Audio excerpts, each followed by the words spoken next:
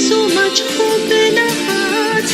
Brick by brick, we shall overcome and walk right into a new start. Welcome to the brand new world. Give the children of our Mother Earth. Reach out your hand.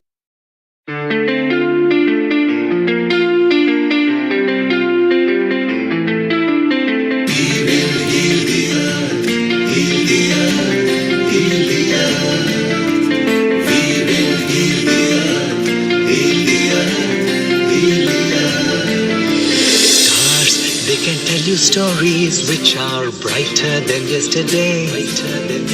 The streets have never been so quiet. The squirrels found a new hideaway. Tomorrow will never be the same. There is so much hope in our hearts. Brick by brick, we shall overcome and walk right into a new start. Welcome to the brand new world. Give the children of our Mother Earth. Reach out your hand.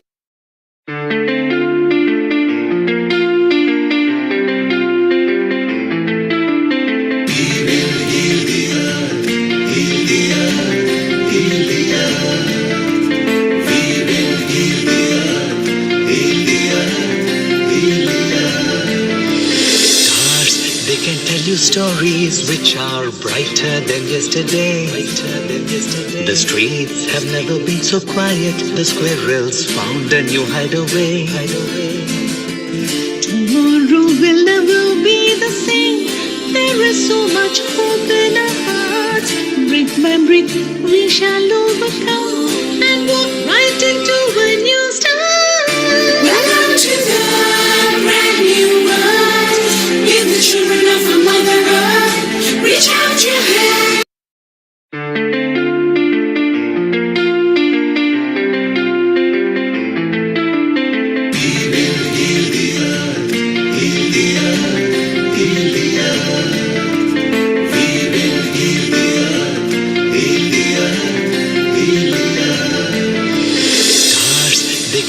Stories which are brighter than yesterday. The streets have never been so quiet. The squirrels found a new hideaway. Tomorrow will never be the same. There is so much hope in our hearts. Brick by brick, we shall overcome and walk right into a new start. Welcome to the brand new world. Give the children of our Mother Earth. Reach out your hand.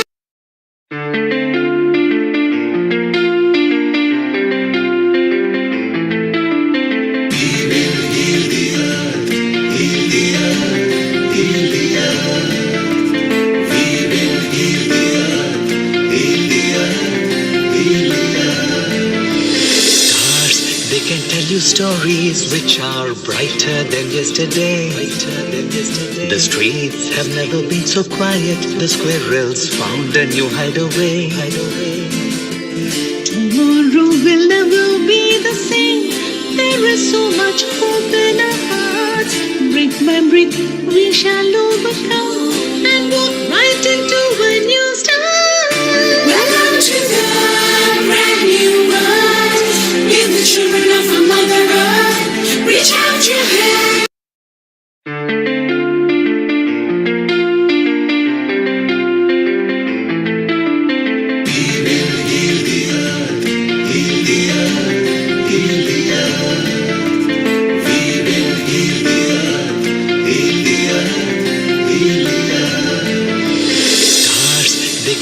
Stories which are brighter than yesterday. The streets have never been so quiet. The squirrels found a new hideaway. Tomorrow will never be the same. There is so much hope in our hearts. Brick by brick, we shall overcome and walk right into a new start. Welcome to the brand new world. Give the children of our Mother Earth. Reach out your hand.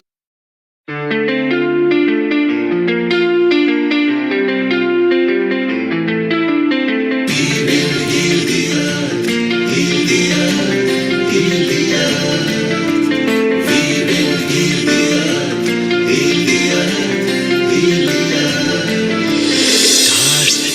tell you stories which are brighter than yesterday. The streets have never been so quiet. The squirrels found a new hideaway. Tomorrow will never be the same. There is so much hope in our hearts. Brick by brick, we shall overcome and walk right into a new start. Welcome to the brand new world. With the children of a Mother Earth, reach out your hand.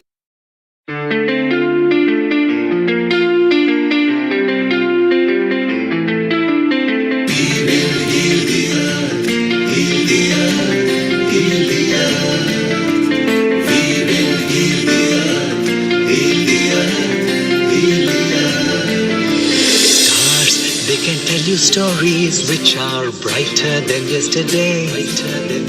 The streets have never been so quiet. The squirrels found a new hideaway. Tomorrow will never be the same. There is so much hope in our hearts. Brick by brick, we shall overcome and walk right into a new start. Welcome to the brand new world. With the children of a Mother Earth, reach out your hand.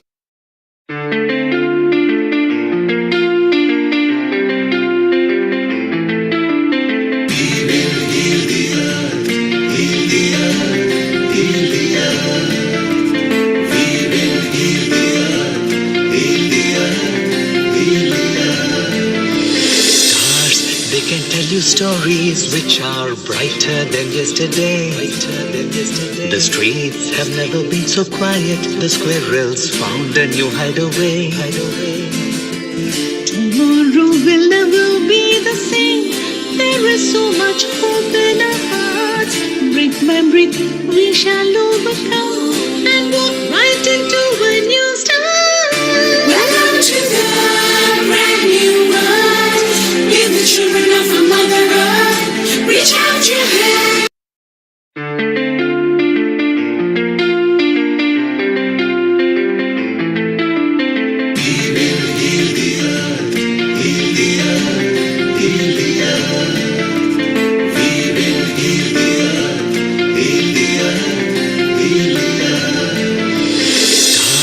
They can tell you stories which are brighter than yesterday. The streets have never been so quiet. The squirrels found a new hideaway. Recording in progress. Tomorrow will never be the same. There is so much hope in our hearts. Brick by brick, we shall overcome and walk right into a new start. Welcome to the brand new world. With the children of a Mother Earth, reach out your hand.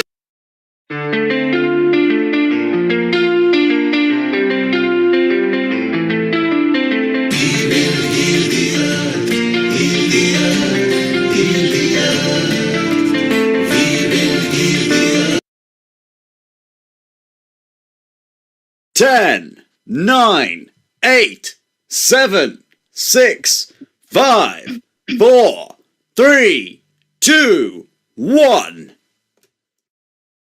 A big global namaste to everybody. Thank you for joining us again today for an Ayurvedic episode. Today is the 171st episode, and we look forward to going through some fantastic content. But before we do that, we'll start with the Gayatri Mantra. I will be doing the Gayatri Mantra. You are welcome to do whichever mantras you like. Om.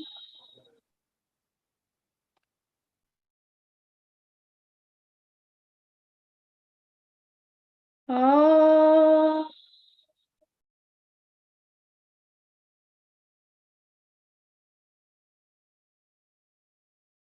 Om.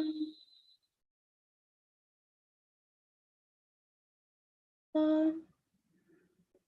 Om Bhurbhuva Swaha Tatsavidurvarenyam Bhargo Devasya Dhimahi Dhiyo Yo Nah prachodayat. Om bhurbhuvah swaha tatsavidhurvarenyam Vargo devasya dhimahi Diyo yona prachodayat. Om bhurbhuvah swaha tatsavidhurvarenyam Vargo devasya dhimahi Diyo yona prachodayat. Om Shanti Shanti Shanti. So welcome everyone. The Gayatri Mantra is there to basically take us from a place of darkness to a place of light, a place of ignorance to a place of knowledge. And that is one of the things that Ishchamaji does so well. He is a professor of Ayurveda and he is absolutely amazing at sharing his knowledge with us and having some really profound guests attending too. So Dr. Isham, are you there? Thank you very much, Riddhi. Fantastic. A big global namaste to you. Thank you for being the host and the producer of the Ayurveda sessions. And so just to tell our audience a little bit about Dr. Ishama, he is a traditional Vaidya family. He's from a traditional Vaidya family. He did his post-graduation and doctorate in Ayurveda from the National Institute of Ayurveda in Jaipur. He has a special knack for lifestyle disorders and conducted many clinical trials against diabetes, autoimmune disorders, and nervous system diseases. Clearly very learned. Dr. Ish Sharma is a global figure in Ayurveda. He has over 15 years of experience in Ayurveda education delivery, training, patient care, Ayurveda tourism in EU and Asian countries. Clearly very well developed, very well traveled. As a Panchakarma clinician, he witnessed many marvelous results in most refractive patients. He authored 4 books, 20 peer-reviewed medical research articles, headed the Beek Ayurveda Medical College in Punjab, India. He served as the controller of examinations at Guru Ravidas Ayurveda University, Hoshiarpur, Punjab for 2 years, and currently he's serving as the academic chair in Ayurveda medicine at the University of Mauritius. He is also a part of the Ministry of Ayush. He's done very much work with the Asian countries as well as Mauritius at present, I believe. And he does a lot of work involving clinical trials, involving different ways to be able to articulate and to bring together different healing mechanisms. Clearly a very learned personality with a very cool head and a very sweet tongue. And I am very much privileged to be able to introduce Dr. Ish Sharma to our episode today. Thank you very much, Riddhi, for real kind words. And I'm thankful to Neil for this wonderful platform. And the world needs it like more than ever before. We Yes, have and it's come a not full just marvelous circle. work. Yeah.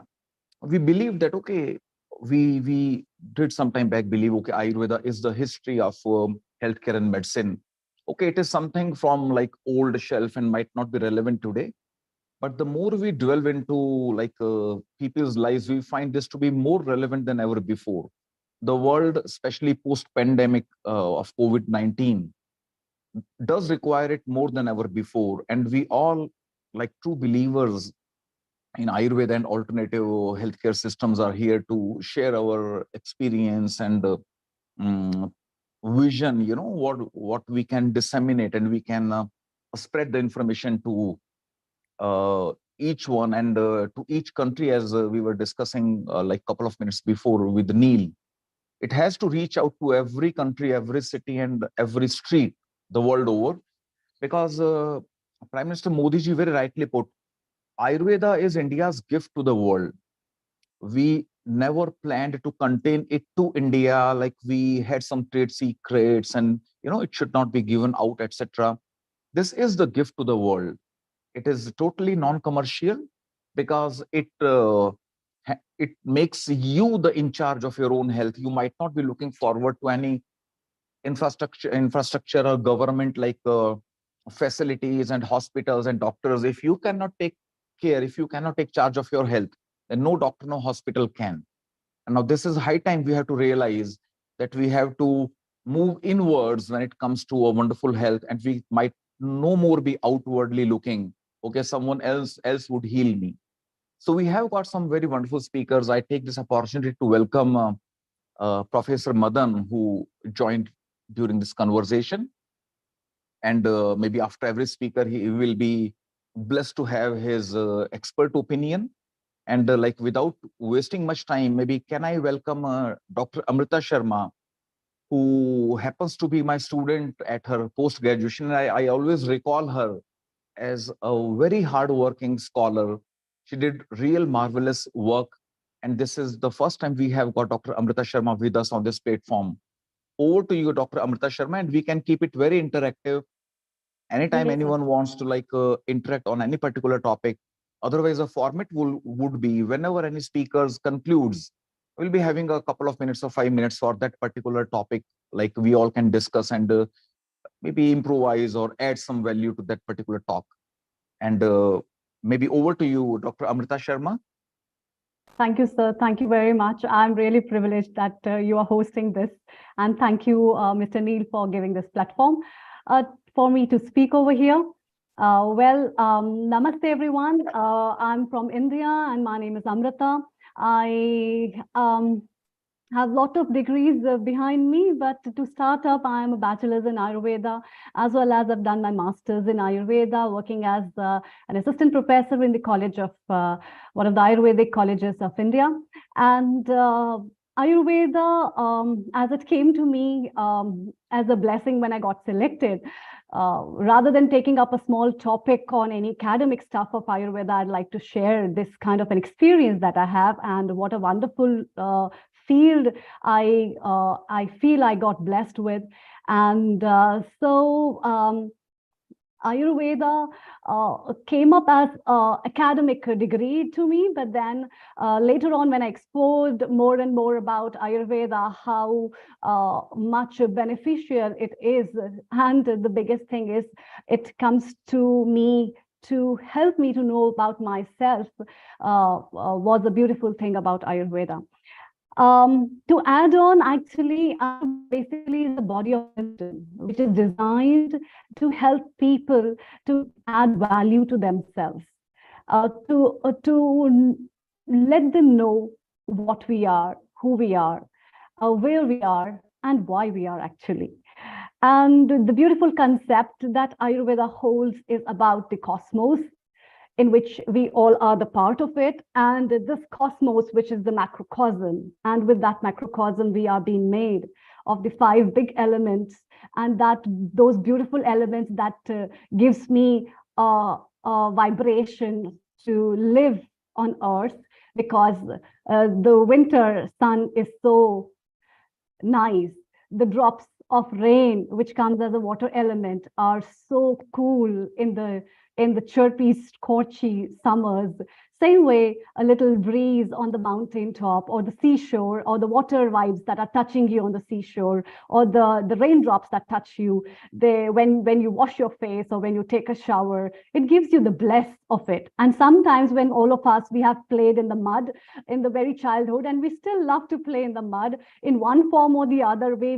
Maybe we pick up some pottery, or we learn some other things, or the kind of utensils we choose for our cooking. They just remind us with our old days, how we are connected with nature. And so this blissful field of Ayurveda basically is a very ancient system of Indian medicine, which I think people at that time were very intelligent enough to understand how the principles of nature are connected with us. And with that connectivity of nature, we are so closely related to it that we need to understand the balance, how that balance comes within us through that nature. Because ultimately, when we will be dying, we will be combining again with those 5 elements. Maybe I die, you die, we electrocute, we bury ourselves, we do any kind of a ceremony which can be a religious or a cultural norm, but ultimately we all will be moving to the same cosmos from where we have actually evolved. And this beautiful thing reminds us how important it is that we should keep and take care of ourselves, because our body is a temple of this beautiful soul which resides within us. And to talk about this beautiful soul, I think the best part of Ayurveda that I like is it not just talks about the physical health, it talks about the mental health, it talks about the spiritual health. And in terms of all 3 healths, all these things, they have a very deep meaning and interconnection with the kind of diseases and disorders that we are suffering today. And especially after COVID, a lot of people must have realized the importance of how important it is that I must connect the 3 ends within me, which are separated with myself. And the spiritual part of it is an interconnection with my mental stuff, and my mental stuff is interconnected with my physical stuff, as is said in yoga as well. So my kosha is directly connected with my anandamay kosha. And in order to achieve that level of the spiritual guidance, or to understand oneself for the higher equality of life, to understand what is the universal soul or what is the connection of myself, I really need to understand who I am. And for that, I need to keep myself healthy. And that's what it starts with. We have got very good savants of Ayurveda. We have Charaka, we have Sushruta, we have Vagbhata, and millions of people who have contributed and are still contributing in this field of Ayurveda to explore the hidden treasures which are already within it. And these kind of wisdom related things, as the Charaka basically explains, that the Ayurveda is a knowledge which is a balance between wholesomeness and happiness, actually. And so how you weight it and leverage these 2 things of your wholesome system of life and your happiness basically is the real entity of combination, who you are and how you are. If we see it today, most of the lifestyle disorders that are coming to us, maybe they are coming in the form of diabetes, or they're coming in the form of arthritis, or they're coming in the form of psychosomatic disorders, depression, anxiety, or maybe cancer, or many other things, have their root connection with not only the physical, but the spiritual and the mental parts of the well-being. And therefore, the incorporation of Ayurveda, how I should live, what should be my lifestyle, how I should sleep, how I should breathe, how I should eat. And it solves many questions as to say that why that older woman at this age looks so beautiful, why that man even at 40s has got so many wrinkles. It talks about why my sister is so grumpy and why I'm so calm. It talks about why I love so many chocolates but my sister cannot digest it. So all these things have a big answer to talk about this, what is Ayurveda. And it gives you the light actually to know more about yourself. And when you know more about yourself, you will think, is that a right way to drink? Is that a right way to eat? How many hours I should sleep? Is it okay to have a cappuccino, or should I offer myself a curcuma latte? Or should I change myself with a basil tea or some healthy sandwiches with some greens and veggies? And so all these things of incorporation, which the people at that time understood that, yes, the nature is what I am. And I am the combination of that. Today, we forget all these things, and that's why COVID came. When we were locked down, the nature was out. There were so many places where people saw animals moving out on the roads. We could see the nature on its full bloom, because the elephants and the birds and the leopards, they said that this was my earth, which was taken by you, and now you're inside. And it reminds me, I'm the real entity. And Ayurveda has a lot of examples and references where it talks about how pandemics and epidemics happen, what are the real causes, and why they come actually. And when we investigate them and reestablish those facts, we come to know that yes, we have forgotten something. We have lost our roots actually, and that is why they have come. And they remind us a small virus, which I cannot see with my blind eye, naked eyes, can also create so much of havoc in my life. And this is what is the power of nature. What to talk about the mountains, what to talk about the rain, what to talk about the natural disaster, but a small microcosm has so much of power. Can you believe that that natural element, which is incorporated within me, also has a tremendous power? And if I use that power to heal myself, can you imagine where my body and how my bodies will respond to it? It will be way back. We will not need any kind of medicines. We won't be a slave of so many things that we are today, maybe using preservatives or using other kind of pills, which I can't sleep. I need a birth control pill. I need hormone for that. I need hormone for that. But then actually everything is inbuilt. God has been really great to design all these things. And that's what is the intelligence of Ayurveda. It gives you a complete package of understanding. A second important thing that I would like to throw light on is that Ayurveda is not just about Vata, Pitta, Kapha, neither it is about the massages or neither about the exotic herbal combinations of teas that you have on your table, but it is much more. I would say it is important to realize and feel the real importance of and to understand the intellect behind these scholars that have given us as a treasure, which can be utilized globally on the basis of traditional medicine, and using those principles, which is not just the Indian principle. When I address so many international conferences or traditional medicine, when we sit on platform, we understand and see and share that all the traditional medicines hold the same energy. They all talk about the oj, they all talk about the life. They talk about the prana, they talk about the life force, which is hidden within us. And if we recognize the same and utilize it, it has a tremendous potential, which has been scientifically researched and been verified on many parameters that can do wonderful jobs in removing so many diseases, disorders, and also for the longevity of life. So we need not to have so many rejuvenators or need not to go for the pills that we need. Okay, this is my B12 pill. This is kind of an A2 ghee I need to have, or this is a kind of a special fortified things I need. It will be a self-developmental mode that will be coming from within. The third thing that I would like to focus is people mostly talk that it is not scientifically validated, but it is quite wrong.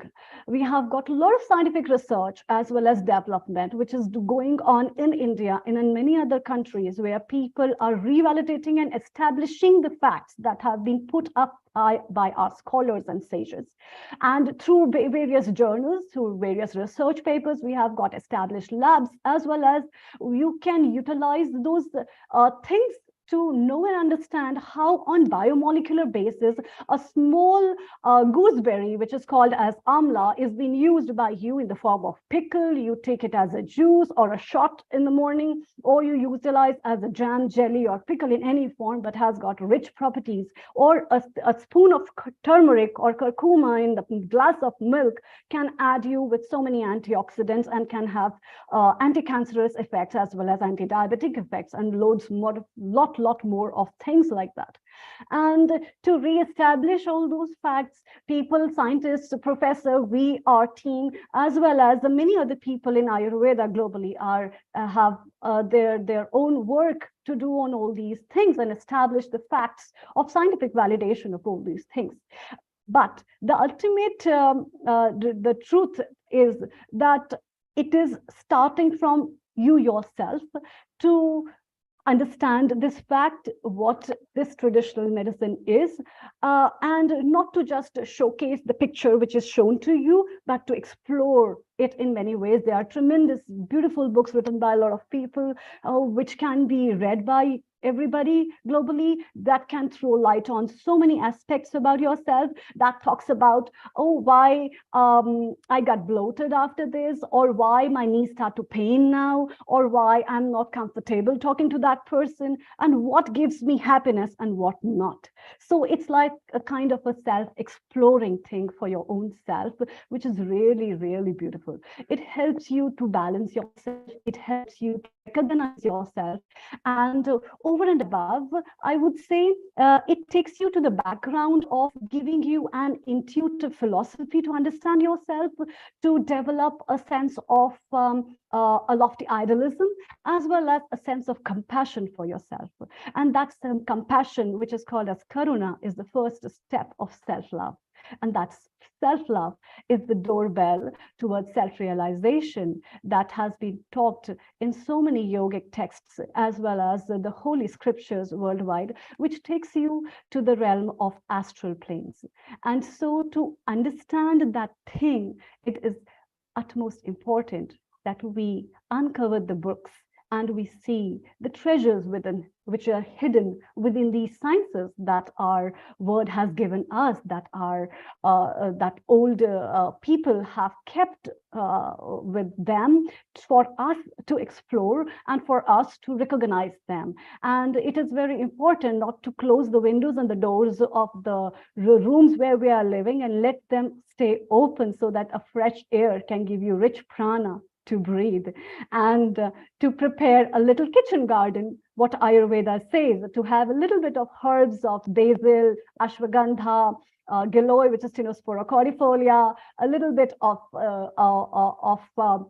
lemongrass, a little bit of chamomile, a little bit of rose leaves. All these things not only will add a flavor to your plate, but also will add colors to your life, actually.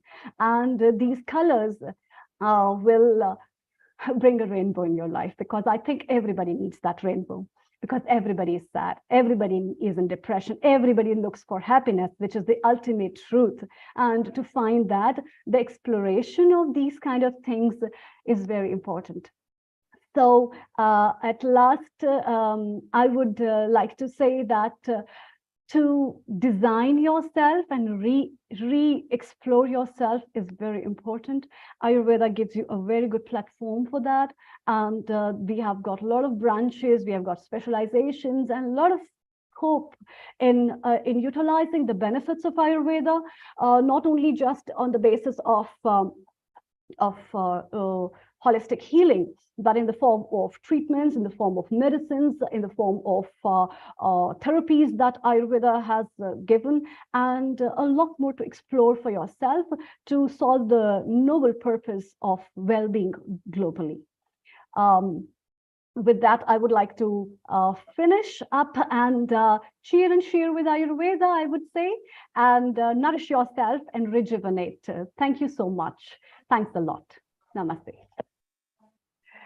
If anybody has any questions or any queries, or anybody like to discuss anything, it's open. Thank you. Thank you very much, Dr. Amrita. That was awesome, and really a bird's eye view, and you really zoomed out us for a moment, and we could really take a look moving out of, like, because we are so much into many things which actually don't require us. So this is open to all. If anyone has got a question to ask Dr. Amrita or want to add something, then you may kindly unmute and come up.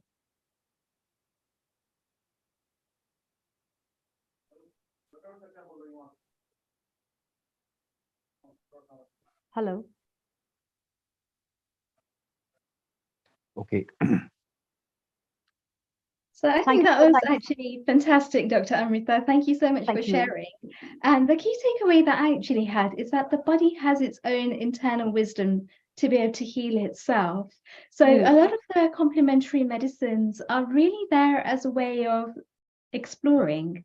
They're really there as a way for us to look deeper into, well, what is it in that chemical, in that biochemical constitution that may well be missing? And how can I best get that from the external? Be that through the herbs, be that through the medicine, or be that even through the chemicals that we undertake. You gave a fantastic example there of playing with mud. And I believe one of the Ayurvedic treatments is a mud therapy in order to be able to get all of those chemicals. So I Yes. just wanted to share that it's absolutely fascinating that we can start to take different parts together. So, for example, the way that the mind and the body work together in order to be able to create this healing system. Do you think that that's part of like the way that we can start to integrate Ayurveda into the NHS is through the whole mind-body mechanism?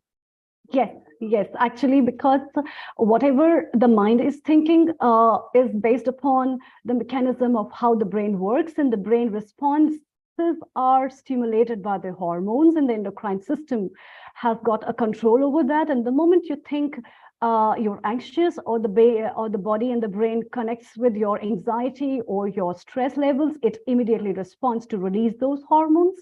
And then people get panic attacks, they have adrenaline rush out, there are a lot of things that people have. And so the adaptation of diet, they don't understand what is adding up to that anxiety. There's so many times like people consume so much of cafe and coffee, and caffeine basically is increasing up. That's a small example I'm telling you. So it's increasing up your anxiety level, and it depends upon your natural state of your prakriti, which talks about what elemental constitution you have. And so if it's more airy, it will add on with the air, and that will increase the release of those hormones, which will increase the anxiety and stress level. So you need to understand all those things. What is creating stress within me? You need to read yourself, you need to talk to yourself and understand. And once you understand, then you're able to take a guidance from an Ayurvedic physician or people who are scholars in this field to give you the guidance what best diet can be there, what best lifestyle, what herbs can be used, because all these herbs or the diet and lifestyle will be adding up those biochemicals and biomolecules which are already in your body but are not functioning properly. And we'll be adding to them a little bit more to give you a soothness of life, to add to your parasympathetic nervous system that will be calming you up actually, and will giving you a calmness within you. So there are a lot of things that can be added up in forms of therapy, in the form of herbs, in the form of lifestyle changes or thinking patterns that can be incorporated, which is a club up of everything together. Fantastic. Any other Dr. questions? Thank you very much. To add to that. Yeah, do we have some more questions, or we move on to the next speaker? Okay, so yes, okay. Maybe Alka, you want to ask something? No? Okay, great, great. Okay, so I welcome Professor Baljot Kaur, who's an Ayurveda obstetrics and gynecology expert, and she has been our regular speaker. So maybe Dr. Baljot, you can you take over, please, and come up with your topic of the day?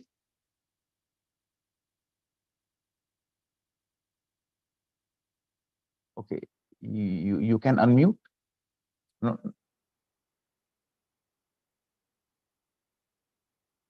Maybe are you not able to unmute, Baljot?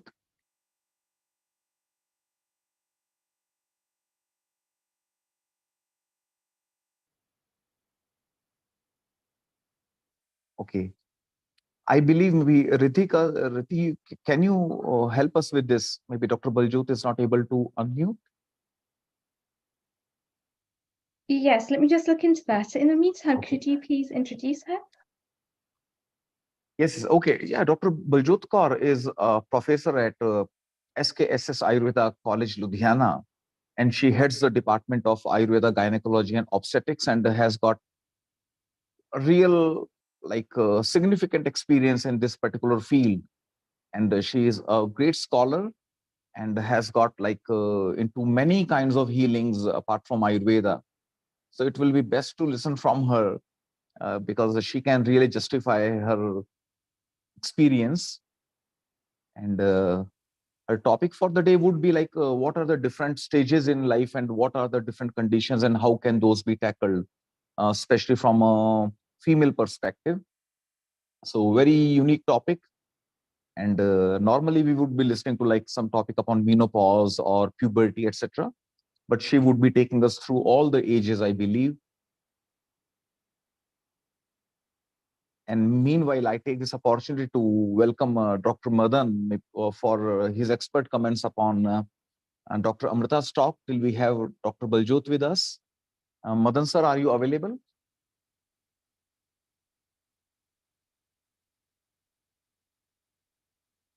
Share my Okay. screen.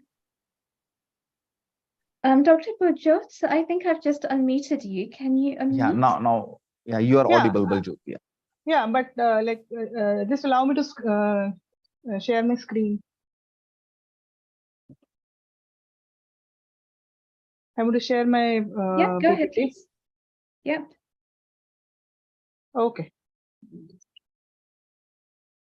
Yeah.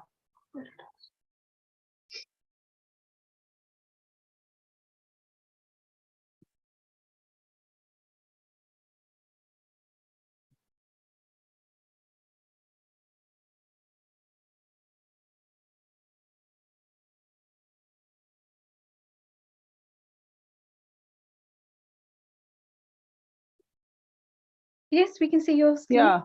Yeah. Good evening, everyone. I pray for Lord Dhanvantri's blessing, and I thank Mr. Neil, Dr. Ish, Riddhi for giving this platform to share my views on the Paricharya or the Ayurvedic regimes for different phases in women's life. So Ayurveda describes woman as the epitome of society, as she is the progenitor. Health of the family and society depends on her. A woman undergoes various physical, physiological, and psychological changes during a reproductive period, that is from menarche, onset of menstruation, to menopause, cessation of menstruation. Awareness and management of these changes are imperative so that the transition into different phases of life leads to a healthy, harmonious, and productive life. So the paricharyas to be followed by a woman, mainly it is Rajaswala paricharya, that is regimen during menstruation, Garbhadhan Vidhi, preconception care or counseling. It is very much different and elaborated in Ayurveda as compared to modern medicine. Garbhini paricharya, that is the Ayurvedic antenatal care, Prasav paricharya or the labor management, and Sutika paricharya or the postnatal care. Here I will be discussing about Rajaswala paricharya, Garbhini paricharya, and Sutika paricharya. So what is paricharya? Charya or paricharya means to take care in all aspects, that is proper measures taken regarding food habits, daily routine, and lifestyle for healthy life. So before moving to Rajaswala paricharya, first I would like to discuss about menstruation in Ayurveda. So menstruation is a natural process which has significant and irrevocable changes on a woman's life. Navigating the entire process is no small feat, and the added confusion in the age of information overload often complicates the situation rather than simplifying it. Menstruation is called Rajasrav and menstrual cycle is called Rituskal in Ayurveda. The female who is menstruating is termed as Rajaswala. Acharya Dallan explains that Rat or blood which comes out of uterus during Ritukal or menstruation is termed as Raja. And Raj is also the Updhatu of Ras Dhatu, which it can be considered as the basal layer of endometrium, which is stable. And it is said that Updhatu is Gati Vivarjit, that it does not move. So the basal layer has been considered as the place where stem or progenitor cells reside and contribute to the construction of functional layers.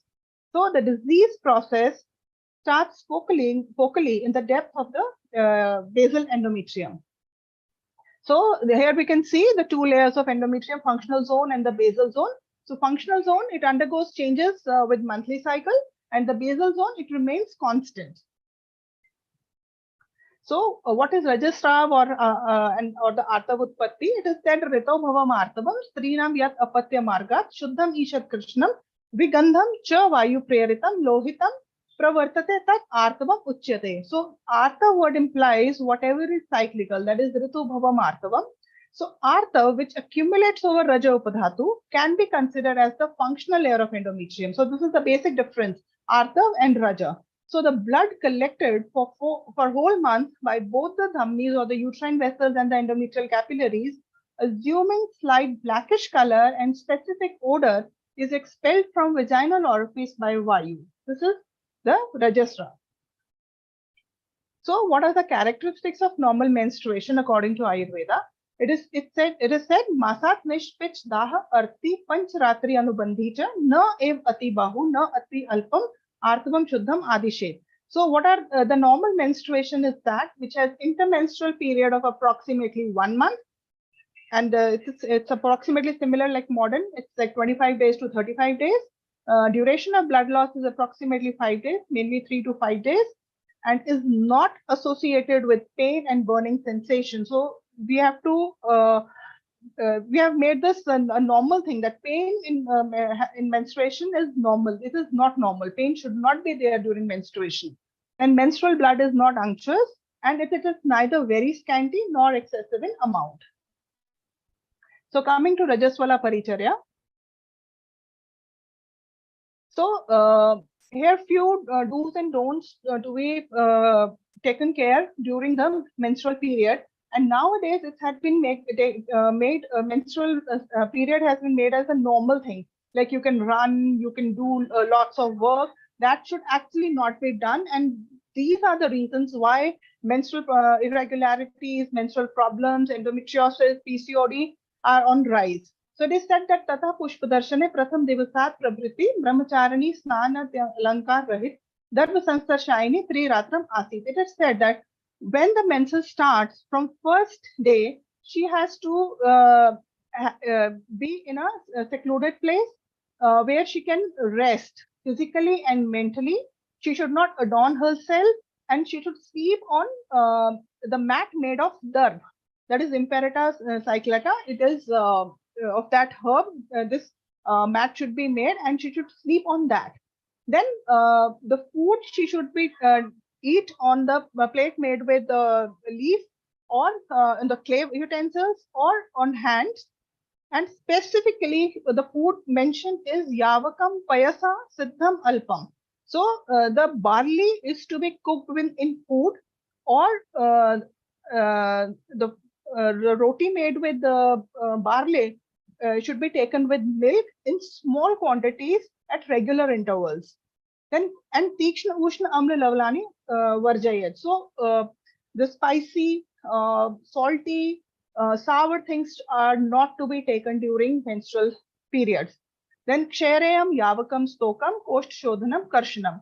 And then this barley is to be taken with milk, and then Acharya Dallan has said that has used the word Havishyam. Havishyam has two meanings.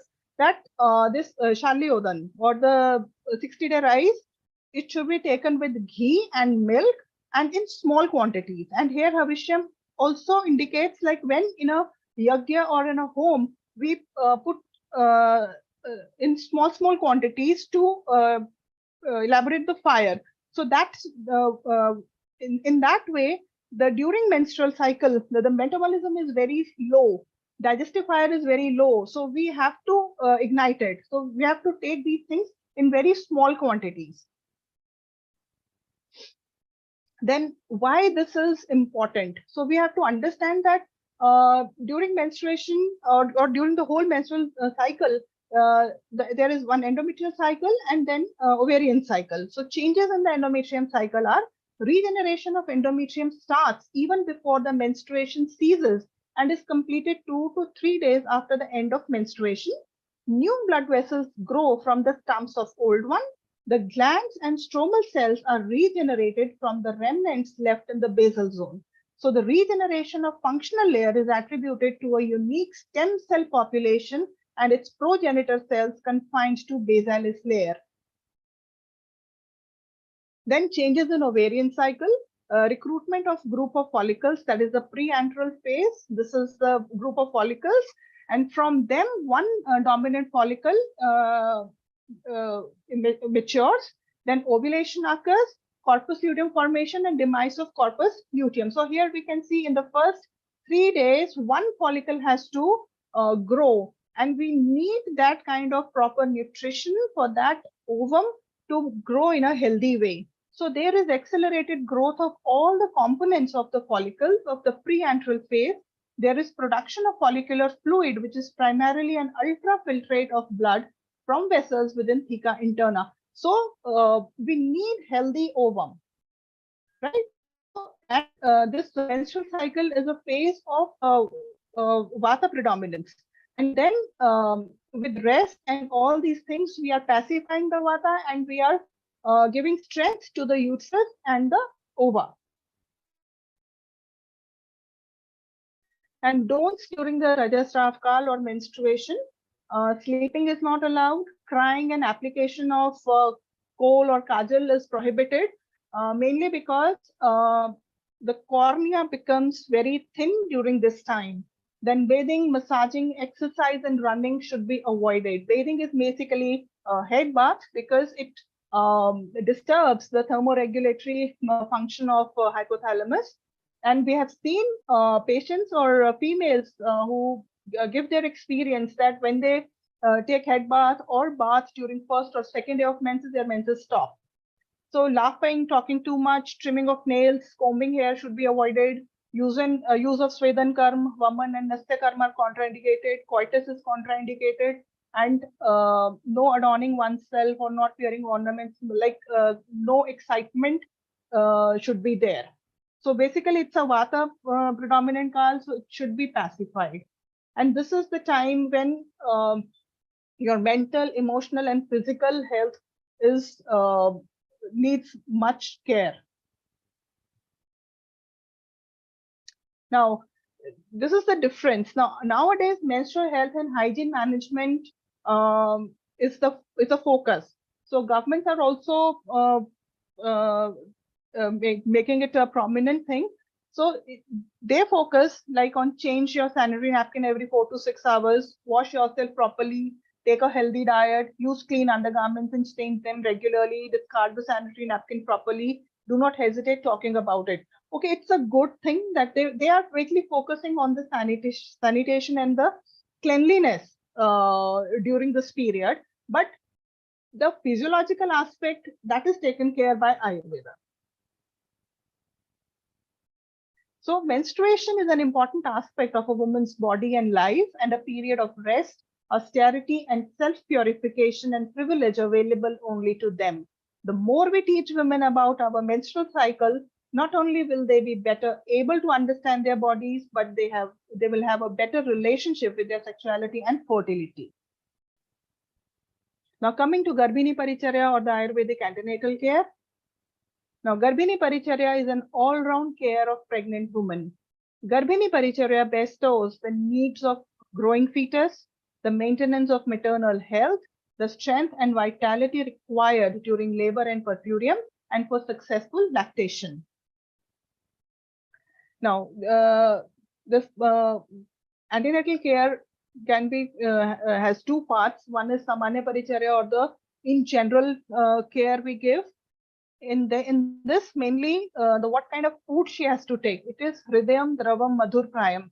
Hridayam means whatever she likes, mainly fluid or liquids, and Madhur Prayam mainly the foods or the dietary articles which are anabolic, Snigdham, and which are unctuous, and Deepania, which are maintain the metabolism. That should be taken Samanya Metat Aprasavat till delivery. These food items should be consumed, and mainly Navneet, Ghrit, and Kshira. Butter, clarified butter or ghee, and milk. These are to be taken throughout the pregnancy. And then we have to take care of the Garbh Upkarkar Bhavas, or the factors which are harmful for the growth of the fetus. That should be avoided. And then all these things are given in detail in Ayurveda. Then what Masanumasik, or the month-wise antenatal care. These are the given month-wise. In the first 3 months, usually fluids are to be given, and mainly milk. And then in the 3rd month, milk with honey and grit is to be given. In 4th month, butter should be given daily. in the fifth month, ghee with milk is must. Then in the sixth month, milk and grit medicated with the madhurgram dravyas. These are the group of herbs, or the ghee prepared with these dravyas. And then Acharya Sushrut has given that ghee or the rice gruel mixed with gokshu or the tribulus terrestris should be given. And this is a very significant point we'll be discussing later on. And then in this eighth month, rice gruel with milk is advised.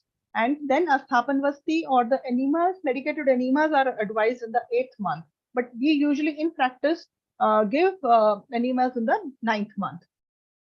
And then ninth month, Anuvasan Vasti or the medicated oil enema is given, and a vaginal tampon of the same oil is advised to be kept in the vagina till whole ninth month. So, so why Yavagu is advised? Now, consumption of moong bean combined with cereals has been recommended to significantly increase the quality of protein because cereals are rich in sulfur-containing amino acids but deficient in lysine. So a 3:4 ratio of moong bean protein with rice protein obtaining the highest chemical amino acid score was suggested as good for consumption. It was found that protein digestibility of the rice moong bean combination diet was 84.4%. Then curd is advised, and one thing we have noticed that when we give curd is advised with some herbs or so it helps in the maintenance of the liquor amni. Eating foods rich in tryptophan such as curd facilitate the synthesis of serotonin and melatonin, thereby inducing sleep.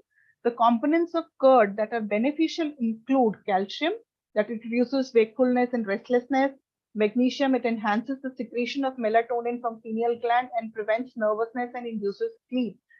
And vitamin B12, it prevents confusion, dementia, and fatigue.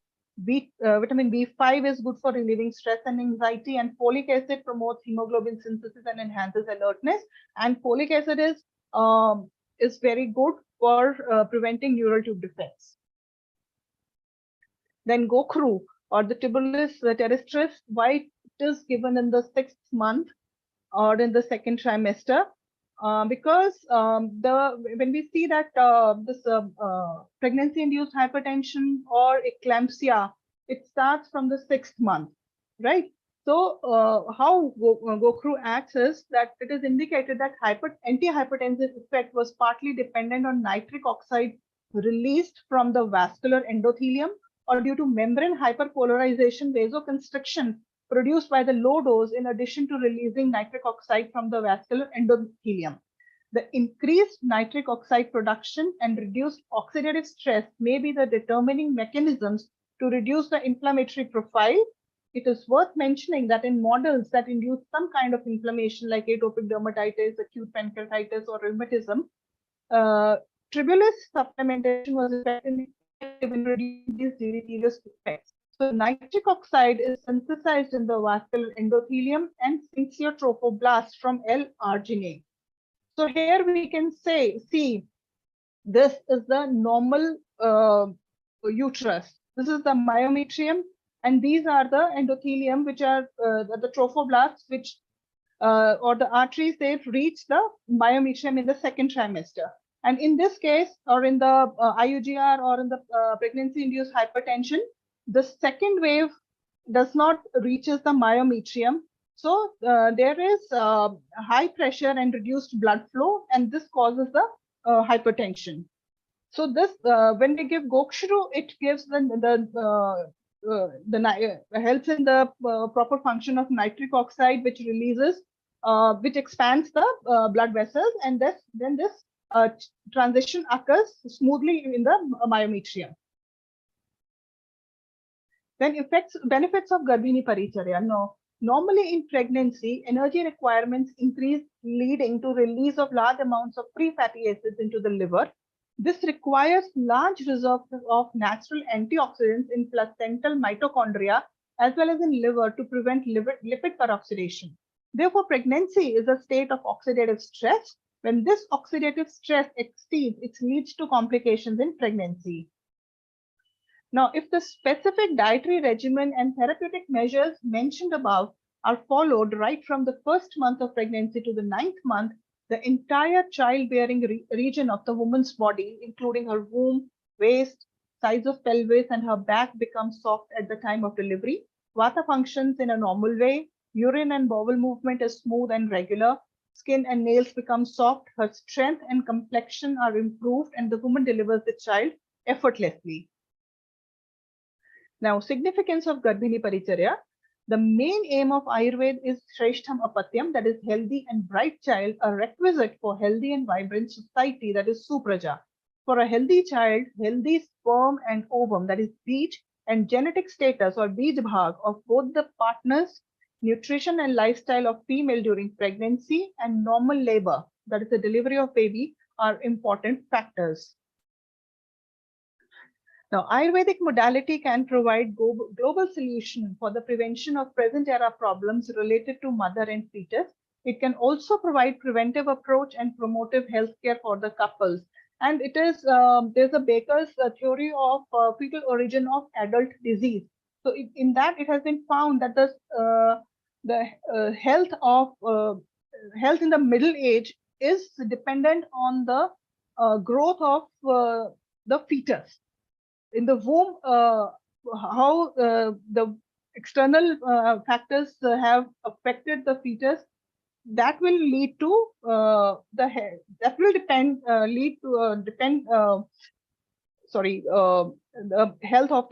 in the middle age. Now coming to Sutika Paricharya or the postnatal care. Now, why postnatal care? The critical period for a woman and her infant, setting the stage for long-term health and well-being. To optimize the health of women and infants, postpartum care should become an ongoing process rather than a single encounter, with services and support tailored to each woman's individual needs. In addition to being a time of joy and excitement, this fourth trimester can present considerable challenges for women, but following Ayurvedic regimen, that is Sutika Paricharya, leads to rejuvenation of women on all the levels. Now, the period after prasav or the labor, when apara or the placenta is expelled out, is called Sutikavastha. The woman who has undergone the phenomena of prasav or labor is called as Sutika. The attention or care which is provided to the woman who has delivered a child is called as Sutika Paricharya or the postnatal care. Purpurium begins as soon as placenta is expelled and lasts for 6 weeks, during which the body tissues and organs, especially the pelvic organs, revert back to approximately pre-pregnant state, both anatomically and physiologically. Now, what is Sutika Kal and its significance? The duration of Sutika Kal or Purpurium mentioned in Ayurveda varies from 1.5 months, that is 6 weeks, to 6 months, during which restrictions regarding diet and lifestyle should be followed.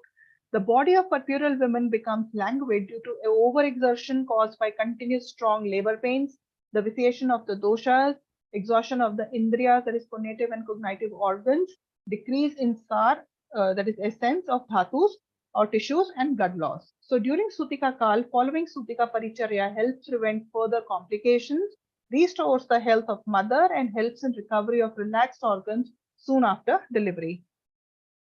Now, the 7 B's of purpurium, they are very important to take care of.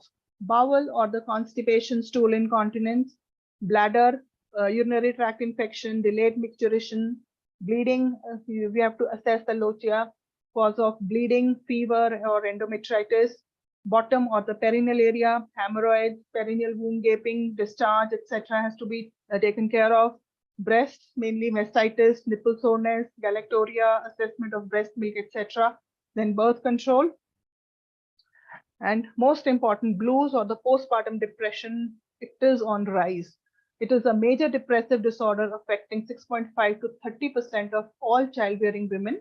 It is marked by a sad mood or loss of interest and 5 or more of the following: appetite disturbance, anxiety, psychomotor disturbances, low energy, irritability, sleep disturbance, cognitive impairment, and suicidal and or homicidal ideation. And this is very important. You have to take care of it, because the mother should not be left alone with her child, because there are cases when mother tries to kill her child. So we have to take care of these symptoms. Symptoms may start as early as 2 weeks postpartum, but are generally recognized and diagnosed between 6 and 12 weeks postpartum and can last up to 2 or more years. Now, Sutika Paricharya, or the regimen. The regimen includes ahar, or the diet specific for postnatal period, yoga, mainly asana and pranayam, and abhyanga, or the massage. Now, ahar, the postnatal dietary regimen, has life-promoting, anabolic, and vata-elevating properties. The motive of this dietary regimen is to improve the involution process, immunity, lactation, digestive power, and ultimately restore her health. So I will discuss just 2-3 dietary articles. Mainly is the coal, or the ziziphus, or the bear, we call it. So it is a good source of phosphorus, vitamin A and C, and calcium. It has antioxidant, wound healing, and anti-inflammatory properties. It is helpful in hypertension, fatigue, assists the action of other herbs, given in indigestion, and is mild laxative. It has tranquilization and sleep-inducing effect. Then shunthi, or dry ginger. It is known to stimulate the digestion. It has anti-tumor, anti-inflammatory, antimicrobial property, and is effective against both gram-positive and gram-negative bacteria. Useful in urine weakness, increases flow of urine, thus decreased chances of urinary tract infections. Then kushmand, or pumpkin. It elevates thirst, is laxative, acts like a tranquilizer and brain tonic, and has a vasoconstrictor effect that it stops bleeding. So the dietary articles which must be used during postpartum period are cumin, coriander, fennel, nigella seeds, carom seeds, dill seeds, dry coconut, fenugreek seeds, dry dates, or chuhara we call it, ghee, jaggery, tragacanth gum, raisins, foxnuts, long pepper, and watercress seeds. These are must to be used during postpartum period. And or massage, it provides following benefits. It tones up pelvic floor, abdominal, and back muscles and tissues, and relieves muscle spasms. Aids in recovery from soft tissue injuries by increasing blood circulation. It improves digestion, improves lymph flow, hence improved immunity. Skin is the largest sense organ with many nerve endings in it. So Abhyanga soothes nervous system and endocrine system, releases endorphins, the feel-good hormones, which improve both physical and mental well-being, thus reducing the stress. Abhyanga is specially indicated on lower back and perineal region during postnatal period, as it facilitates proper drainage of lochia, that is vaginal secretions, pacifies the apanvayu, and tones up the vagina. Benefits of yoga. Additional care is needed for rapid restoration of women's optimal health during puerperium. Yoga is important among them. Various studies have shown that postpartum yoga encouraged pulmonary circulation and thoracic expansion, and also strengthened the interior abdominal wall muscles, thus improving their respiratory function. Also, abdominal muscle tone contributes to stability of lumbar spine. Women who exercise in postpartum period recover almost twice as fast as matched control subjects in terms of physical ability and emotional stability. Mother sleeps better and for longer time. So acharyas have truly quoted the benefits of Sutika Paricharya as Punarnavi Bhavati. Like, it helps for the Punarnavinikaran, or the rejuvenation of the lost strength of muscles, digestive system, and internal organs. It also fulfills the objective of Sutika Paricharya, like Vat Jayate. It elevates Vata, rejuvenation of the pelvic organs, then tightening of the vagina, then losing fat from the lower abdomen, and Agnivardhan, or the increases metabolism. So by following Sutika Paricharya, or the postnatal care, we can decrease maternal morbidity and mortality considerably during postpartum period. Happy and healthy mother is the foundation of healthy and vibrant society, leading to a healthy and progressive nation. So many a time, ancient pearls of wisdom are being dismissed as taboos without apprehending its deeper sciences, which helped women in traversing the entire process since time immemorial. Increasing the role of male partner and clearing the belief system of male partner is also pertinent in combating deep-rooted social beliefs and cultural taboos. Men and boys typically even know less, but it is important for them to understand the physiological changes so they can support their wives, daughters, mothers, students, employees, and peers. So these are the links of the lectures I have given in detail. So because here I have given in the concise form, whoever wants to know more, they can go through these lectures. Thank you so much. Thank you very much, Professor Baljot. This was very comprehensive, all inclusive. You covered everything. And really, many things were very new for most of us. Especially, I felt like real enlightened with the information about Gokshru. That of course, Yeah. because PIH, pregnancy-induced hypertension, is a very big silent killer. That is where taking Gokshru at a particular time, like 6 months onward, could be like very handy and very useful. Thank you And very much. Yeah, please. And Yes, I would yes. say, yeah, and mainly Gokshru is mainly considered as a diuretic. Whatever, Yes. whenever we talk of Gokshru, in mind it's like diuretic. It has more than more action than only being a diuretic. True. And also, most of the modern antihypertensives are contraindicated in pregnancy. You cannot take more than maybe amlodipine, etc. That is where Yeah. Gokshru will be real good, causing no complications to the developing fetus. And it's the most important phase of life, rightly put, Professor Baljot.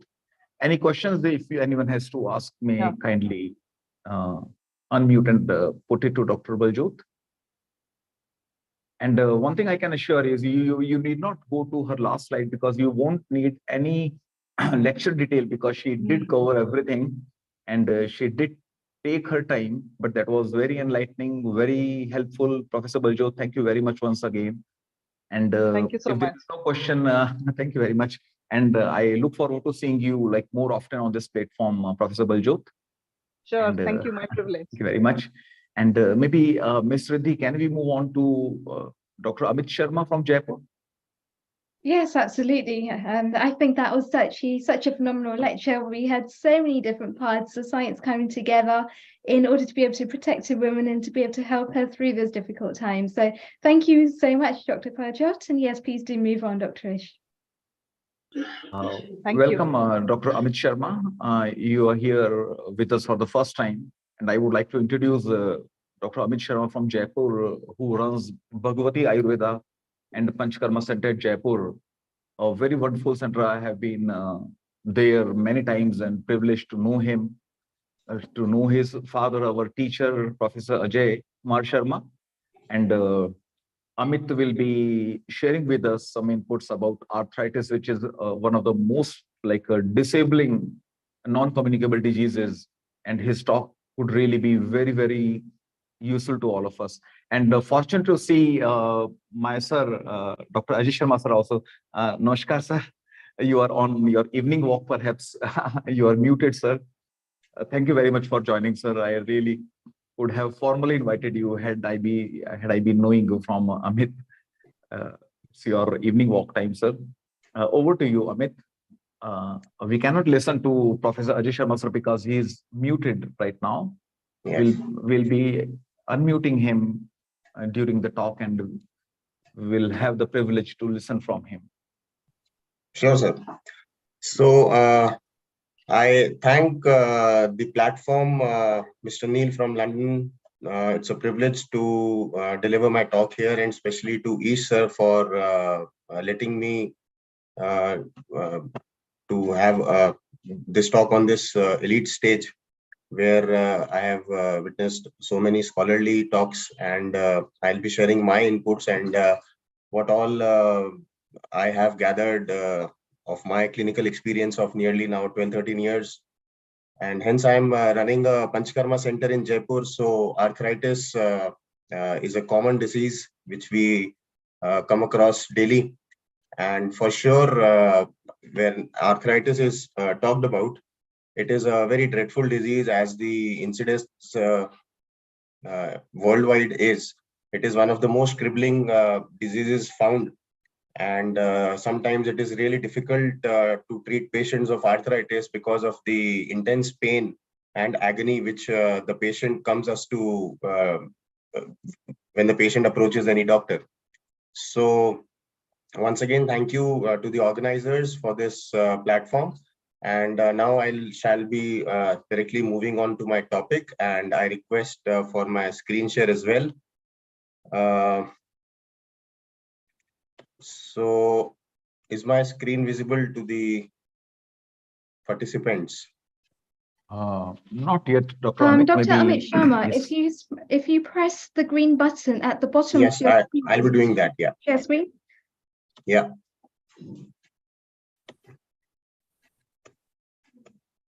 I've done that. Fantastic. I think it's just coming. We can see your screensaver. Yeah. And we can see your first slide. Yes.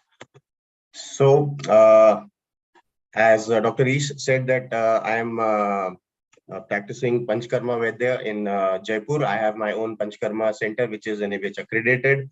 So now, starting with my lecture for today, arthritis, as we all know that it is the verbal meaning of the word arthritis is inflammation of the joints. So in Ayurveda, the term is Vata, which is the nearest comparable disease which we can correlate the term arthritis to in Ayurveda, which technically means the accumulation of arm. Now, arm, as I've explained in the definition, that it is that unmetabolized, unutilized, undigested food which is produced in the body due to the derangement of the Agni. So lot many deliberations were done by the earlier speakers on our lifestyle, what we are eating, what the habits we are, what the faulty habits we are following. So because of the deranged lifestyle, this arm is produced in the body, which is the technical Ayurveda term. And this arm is responsible for production of many toxins in the body. And whenever this arm gets localized in the body tissues or the joints, which actually is the main cause for the production of pain, stiffness, swelling, tenderness, and wherever it gets accumulated, there the patient will say that I am having pain in that particular joint. And as the term is comprised of two words, arm and vat. So arm, I have explained that it is the undigested, unmetabolized, unproductive entity. And vat is one of the three doshas in the body, which is more importantly involved in all the locomotory functions and the movements of the body. As the contemporary medical knowledge, rheumatoid arthritis is an autoimmune disease which is chronic in onset and progressive in nature. And it is, as I told, that it is really very disabling and very crippling to the patient. The common symptoms are fatigue, joint pain, swelling, skin problems, abdominal pain, and digestive issues sometimes because of the regular intake of the painkillers. And in intense cases, fever is also there. Now coming to the this very important slide, because why I am starting this lecture, and upfront I am discussing this entity known as stress. So in post-COVID era, the stress levels are day by day increasing because of our lifestyle habits, because of the commitments we are having in our social fronts and the personal fronts. And everyone would agree that even now stress is evidently visible in children also.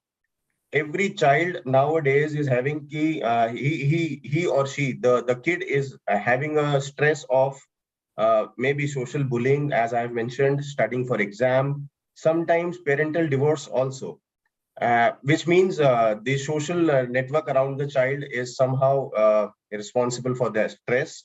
And whereas in adults, the major stress causes are the job pressure, the relationship challenges, the money worries, or the professional challenges which one is facing. So this basic sense entity stress is relatively very much cause it for the production of arm in the body, which is the digestive upsets, which very significantly our acharyas have explained, and I have taken this algorithm from Charak Samhita, Viman Sthan. And if you see here, the basic, the whole chronology starts from the what we are eating. So that significantly shows our faults in the eating habits, followed by all the parameters, and eventually it is leading to the production of stress. So when this stress in the body is there, definitely the derangement of digestive system occurs, which further increases the production of arm and the toxins of the body, which is prominent by this slide. So this is a picture which explains all the faulty eating habits which the modern era people are indulged mostly in. This again is a for everyone to understand that in terms of stress busters, these intoxicants are consumed, which are again a cause for the production of arm in the body. We all know that alcohol has a devastating effect on all these organs. And what is happening inside the cells of the body, that metabolic acidosis happens and production of toxins, and what eventually we land into is a disease. In this scenario, as we are speaking of Amvat, so we will be discussing this disease. So what is the utility of Ayurveda in curing Amvat? Because Amvat, as there can be two cases. One, patient is on chronic incidents and acute incidents. If you are fortunate enough that the patient opts you to be your first physician while very early in his disease, so you might not see him with much of complications. But if, as most of the alternative system of medicine practitioners, we get patients as the second options. Means what I mean to say here is that a patient of pain first prefers to have modern medicines, painkillers, and over a period of time, if he feels that now my disease is not being able to control well by these painkillers, then he switches on to alternative system of medicine. And in this case, when we are having a patient of chronic history, it is really very difficult to counter the disease, because over the period of time that disease has grown in its magnitude also, there are complications also. So in such complex situation, what can be the utility of Ayurveda? So Ayurveda advocates a complete promotive, preventive, and curative. So thus encompassing the holistic system of medicine, which actually is the time, as Ishar also said in the beginning, that programs like this are the need of the hour. Exactly, Ayurveda in treating such dreadful diseases is might be the need of the hour while treating such diseases, because in allopathy or in contemporary sciences, this is the scenario what we are facing right now. The patient are being loaded with so many medicines that at the end of the day, he is just popping so many pills, so many painkillers, and to have to subside the effects of those painkillers, he is having antacids, and the digestive upsets are still there. He's not able to control his pain. So many tablets or capsules or pills he's popping every day. Whereas Ayurveda's approach is very scientific, very significant, wherein we straight away go for removal of the cause. And in the Samhitas, in the Ayurveda texts, what we term as Nidan Parivarjan. So the approach of treatment is nutrition, status improvement of the patient. Mentally, he is so down. Mentally, the patient feels that he has been diseased by a condition which he will not be able to fight. So he is morally very down. He has no motivation. Every day he's popping pills. So mentally he is very low. We have to uplift his moral levels also. Physically, we have to improve his body structure. And emotional content also is a very important part when we are treating the patients of arthritis. So this slide basically is the crux. Like when we are treating the patient of Vamvat, we have to cure the Jatragni or the main biofire of the body, which is basically the first and foremost thing for a physician, which should be analyzed in the first patient visit. Where as soon as the patient visits us, we have to actually analyze what is the strength, what are the levels of the Agni, and accordingly we should proceed for our treatment. Now, this slide is again a very important component when we are treating the patient of arthritis. We have to uplift his ojas also. The ojas, as it is very scientifically and significantly explained, that it is the immunity of patient. And in Ayurveda, so many factors are there which are discussed to improve the status of the Agni. When the status of Agni will be improved, definitely the status of ojas in the body will be improved. And as allopathy says, or the modern science says, that arthritis is an autoimmune disease. So definitely we need to improve the status of immunity of each and every patient of arthritis. So this is a basic three sutra of Ayurveda, means the fundamentals of treatment when we follow, and this should be applied to each and every patient, which says Ahar, Nidra, and Brahmacharya. So if the balance of the three will be maintained, I'm sure that not only in arthritis, but in several autoimmune diseases or dreadful diseases, we will be very much efficiently treating the patients. Now, a little bit details about Ahar. So many things have been explained in Ayurveda: how to eat, when to eat, what are all the healthy habits, as the previous scholars have also discussed. Accordingly, the benefits of sleep, it has been extensively discussed in Ayurveda. So what are the sleep patterns? What are the steps we should carry to have flawless sleep?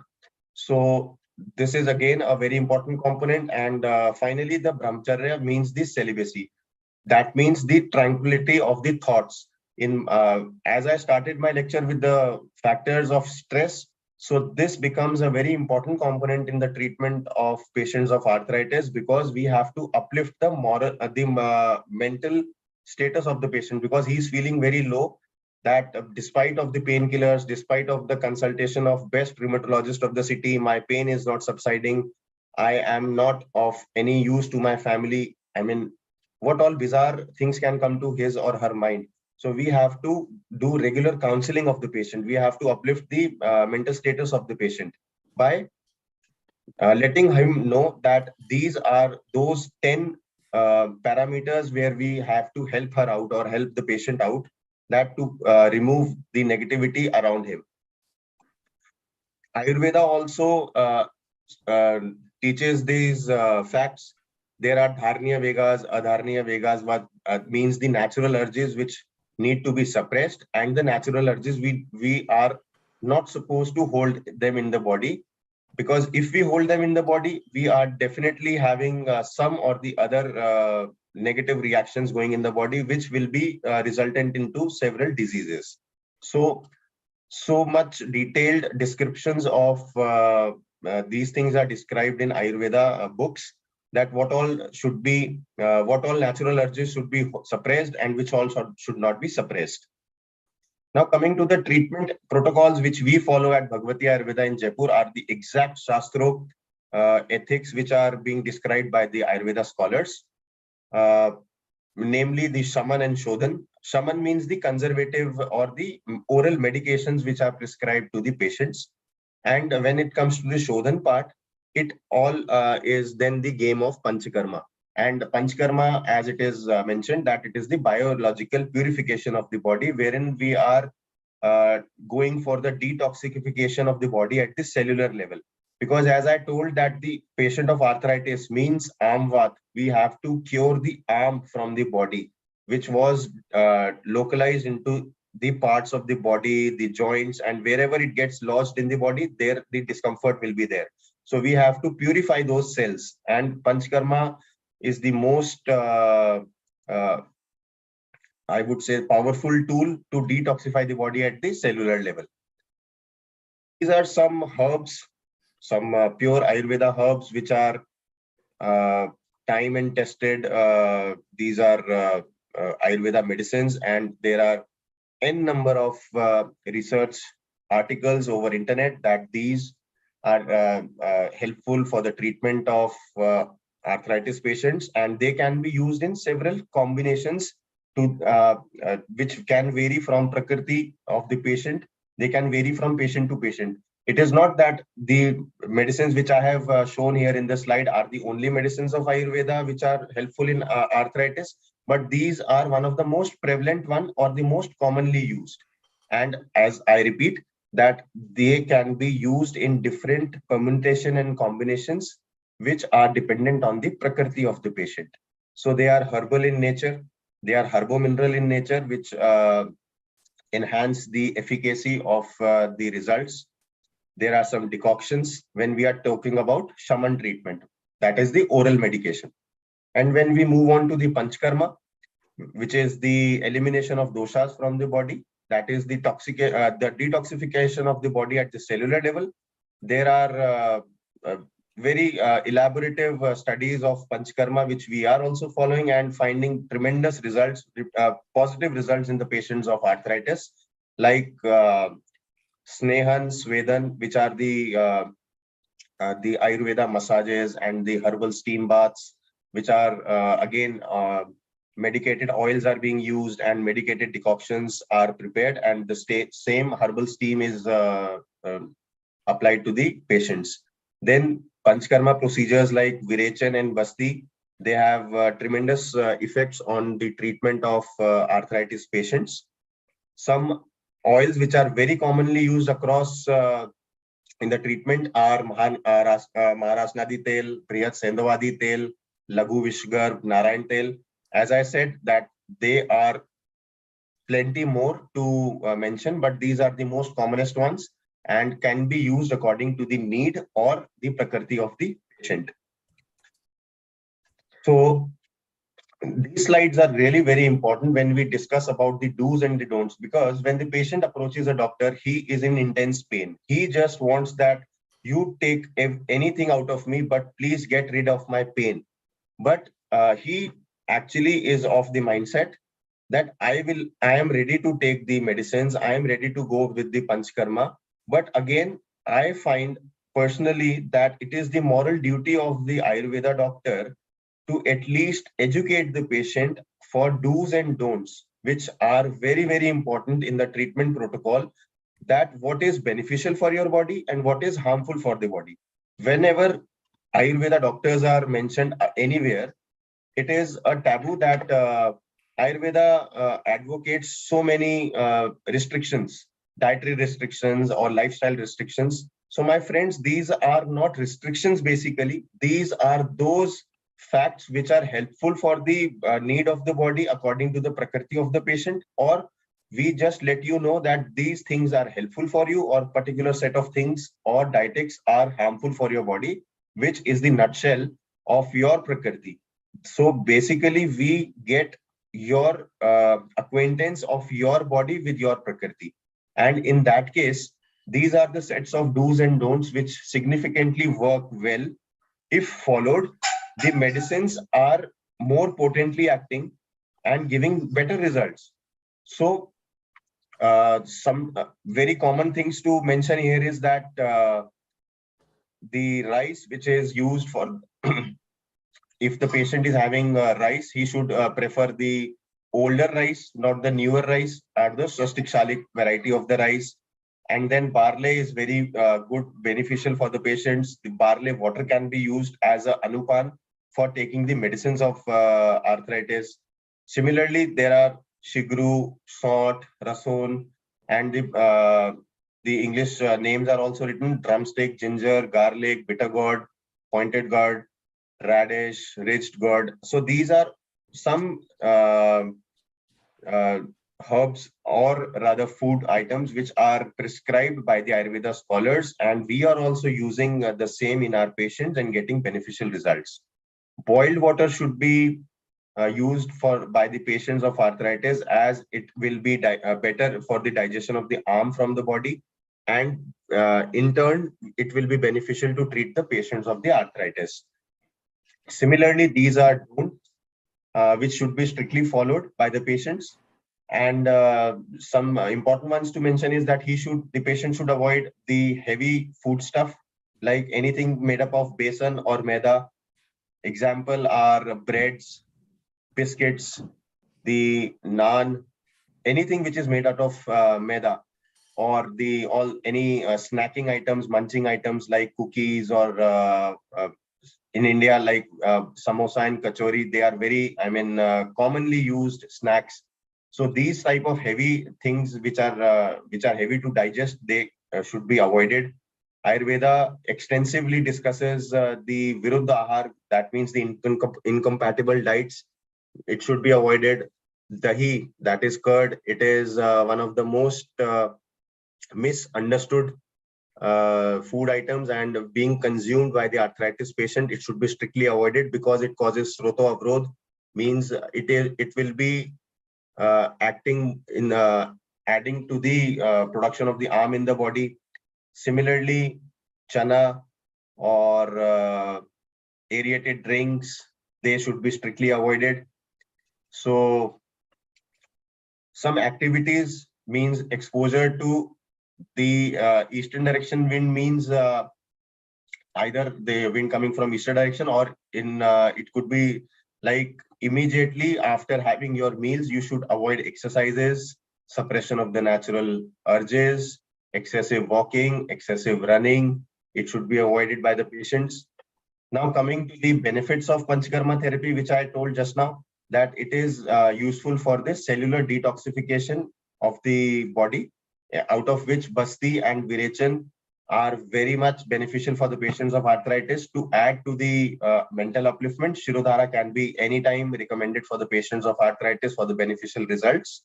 And the utility of Panchkarma can be better understood by this slide, that as we recharge our gadgets, so the potency increases. As we get our vehicles serviced from time to time, the efficiency of these machines, they are bettered. So similarly, when we detox our cells, the working output, the working efficiency of the body increases. So the body is betterly equipped to bear the stress and fight the disease. One of the very most important concepts of the Ayurveda therapy is Rasayan therapy. And in this particular disease, what is really very beneficial is the Medhya Rasayan. So in a nutshell, these are 4 hours of Panchkarma, which very much benefit for the patients of arthritis. That first, it removes the toxins, it rehabilitates the joints, it repairs the tissues, and it restores the muscle and the movements. So one important thing which I have learned from my clinical experience, that the painkillers only temporarily rest the pain, but the repair mechanism is zero. Any painkiller might just contain the pain for few hours, but repair of those particular joints will not happen. Whereas Panchkarma or Ayurveda treatment, as soon as it is started, the output might be delayed, but the results are assured, because repair immediately starts as soon as we start the Ayurveda treatment, but it might take time. So that particular education is very important for the patient. To have that much of patient, must have that much of patience, and it is the duty of the practicing doctor to educate the patient. So as the slide also says, that painkillers are temporarily killing the pain. They are not actually helping to repair the joints. Whereas Ayurveda, wherever the pain is, in whatsoever joints, but all the answers are here, be it with herbal medication or Panchkarma. So these are different therapies which we are having for our patients at our center. We have wide variety of therapies, wide variety of Panchkarmas, which are being done by the qualified staff under the supervision of well-qualified doctors. And the benefit is that without these 3 S's, that is, no side effects, no steroids, no surgeries, and we are able to contain the patients of arthritis to a better extent. With these words, thank you very much, sir. And now open for any questions if anyone has to ask. Thank you very much, Dr. Amit. Very enlightening, very informative. We do have a couple of questions from Dr. Mohit. If he can unmute and put forward a couple of questions to you, we can interact and discuss. Dr. Mohit, would you like to put forward your questions?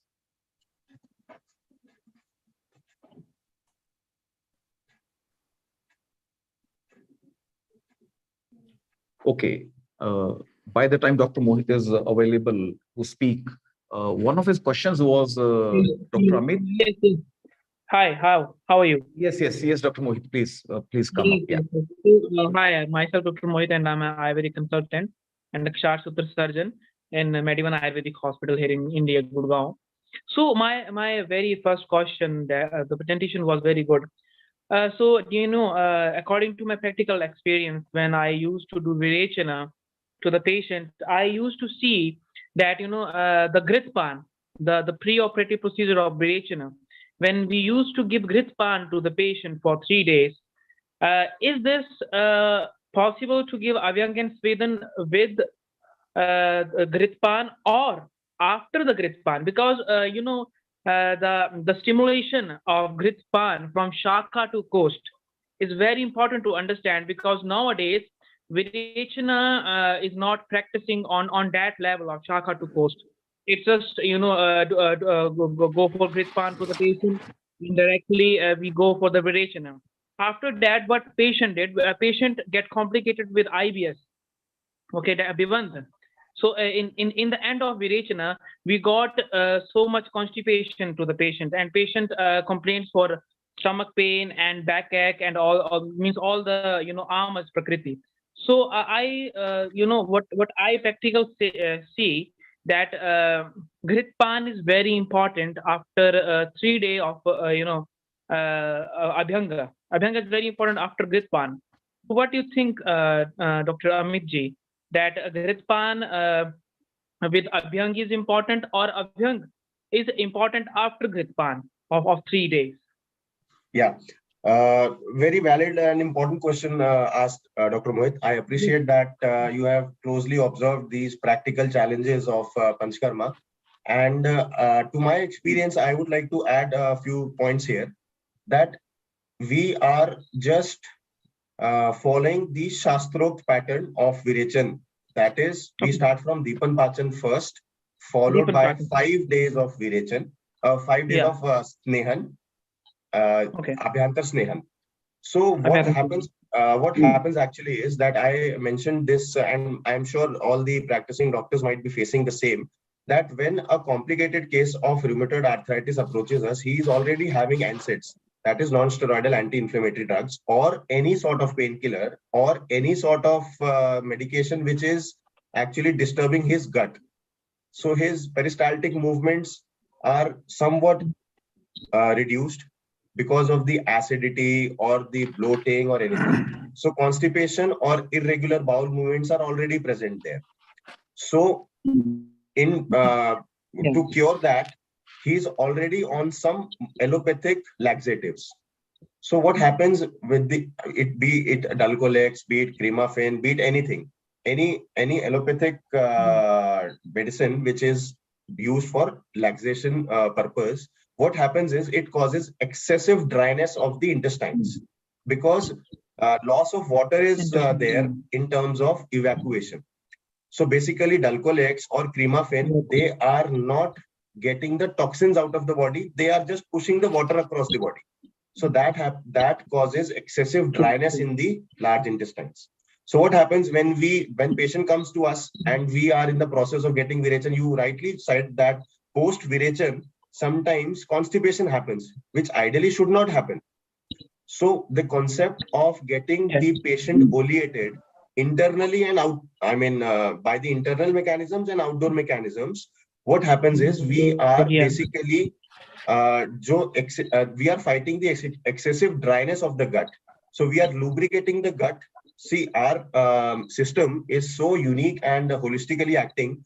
While we are giving the ghee while we are administering the medicated ghee, it is not only fighting the toxins, it is lubricating the entire alimentary canal, right from mouth to the rectum. So basically, the excessive dryness is fought, that is sorted, and when the virechon process happens, so that will not, that will not result into that constipation which you said.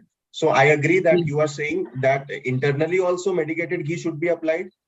And to my experience, what we have tried is that external oleation with internal oleation works better in these chronic cases. Yeah, that's true, doc. But I saw so many patients because 2 days before there was a patient, and what she did that we try to give abhyang and swedana with the gritpan 3 days. But my concept says that according to Charga Kalpsthan, that whenever we start oleation, the internal oleation, we are giving ghee to the patient. So the ghee, goes to the every strotasa, okay, every shakha, to every cellular tissue, to the organ, and it takes 48 hours to reach every cell and every tissue. What I think, when we take an example that we are giving gritpan on the first day 20 ml ghee to the patient, and on that day, on that same day, we did external oleation, as you say, the external abhyanga and external massage to the patient. What is my thinking, that when we are giving oleation at same time, at same day, and the external oleation at same day, how we can process that the conversation of ghee from shaka to coast, because the gritpan takes 48 hours to reach to shaka to the coast. So that is why period of Pancharatri, the Shastra says that 5 to 7 nights has been also recommended in some cases, in intense cases. And it again depends upon the prakriti of the patient and at what stage the patient is approaching us, whether it is an early stage or a complicated stage. So accordingly, it can vary from patient to patient. That, as in your case, the patient might be a bit complicated, so he might take a bit longer than a usual patient. So you might have to even increase the dose of medicated ghee.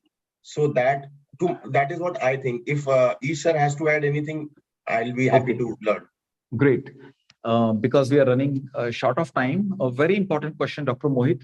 I would like to, because we have got 2 Panchkarma experts, we are being like the following session comes from Dr. Mridu, who's another Panchkarma expert. See, this 3, 5, and 7 days is not a fixed figure. If you are rich in Vata, then you go for 7 days. If you are a Pitta prominent person or Pitta prominent disorder, then you go for 5 days Gritpana. And if you're a Kapha prominent person or disease, then you go for 3 days. And even we have seen like 4 or 6 days of grit administration, because we see when the stools are showing up undigested ghee, that is the real time when we believe all the tissues, all the kosh and shaka have been saturated, and now we can go ahead, and there could have been lubrication at every cell, and we can go ahead with the full throttle panchkarma. Virechon, for example, we are going to follow. Secondly, we have a very important question from Professor Madan. How do we make Panchkola Siddha Jala? Maybe then again we have got Amit and Mridu to answer. Normally, when it comes to Jala Siddhi, we go by the Himakalpana, where we take like Pipli, Pipla Mulcha, Vichitrak Sont as a Panchkola, and we add 6 times hot water and soak for 12 hours, and then we filter and consume. That is how we normally make a water, what we call Himkalpana.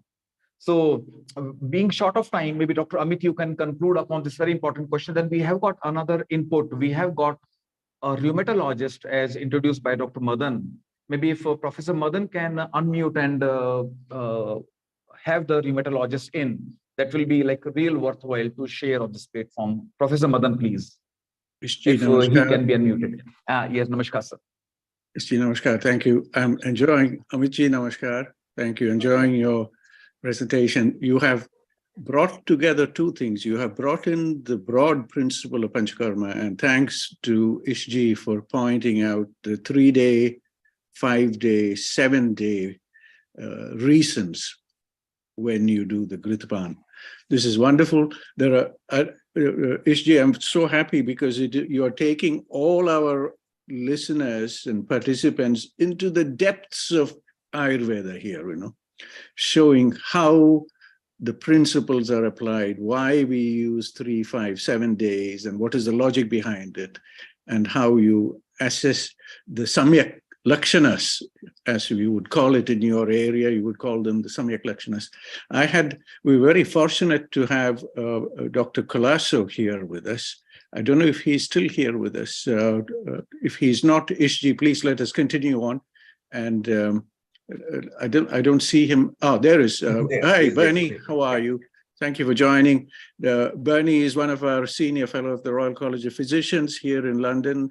40 plus years of experience in rheumatology. He sees all the range of rheumatological conditions, from psoriatic to et cetera, whatever. Bernie, here is your chance to quiz. Thank you. Keeping in mind that we might be running out of time. I don't know, Ishji can manage the time, but Amit is here.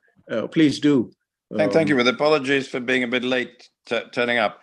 I did catch a lot of the presentation regarding rheumatoid arthritis. And so if we focus on just that, I have to commend at least my current belief, and let's say from the current bioscience of Western medicine, would entirely match your concern for the mental health and the neural pathways.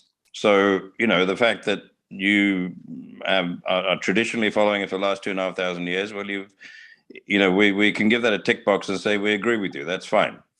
We'd also be pretty much in concert with your concern about the nutritional quality and the performance of the bowel and the gut in its entirety. Again, Western medicine is, as you know, with its challenges of studying the microbiome, very excited that we can manipulate the rest of the body by manipulating the diet and the gut. So on those two criteria, clearly your historic, empiric observations and the tradition and the teaching of Ayurveda are completely in concert with us. So what I'm interested in from your experience in Jaipur, that and you described rheumatoid patients coming to you. Now let's assume that we all agree on what rheumatoid is and leave that aside, but take the cases where you feel patients have failed Western medicine therapy or can't afford it because we have expensive drugs and stuff. When you're getting late cases who have very active synovitis and swollen joints, what is the timing of your perceived success or improvement or their response rate? How long does it take for you, using your approach to their mental health as well as Panchakarma, including that, how long before they start responding? And these are failed Western medicine or limited response because they can't afford the drugs. How long does it take you to make a difference with the difficult cases? Because there's mild rheumatoid. Yeah. So in those cases, sir, where you say that the cases are failed, so I take the failed word as that they are not responding to the allopathic painkillers, basically. Yes. Or, immune modulators, tougher drugs, chemotherapy of some sort. Chemotherapy or the disease-modifying anti-rheumatic drugs. That's it. Yeah. Yeah.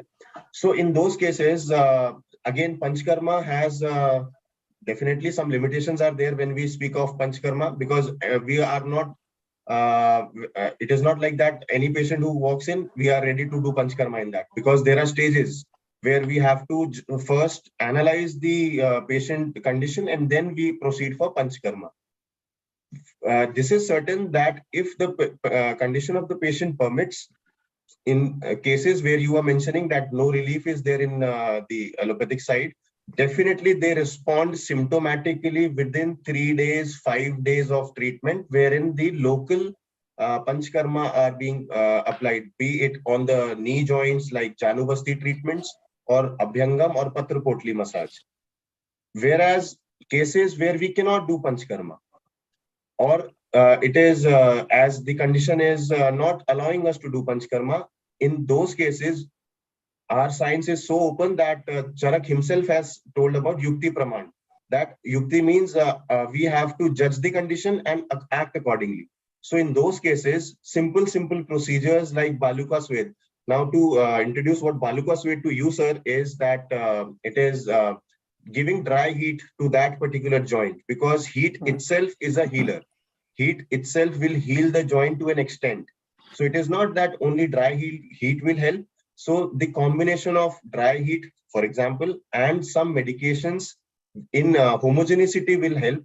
And that's why the beauty of Ayurveda is that holistically we might be in a position to serve him in 3 days to 5 days of a time span. Sure. Now, I'm going to just take you to a concept where if we go 30, 40 years back in Western medicine protocols, we didn't have drugs for rheumatoid arthritis, let's say, and anti-inflammatory and immune therapy drugs were non-existent.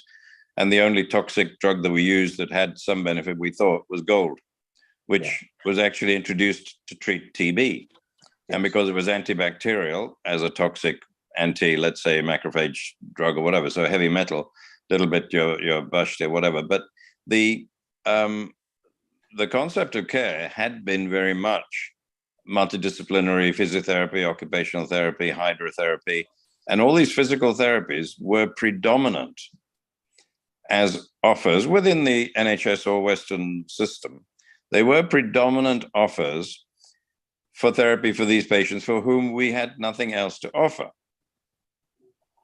And it strikes me that there must have been certain cases who benefited from it, because those traditions were kept up, especially in ankylosing spondylitis. We still make a big deal about exercise and hydrotherapy. And it's almost the patient's fault if they're not doing it, then they're not getting good outcomes. So, I come from that generation. The newer generation are going to say, but if they take the anti-TNF, they can sit at home and drink beer. That's the catch. So it's a question of, as you say, matching and blending the complete prescription, whatever it be. And yet we know that, giving some credence to the Western scientists, that when we have very powerful drugs that interfere with one particular pathway, it doesn't matter how many causes, which a good Ayurvedic physician or even a good traditional Western medicine physician will pick up. It doesn't matter what those causes are. You can still be getting earache from your mother-in-law. It doesn't matter. Because if you take your anti-TNF, you can function normally and your joints are in remission. So we've got to conceptually blend both those elements without losing sight of either. That's the way I'm seeing it, because I'm absolutely convinced that a holistic therapist, whether it be a GP, an Ayurvedic physician, or a very busy rheumatologist, when you've got the trust of the patient, you've got 30-40% healing. Sure. The bit on top of that is what I know that when I've discussed with Prof. Madan, that this is where we need to distinguish and elucidate what exactly it is, either in the Western medicine armamentarium, whether it's the anti-TNF or whether it's the sequence or the skill of your physicians to give the personalized individual panchkarma recipe and nutritional recipe and decoction recipe. Those details, that's the detail that, when I discussed with Prof. Madan, we need to cooperatively explore. Yes. Is the power of those details. Because other than that, from a distance, I can see that any physician with a client is going to be as honest as he and his tradition is. So I'm sure that you give the best you can.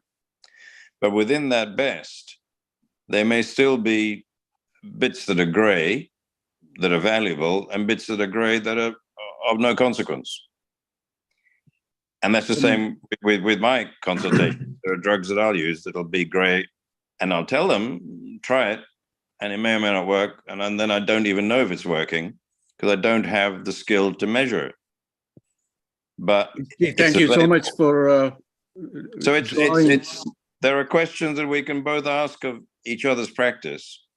And I think this is where I bash Madan's head and say he's got to set up the protocol so we understand each other better. We have Kolako, thank you very much for coming to the Healing Our Earth family. Please stay around. And Madan, thank you for bringing such an eminent person. Within an hour, Kolako, Madan, we'll have a complete 1 hour of session of brainstorm for discussions. Amit, Captain Amit in Jaipur, well done. I love your presentation. Nice pictures, nice description. The audience which are watching on YouTube, Facebook, Twitter, website, they're enjoying it because they could understand and with yourself with an ease of presentation. So thank you, Round. Ish, let's get on with Dr. Mridu, whose session is now slightly overdue with for next 15 minutes. Kolako, Madan, please hang around because wonderful discussion. Love you all. Ish, take over. Thank you. Thank you. Yes, okay. Thank you very much, Neil. And yeah, Dr. Barney, we have got a lot to discuss. We have got loads of experience upon various autoimmune disorders, including SLE and lung fibrosis, psoriasis, and rheumatoid arthritis, type 1 diabetes. So we have got a lot to discuss. And at the end of the session, we could come up with a protocol because NHS does partially approve Ayurveda, so it won't be difficult to have a pilot study at in the UK. I request you, Dr. Mridu, to come up with your presentation. And because we are enjoying the session so much, and we actually overshot, so can I request you, Dr. Mridu, to keep it a bit short, like you can omit the theoretical part and come up to your real clinical experience in skincare. Yeah, Dr. Mridu, please. Thank you very much for having me here. Special thanks to Dr. Ish and Dr. Neil for having me here. It's always nice to be there. So without wasting much of time, I will start my session. So we all know about skin. Skin is the largest organ, and it also is a seat where we can see the beauty as well as the ethnicity of the person. Besides that, it is also a sensation of touch, pain, temperature, and pressure, and it also has many metabolic functions because it contains the sweat glands. So in Ayurveda, skin is called twak, and it is considered that our skin is the mirror of our health. And it also represents our dosha constitution because Ayurveda mainly focuses on the doshas, Vata, Pitta, and Kapha. And it also says if there is a vitiation of the doshas, there will be some problem or some disease will occur, and that will also be shown on our skin. And skin is also considered the upadhatu of Rakta. That means it is a metabolic byproduct of our Rakta Dhatu. So it also shows the quality of our layers or our dhatus of the bodies, especially Ras and Rakta. And skin itself, according to Ayurveda, has 7 layers. So what causes skin diseases? Mainly 3 factors are mainly responsible for the physical vitiation or physical problems of the skin. That is aharaj or dietary factors. So we all know today's diet is very much deranged. There's a lot of spicy food or junk food or canned, packed food we are eating, which is affecting all the systems and especially skin.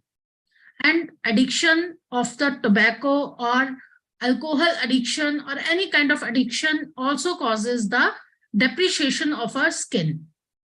Other factors which are very common nowadays are the pollution. It causes acne or any kind of allergic dermatitis or seasonal allergies are very common nowadays because of the viharaj factors. And the mental factors which vitiate or which causes any kind of skin problem is stress. Stress is the main factor for any kind of diseases in Ayurveda.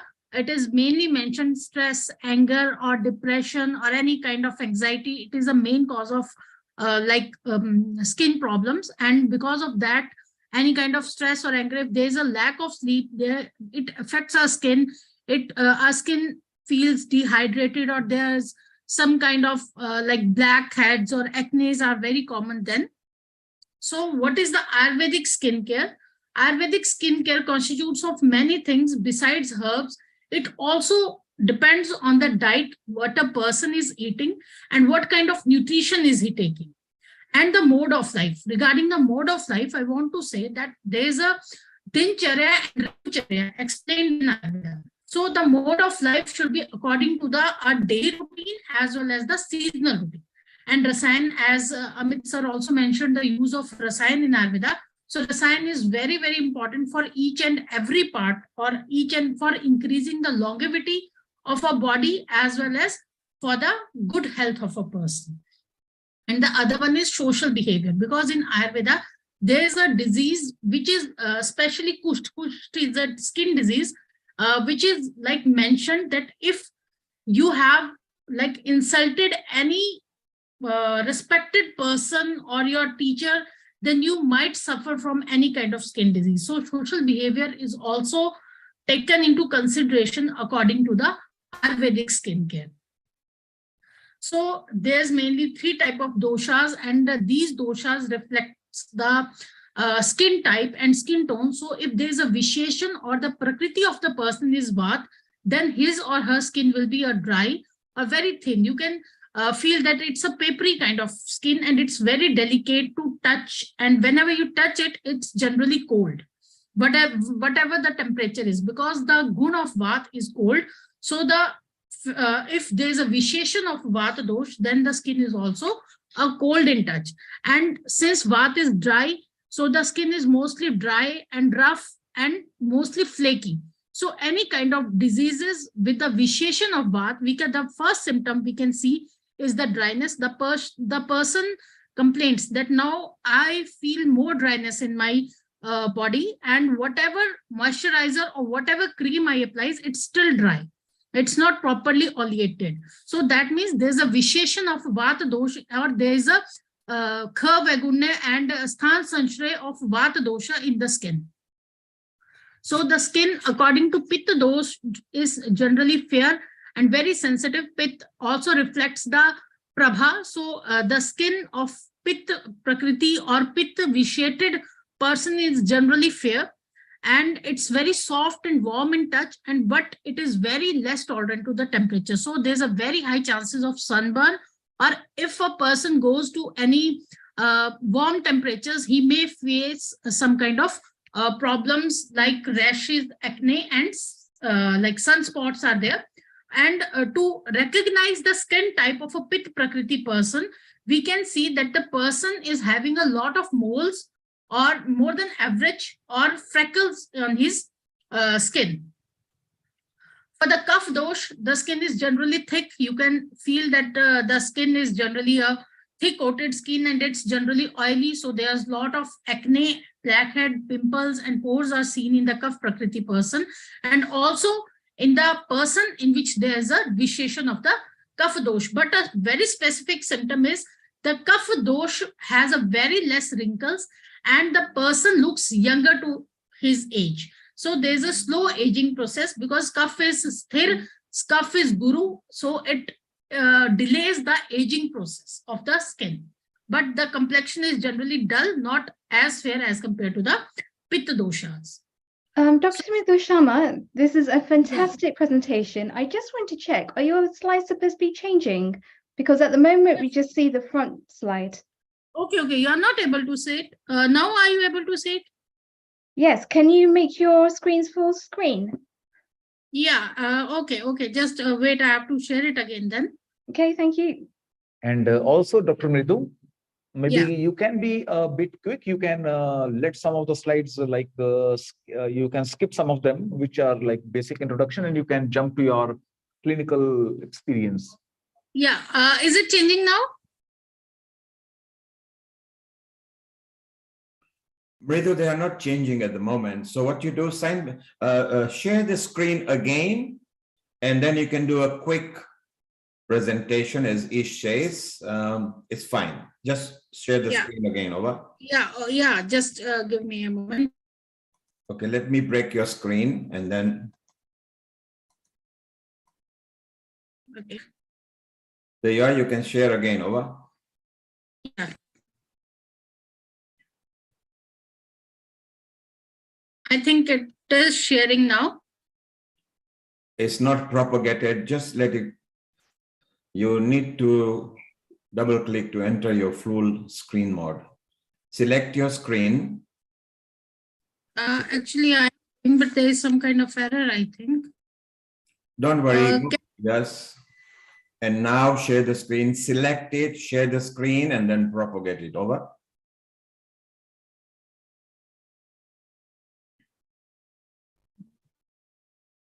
Is it changing now? No, the screen is not propagated yet.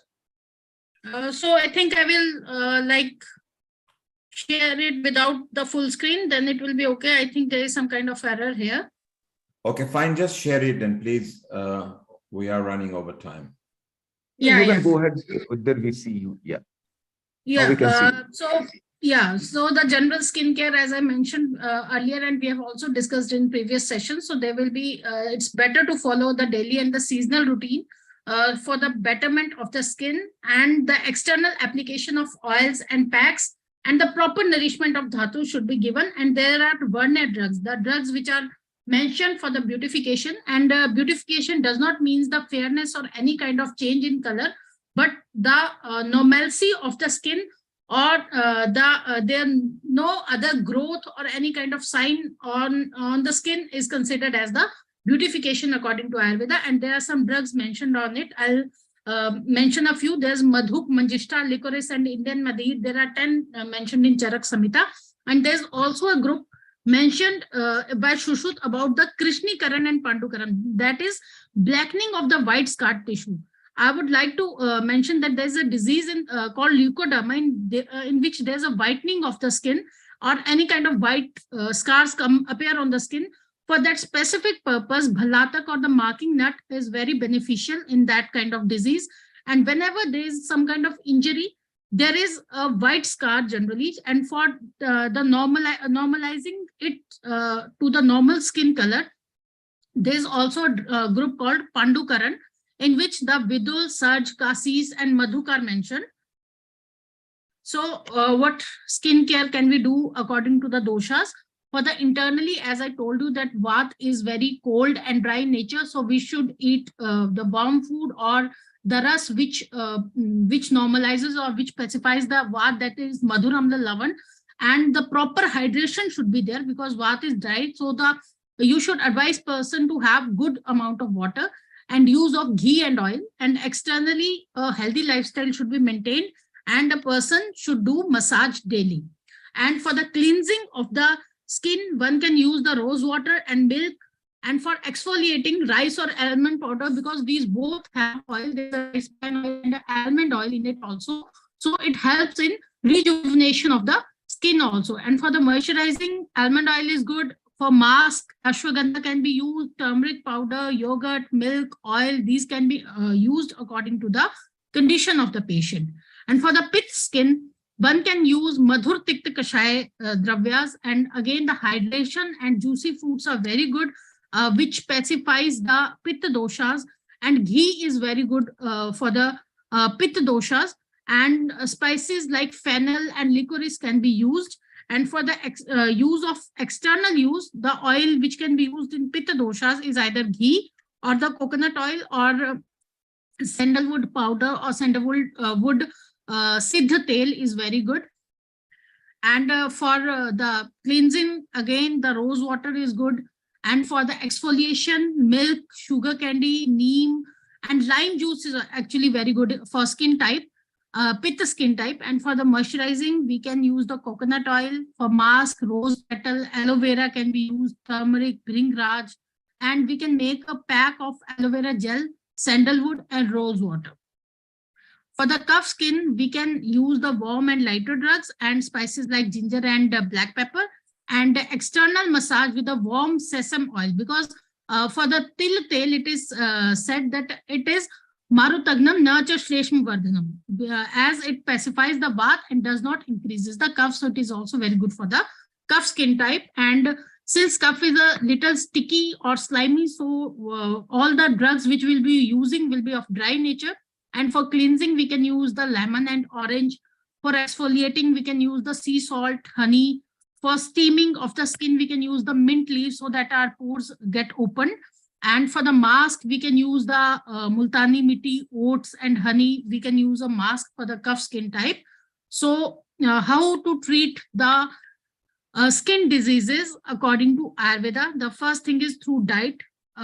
Mention the diet to the patient according to the season, according to the desh he is living, and according to his prakriti, and lifestyle as well as according to the prakriti. If a person is not sleeping properly, then the first thing to do is to tell patient to have a healthy lifestyle and treat him for the insomnia or sleeplessness, instead of giving just the mask that it will improve your skin. It's not working. So actually we have to go through the main cause, that what is causing all these troubles. So the other thing is, as I told you, it is considered as the upadhatu of Rakt. So the elimination of liver toxins is very, very important for the good skin. And the bowel should be clean. There should be no toxins in the body.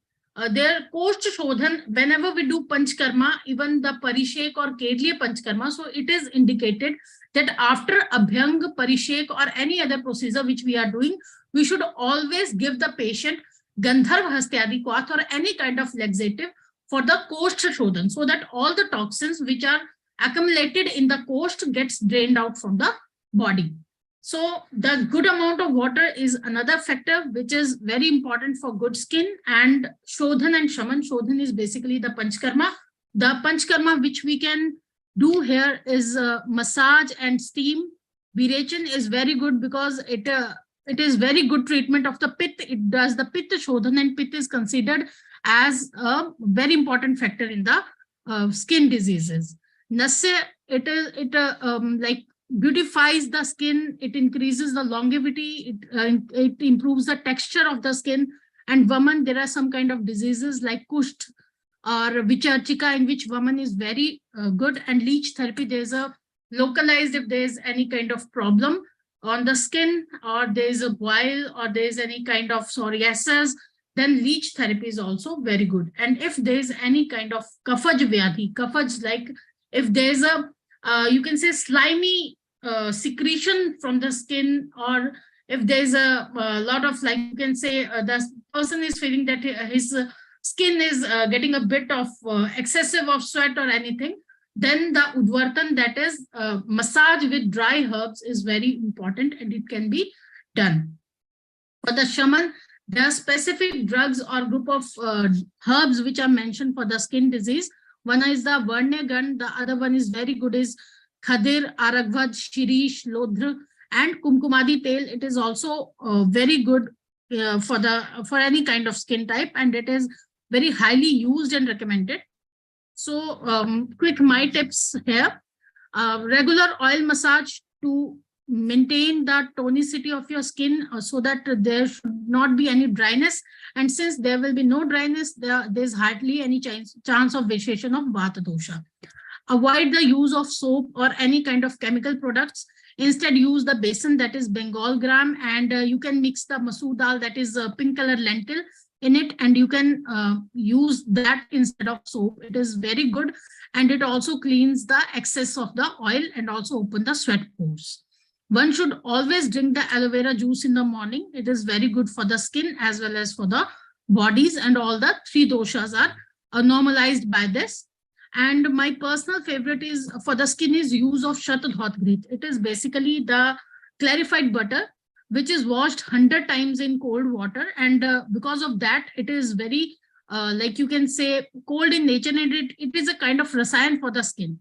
I have personally treated many patients of ashy dermatosis with leech therapy and only the use of Shatadhat Grit. There's a condition in where the skin gets black, mostly the face or the neck skin. So regular use of leech and Shatadhat Grit gives a very, very good result. I have experienced it personally also. And in case of sunburns, one should only use coconut oil. It is very good. And if coconut oil is not available, you can use ghee in it. And again, avoid chemical and bleaching products like paraben and sulfates. Thank you. That was very quick, but I guess I did it okay. That was very, very, very justified, Dr. Mridu. Very informative, very quick, and really sorry as we could not allocate no, enough sir. time to you, because No, we no, sir. really enjoyed, like unfortunately you are at number 4. Had you been at number 1 or 2, then you could take all the time. It's No, okay. sir. No, sir. Next time we'll place you at number 1. No issue, sir. And you will be the only speaker. Running short of time, can I invite, maybe if we have any questions, because it is a very, very important topic. Skincare through Ayurveda is like one of the like top notches, from Ayurveda perspective. It commands all the attention. If anyone has got a question, then may please unmute and ask. Otherwise, we move on to Jayant. Okay, we'll be looking for more questions in the chat box. Maybe Jayant, can you unmute and maybe introduce yourself? Jayant is actually, it's a very inspiring story for me personally. I recall Jayant coming to me when he was pursuing his engineering. He came to me for some treatment, and somehow he was so, I don't know, misguided or what. He quit his profession after joining a wonderful multinational company, Infosys. He left the job and he is full-time pursuing his new career in healthcare. Very inspiring, Jayant.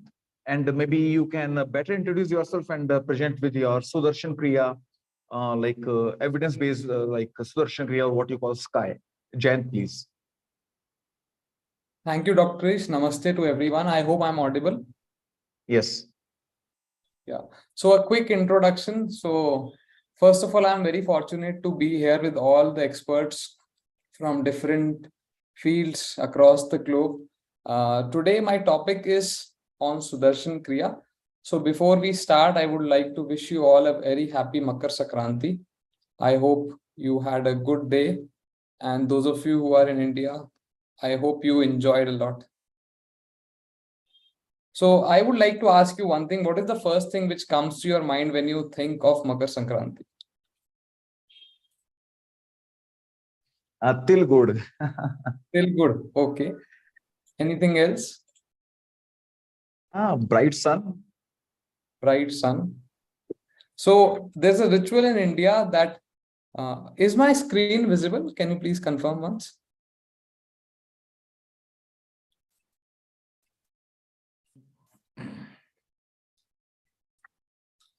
Yes, Jayant, your screen is visible. Thank you. Thank you so much. So my topic is science of Sudarshan Kriya and its miraculous effects. So just to give you a quick introduction about me, I was working in corporates in HR. So I was into recruitment, learning and development. And currently I learned about craniosacral therapy. So I do basically 3 things broadly. One is I take craniosacral therapy sessions. Last time I was invited to speak on that topic, and I teach yoga and meditation. So I have been certified from Ministry of Ayush in Rishikesh. So I was there for 35 days and I learned yoga, did practical. So I teach yoga and meditation. And also, since I feel I'm a student of health, so I explored the fitness thing also. So exercise, science, fitness. So try to give a holistic approach to people on health, including craniosacral therapy, yoga and meditation, and fitness. So today my topic is a little different, which is the science of Sudarshan Kriya. Along with this, I also am very, very blessed to teach Sudarshan Kriya to people. So I'm a certified trainer from Art of Living organization, which have given this wonderful breathing techniques called Sudarshan Kriya. So coming back to today's day, which is Makar Sankranti, one thing which we all can think of in India especially is kites. So a kite we have a kite and a thread. And if we talk about Sudarshan Kriya, somehow we can relate to it. So if we talk about our mind, so our kite is like our mind. And the thread which we have is like our breath. So if we have control over our breath, then we can have a better control over our mind. And like just to refer a quote from His Holiness Shri Ravi Shankar Ji, who is the inventor of Sudarshan Kriya. He has given this beautiful, wonderful breathing technique to all the masses of this world. And he says that breath is the link between body and the mind. So if the mind is the kite, the breath is the thread.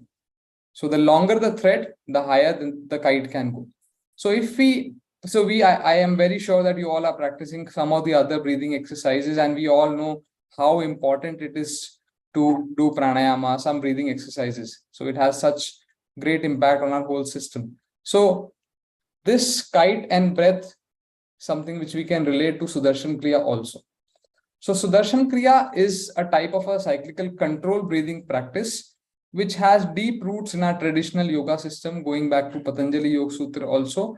And it is taught by the non-profit organization called as Art of Living Foundation. So His Holiness Shri Shri Ravi Shankar Ji is the founder of Art of Living Foundation. And I was blessed to learn this in this organization. And now I also teach this to people. So I have to describe Sudarshan Kriya, it has 4 main breathing techniques. So we include Ujjayi breaths, which is victorious breath. It is also a type of pranayama, where we restrict the flow of air in our throat region and take long inhalation and exhalation. Then second is Bhastrika, which is the bellows breath. So again, it is little forceful exhalation, which we do at a specified rate of 30 breaths per minute. And it's an instant energizer also. So it is said that if you really are tired, you do Bhastrika bellows breath, little bit similar to Kapalbhati pranayama also. So it gives us instant energy. Then there is Om chanting in the process, and then we do Sudarshan Kriya. So Sudarshan Kriya, if you break this, it's a Sanskrit term, which Sudarshan means Su is proper vision and Kriya is a purifying action. So when we do Sudarshan Kriya, this somehow purifies, it's a purifying action which gives us a proper vision towards life, towards our whole well-being. So it has different cycles of slow, medium, and fast when we do Sudarshan Kriya. So I would like to tell you a little bit about Art of Living, which I will also cover at the end. So Art of Living is the largest volunteer-based organization in this world, and it has its presence over 170 countries. So it started with India, and now it has its presence in 170 countries. Millions of people across the globe have learned Sudarshan Kriya, and they have benefited a lot. So I think this session, the time which I have, it's very less to cover the benefits, but I'll try to quickly summarize what research has to say. So all the experts are there in this meeting room. So I would like to quickly cover what are the research which has been done on Sudarshan Kriya. So Sky is another name of Sudarshan Kriya. They also call as Sky meditation or Sudarshan Kriya. So it has been proven in the research that Sky significantly decreases the cortisol levels in the system. So if you see the graph, this is a final outcome of the detailed research which is done. Then moving on to the cholesterol levels. So it has been found that it regulates the cholesterol levels also and gives a healthy balance in our system. So if you see, this was a research done on a control group, and this is after 6 weeks. So after 6 weeks, we had a drastic reduction in the cholesterol levels. Then ultimately, it also helps to have a healthier blood pressure also. For normal individuals also, they have done the research, and hypertensive people also. Then very important, and I would say one of the limelight effects of Sudarshan Kriya is in people who are depressed or anxious. So it has been found that there has been 67% decrease in depression in clinical people and 34% depression in non-clinical setup. Again, with anxiety, so anxiety also, it has helped to reduce the anxiety levels also. So if we talk in terms of highlights, so it has been found that the immune cell count, 33% improvement have been found in the lymphocytes in just 6 weeks, and stress hormone reduction by around 56%, and overall life satisfaction has increased by 21%. So these all data I will try to there's a lot of data which I have, but I will give you the summary of everything. So life satisfaction, it has been found that it has increased by around 21% within 1 week.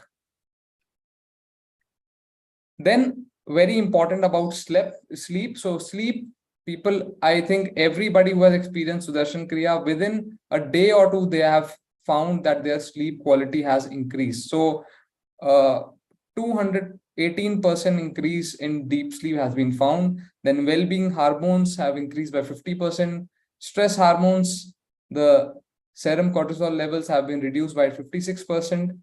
Depression, again, a decrease of 70%.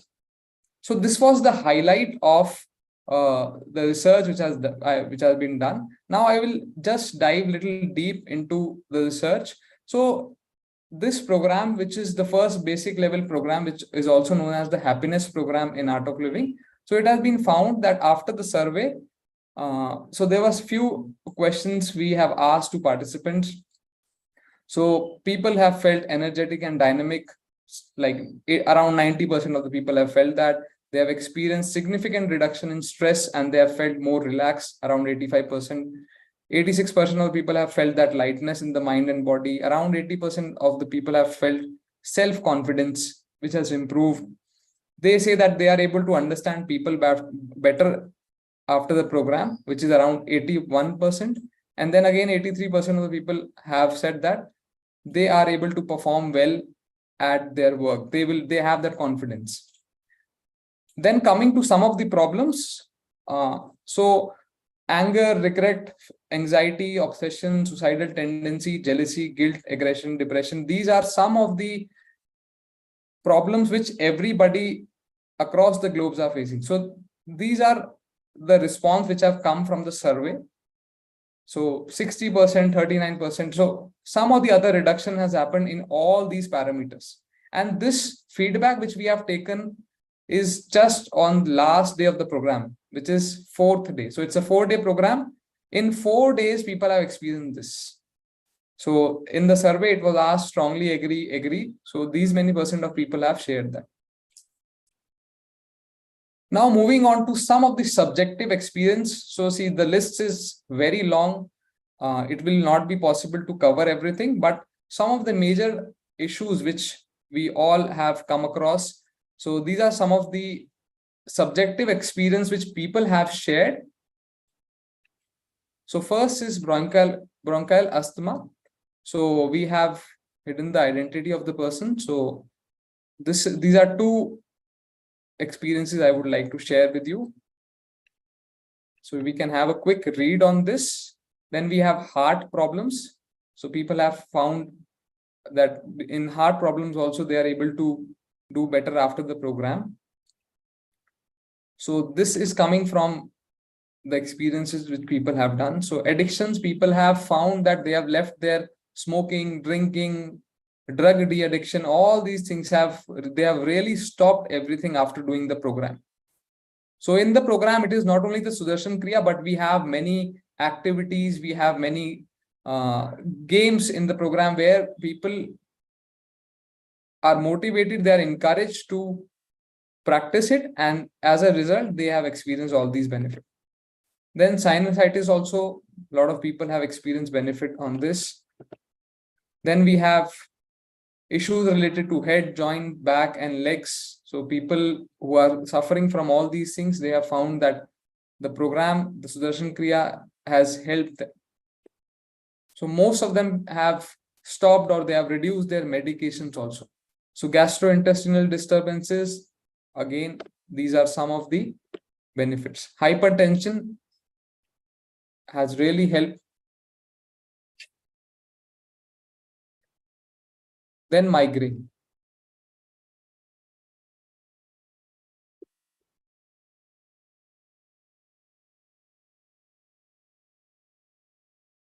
So these are some of these short stories about the benefits of doing Sudarshan Kriya. And so I was going through research papers while I was preparing the presentation. So I have found around 56 research papers have been published, both national and international journals on the Art of Living program. So these are some of the research papers. which are there. I can also share you after the session.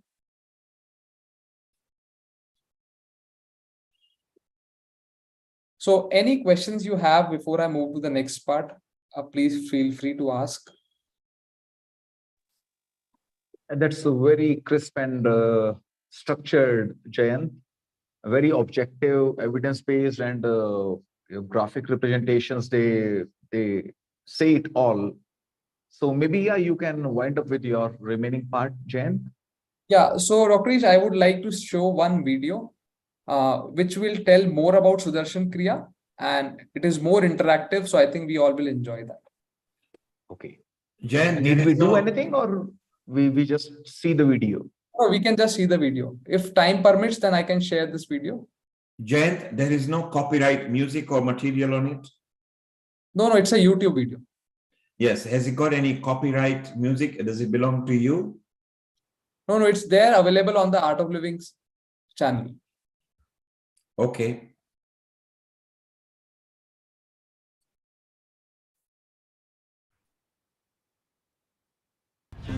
Is it audible? Yes, it is. Thank you. An era when ancient wisdom was buried under years of ritualistic practices, when games became wars and wars were played like games, a young boy was found in deep meditation in a quaint village in South India known as Ravi Shankar. He would say, "I have family everywhere. People are waiting for me." He astonished his teachers by reciting the Bhagavad Gita at a tender age of 4. With his education in Vedic literature and physics and his deep and profound knowledge of the spiritual world, he became one of the most prominent sages of the modern world. All through his life, he has been reviving ancient knowledge and creating tools and techniques that have benefited millions across the globe in living a deeper and a more joyous life. In 1981, the Art of Living was established by Gurudev Sri Sri Ravi Shankar. Nurtured by his care and contribution, the Art of Living has rapidly grown across 156 countries, reaching over 450 million people. More people are searching harder for inner peace these days. Would you agree? Correct. One of Gurudev's most unique offerings to the world is the Sudarshan Kriya, a powerful breathing technique that facilitates physical, mental, emotional, and social well-being. He has designed 57 exclusive courses that empower individuals and cater to the needs of a wide spectrum of institutions in the society. Back then, Gurudev started the Art of Living service projects by taking responsibility of reviving a sinking school which had no funds. Today, his intention has manifested in over 702 free schools, which provides education and food to more than 80,000 children in rural and tribal parts of India. During the COVID-19 pandemic, the Art of Living Foundation pioneered the I Stand With Humanity initiative, providing more than 80 million meals to the daily wage earners in over 170 cities across India. The service initiative during the pandemic included the distribution of 6,000 tons of food to 5 million families. It helped set up 7 COVID care hospitals and provided with over 200,000 PPE kits. Trauma relief programs were also conducted for more than 1 million migrant laborers and COVID warriors to bring mental relief. To combat the fear, stress, and anxiety during such times, Gurudev launched the World Meditates campaign and also personally conducted online guided meditations twice daily, touching the lives of millions by bringing solace and keeping the hope alive. From childhood, Gurudev had immense faith in the principle of non-violence.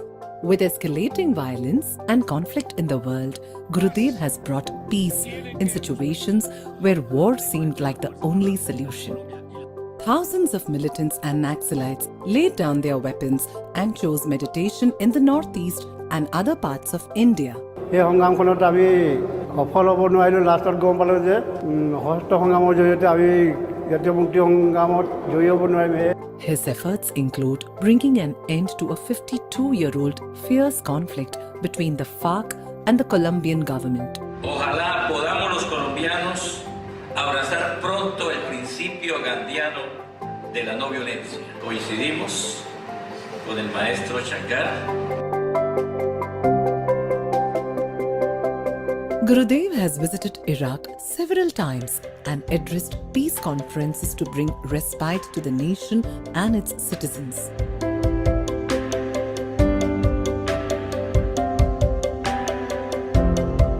He has hosted a series of trust-enhancing interventions in Jammu and Kashmir, providing all the stakeholders to voice their opinions in an effort to restore peace in the valley. I was named Muhammad, but after becoming a militant, I was called Khalid. We had been taught to operate guns, arms and train other youths. But now, after doing the Art of Living course and meeting Sri Sri, we realized we had chosen the wrong path. We now want to spread love and non-violence in Kashmir. Gurudev's programs have impacted people involved in armed conflicts across the world, making him a global ambassador of peace. We gather today in this wonderful occasion of tolerance, blessed by our Master of Love. Gurudev strongly believes that behind every culprit there is a victim crying for help. The Art of Living prison program is helping to rehabilitate the prisoners. It has reached out to over 800,000 prisoners globally and has brought immense transformation in their lives. I actually look forward to fights. But now since doing this course, I'm a total different person. I can now walk away from a fight. I don't think any human being is totally bad. If he's bad, it's only his understanding, his behavior, his actions. But there is a good side to him, and I only see that. The Art of Living's Welcome Home Troops project has transformed lives and brought veterans out of aggression and depression.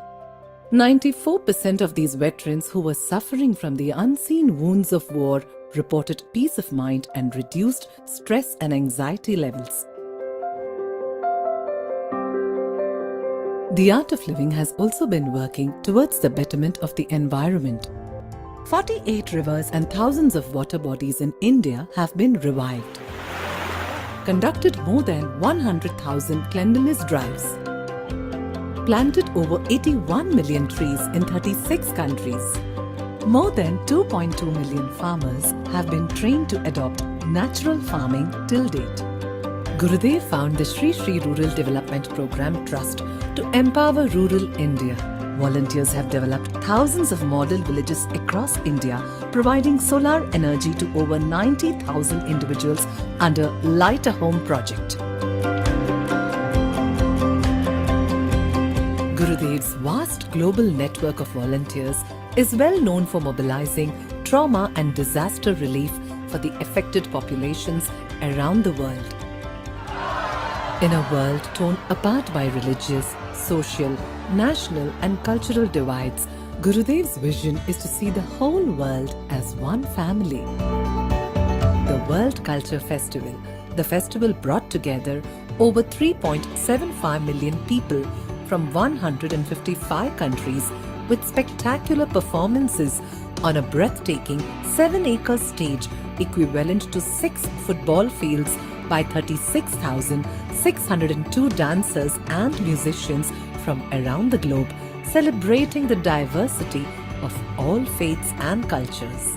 The Art of Living has hosted historic events leading to multiple Guinness World Records. If you can have a mind of a scientist and a spiritual force of His Holiness Sri Sri Ravi Shankar Ji gives, then we have a beautiful world and happy world and prosperous world. And organizing a meeting no politician on earth could ever dream of. The Art of Living Foundation. For 25 years it worked on programs promoting peace, combating violence and drug addiction, empowering our youth. It has an incredible following that cuts through all religions cultures, and backgrounds. A very, very difficult thing to do in today's world. Gurudev has been conferred with numerous awards around the globe, including the highest civilian award of Colombia, Mongolia, and Paraguay, the Padma Vibhushan, one of India's highest civilian award, and 23 honorary doctorates globally. His vision for the world is to see a smile on every face and create a stress-free and violence-free society. The voice of peace, the voice of truth should be heard loud and clear.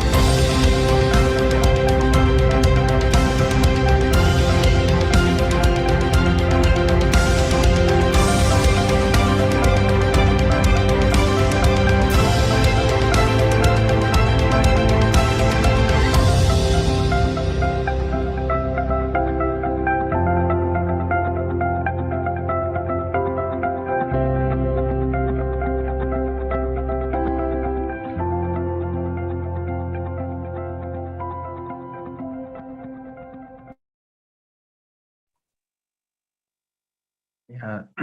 And Jayant, just a treat for you, since you are an Art of Living follower, Sri Ravi Shankar was here in London, and he has just this morning departed back to India. So this is just for you. Thank you. Over to you, Ish.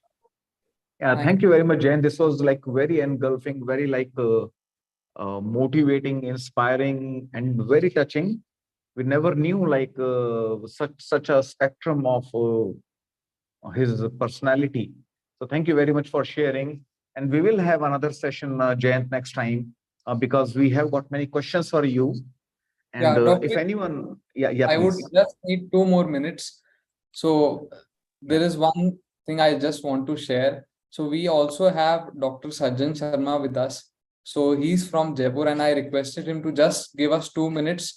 So he's basically from Jaipur. He has experience of around 30 years of running his own nursing home in Jaipur. So he's a colorectal surgeon, and just let's give him 2 minutes to share his Wow, great, wonderful, wonderful. Thank you, Jayant. Yeah. Dr. Sajjan, are you here? I can't see him. What name is he under? Dr. Sajjan Sharma. So I can't see a Sajjan Sharma here. Unless he's got different name. Let me just check. There is Vrindra Sharma. Just give me a minute, I'll just check. Okay, meanwhile, we take this honor to welcome Professor Shantala Priyadarshini, who on a very short notice is available with us during her vacations, during her family time. So this is such an honor, Professor Shantala Priyadarshini ji. We are fortunate to listen to you today. And a very important topic which was brought up by Neil Kumar, that okay, where does the healthcare research come from? Does this come from Ayurveda? Did Ayurveda know about research or not? So who can be a better person than you, Professor Priyadarshini, to comment upon this? So, and Jayant, I you share can the screen? yes, please. And Jayant, maybe because Dr. Priyadarshini, we have got a guest from Jaipur, Dr. Sajjan. Okay, sure. Whenever he connects, no, you please continue. Whenever he connects, we'll have him for a couple of minutes and then we continue with you. I need to put my screen on. Yes, please. Yeah. So I need to connect it. Share screen. Post only. All participants. You are a co-host, so you can share screen. If you know how to, you go at the bottom green screen button. If you click on it, select your presentation and then share screen. Okay. Yes, perfect. We've got it. If you just maximize it. Did we get the maximize screen? Yes, if you can maximize, if you look at the top right, you will see 2 arrows going opposite each direction. Just click on it. Okay, you are minimizing. That's minimizing. It's okay. Carry on with this. It's fine.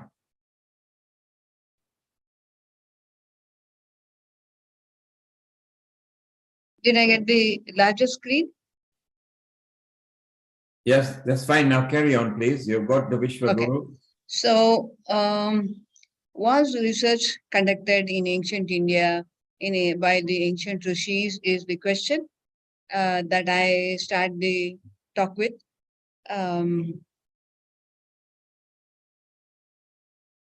Sarve bhavantu sukhinah, sarve santu niramayaha has been the motto of our rishis, our acharyas.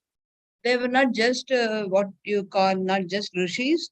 It would be like Brahma Rishi, Raja Rishi, like we have today the scientists by different gradations by their what they have achieved.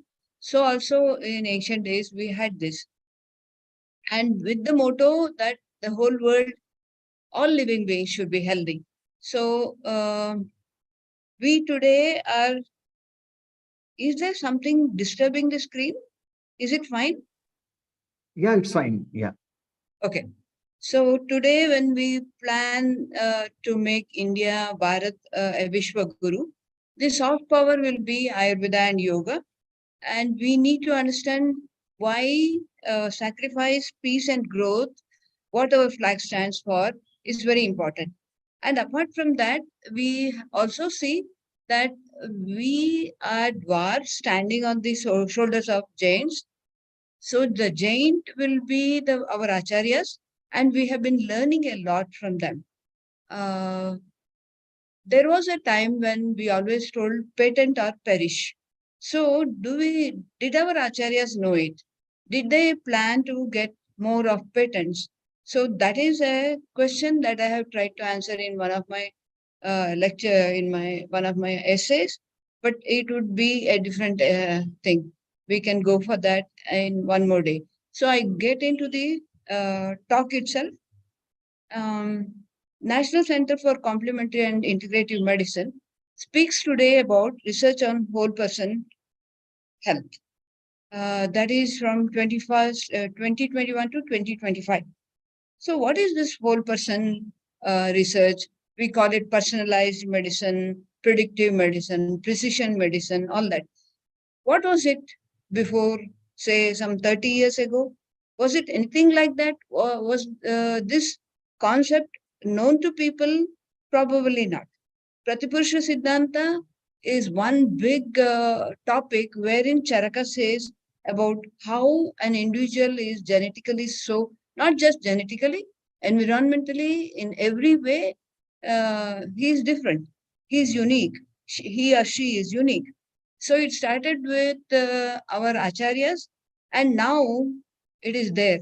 Back from those days, the biomedicine is also speaking about whole person medicine.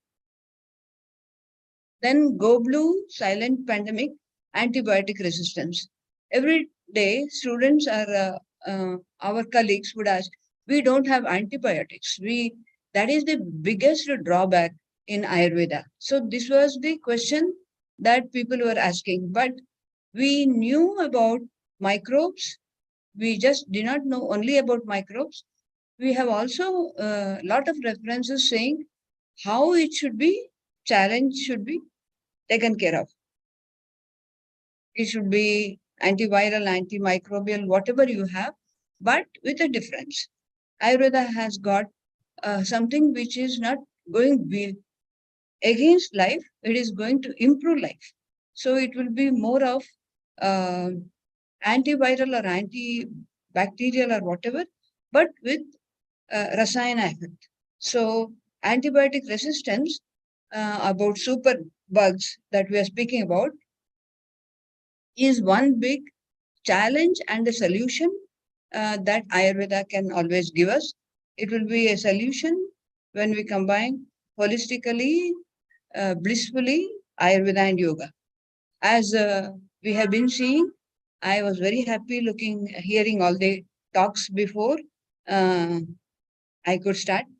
The Sudarshan Kriya and everything. Every talk was very good. It was inspiring, and it all adds up to where I have been going to take my talk next to. So we want to see why antibiotics all fell. Antibiotics was something very big. It was know all, everything like magic, panacea, and all that. But today, microbes have again scored a victory. We think that we are developing resistance to most of the antibiotics. So, what can be done? Then I go to these are questions that I have been trying to show. These were what our acharyas have done many centuries ago, and it is what the present day science is trying to focus on now.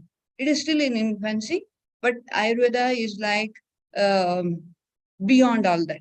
So Kala Viparya, Rutucharya is all that we have in great detail in Ayurveda. And this is what is being today spoken of as climate change and health and how WHO speaks of it. It is in October 2021 or something like that. Or maybe even if you say it's 10 years beyond that, still we had it all in Ayurveda.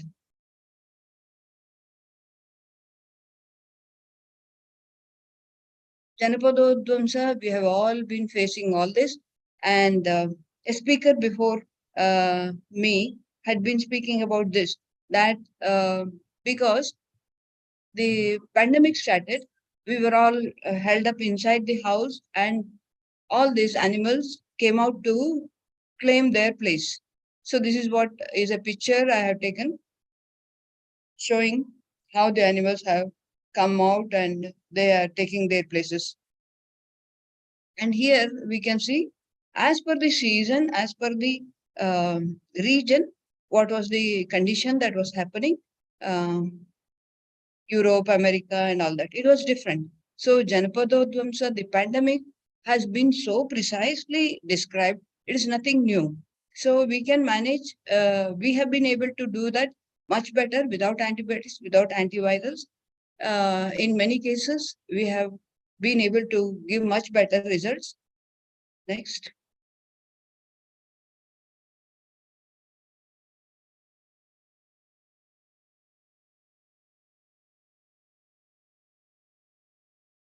Okay, so Ayurveda speaks a lot about not just Prakriti, not just about Desha, Ahara, Agni.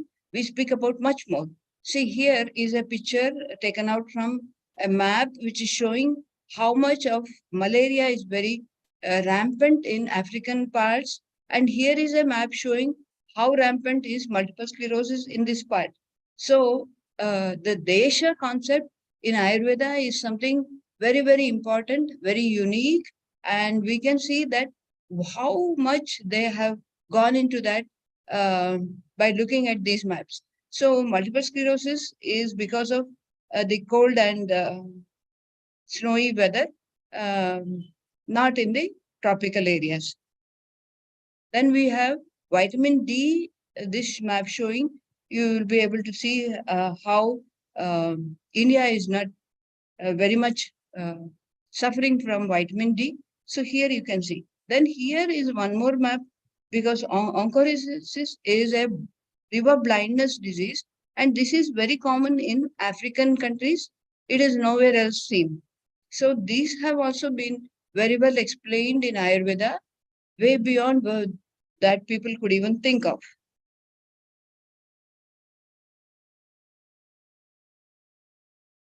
Why am okay? So then we have the concept of aging, age-related. We discuss disease based on age-related degeneration. We have the map here again showing what the age-related conditions are in which part of the world it is more. Most of the time it is in well-developed countries, whereas here it is age-related malnutrition. Again, it is Africa that we are able to see. It is so much in kids. So the concept of age is very highly suggested because it is not like you put some 20 age between 20 to 70 is the age group of the research population. or you have a bigger age group. So it all means a lot. Age, every 10 years, people will have different aging symptoms. So these have also been very highly appreciated in Ayurveda. Then we have, why am I not able to move it?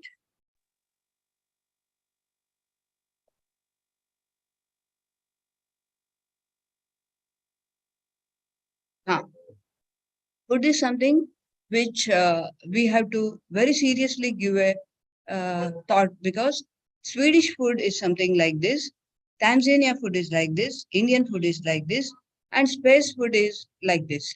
So food is different. Can medicines be same?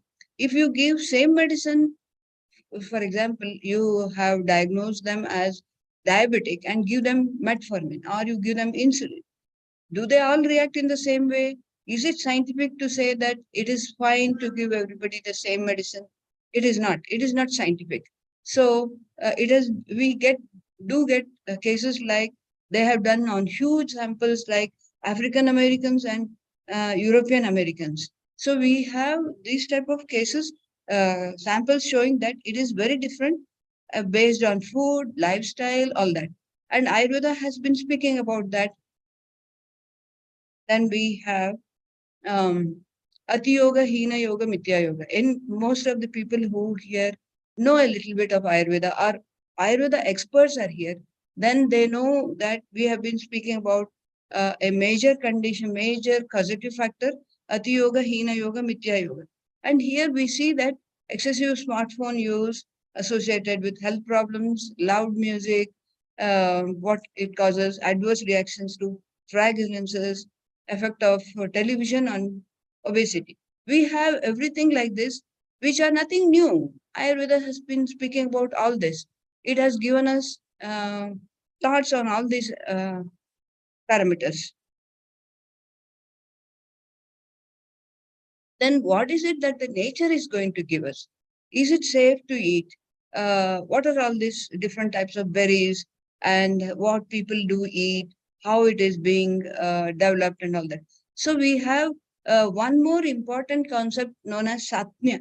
So what you're used to, what you're accustomed to, that is what is going to help you get better or get sick. So is it safe to eat? If food is not safe, then are medicines safe? Are medicines good for everybody? Same medicine cannot be good for everybody. One man's food is other man's poison. So is it doesn't it apply to medicine? So Desha, Kala, Vayaha, we have at least 10 major topics which Charaka has described when you have to think of examination of a patient. Ayurveda is an ocean of knowledge. So we have come to a slavery that what comes from the West is verified by their methods and it is acceptable. What comes from India needs evidence. It has to be verified. It has to have the same methodology to prove its worth. So though it is time tested from centuries, it needs evidence. So are we not bringing our science to that level to say, to come back to in probably if I'm given one more opportunity, I would like to speak about what are the problems if we start research on those lines. What is it going to happen? So biomedicine is changing every decade and it is acceptable. Whereas medicine, which has been time tested since centuries, needs evidence. So can same medicine be safe globally? Ayurveda is more preventive than curative. Whereas today, the whole world is giving more budget for curative medicine, curative budget than for preventive medicine. And then when we come to research, we have to think about intellectual honesty and ethical integrity in research, which is very much lacking in present day research. I don't say everybody is like that, but most of the research that happens is on those lines. So before I can conclude, this is the last slide. medical knowledge without research is impossible. And if it has to be from so many centuries, it has to have a very strong foundation of research. And Ayurveda has research at every level. Every point that you read in the books, in the treatises of Ayurveda, you find that it is based on research. Because royal patronage was very much there, so we could develop it even in the battlefield. Today we have got Rajashraya because the present government is doing a lot of good for Ayurveda and yoga. We have a lot of things to be understood. Rasayana Vajikarana, it will be the future fields of more research, because in Rasayana we always see about longevity and what can be done to become immortal. So developed branches, time tested, yata brahmandam, tata prindandam. So these type of unique concepts, everything needs to be done into research, or rather, if we don't try to get patents, then the biomedical science is going to say it is ours, just as so many things are happening. Every part of Ayurveda is research based, whether it is flora, fauna, environment, everything.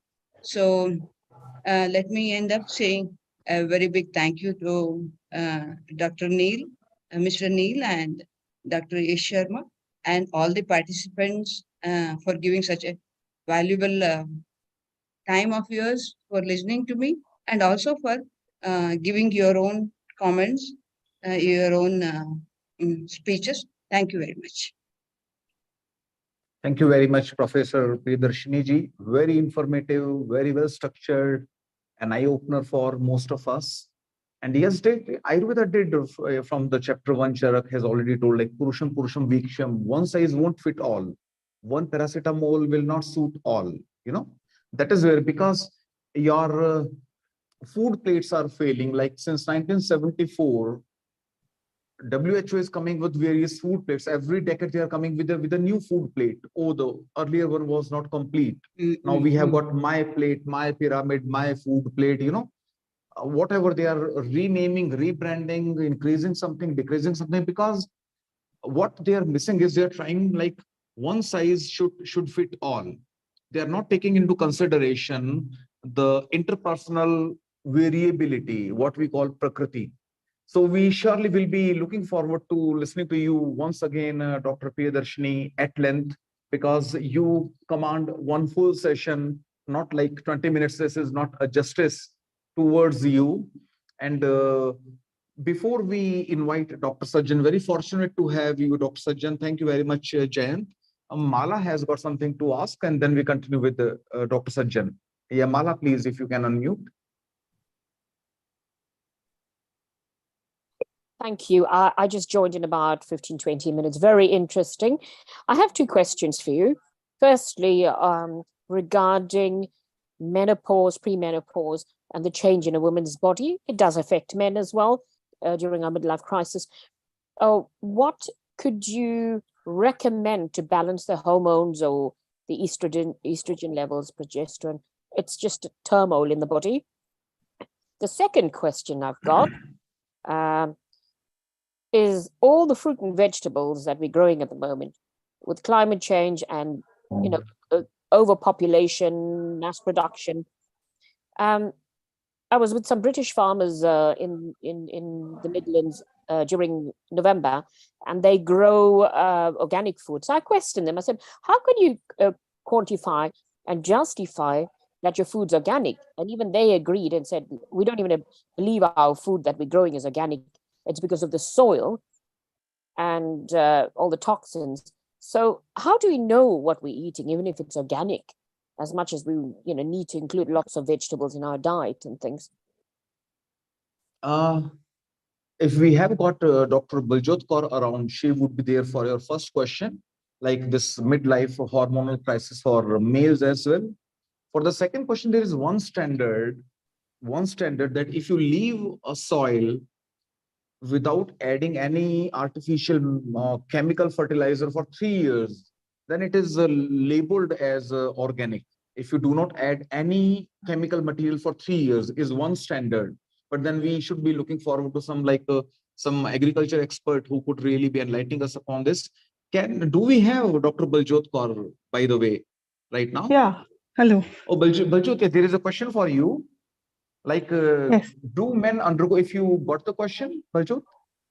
Yeah, I got the question. Okay, please, yeah. Males also undergo hormonal changes, but for them, like Rasayan and Bajikaran has been described in Ayurveda. So with some herbs and lifestyle modification, we can overcome the disturbances in their health. Okay. Also maybe because they do not have such a categoric like menopause, like, at 15, you are like overnight, like within months, you are from this to that. So men, maybe fortunately or unfortunately, they do not undergo such sharp change, such sharp switch The sharp over, changes and are they not take there. time. Yes, Baljot. Yeah, but still, since whatever we say, call it menopause or andropause, these are basically part of aging. So in Ayurveda, Rasayan and Bajikaran have been described for in general and for males especially. So when we are following that or taking this specific herbs and food, we can delay Postpone. these changes, aging, and retain the health. Great. Thank you very much, Dr. Baljot. Yes, maybe Jayant, would you like to introduce Dr. Sajjan once more and then over to him? Yes, surely, Dr. Ish. So, Dr. Ish, we have Dr. Sajjan Sharma with us. He's from Jaipur and he has a rich experience of over 30 years working in Jaipur. He has his own nursing home. He and his wife, they are running the nursing home in Jaipur. So, he's a colorectal surgeon. So, he recently did Sudarshan Kriya, not recently, but I think a year ago. And I would like to invite him to share his experience of doing Sudarshan Kriya, getting the benefits, and also recommending most of his patients. Great. Jayant, maybe you can call him to ask him to unmute himself. He is trying to speak. Okay, he's there. Yeah, go ahead. Hello. Go ahead. We can hear you. Yes. Good evening, everybody. I am Dr. Sharma from Jaipur, colorectal surgeon. I am running a 30-bedded hospital since last 30 years. My age is 62 years. Last 10 to around 15 years, I was suffering from hypertension, obesity, and some anxiety problems. And I was doing all the things, exercise and medical treatment. I was taking the antihypertensive drugs and for sleeping pills. And I have also got some fatty liver. For obesity, I was regularly doing some physical activity, but I could not get relief. My blood pressure was controlled with my antihypertensive drugs, and I went to go sleep with some sleeping pills. Then Mr. Jayant introduced me Sri Ravi Shankarji programs, and I joined 2 years back this program for 5 days. After that, I am doing regularly this Sudarshan Kriya since last 2 years. And after doing at least 6 to 8 weeks, I got tremendous relief. My total medicine, I forgot the medicine. Nowadays, I am not taking antihypertensive drug, not taking any sleeping pills. And I got, my anxiety is also reduced. I got very much physical and mental relief.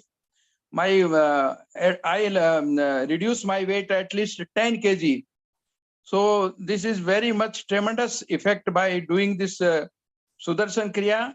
And I thought my the biochemistry, the results, the blood pictures, LFT, the liver function test, renal function test, and my cardiology, everything is absolutely normal. My blood pressure is 120/80 normal. And the weight is also reduced 10 kg by doing this Sudarshan Kriya. So I got very much relief from doing this work. And since last 2 years, I'm regularly doing. This is a very good activity. And I think one should do everybody. It is very useful for everybody. And according, I think this is because of this blood level is usually remain slightly alkaline in nature. So by doing this Sudarshan Kriya, I think the blood picture changed, the metabolism changed, cortisol level become the downs. So the blood become alkaline slightly, or in medical terms, you may call it respiratory alkalosis, probably. That's why this is metabolic changes occur, and total mental and physical detoxified the body. So this is a very useful activity, and I am doing regularly. I got a very much tremendous result by this. And my wife is also doing. She is also got very good result. She also stopped the antihypertensive drug. She was also taking the medicine for blood pressure, and she also stopped the medicine. And now we are not taking any type of medicine for the blood pressure, for the obesity. My liver is also okay. Previously it was fatty liver.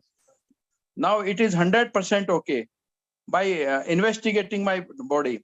And at that time, at least 8 to 10 years, I could not walk even 1 kilometer. Now I am regularly walking at least 5 kilometers without any dyspnea, without breathlessness. And this Sudarshan Kriya is also helpful in psoriasis also. My wife has got this psoriasis skin disease since last 20 years. Now it is at least 75% psoriasis reduced. So this is a very good the activity, or we got physical and mental relief by doing this. And we have proved that scientifically also.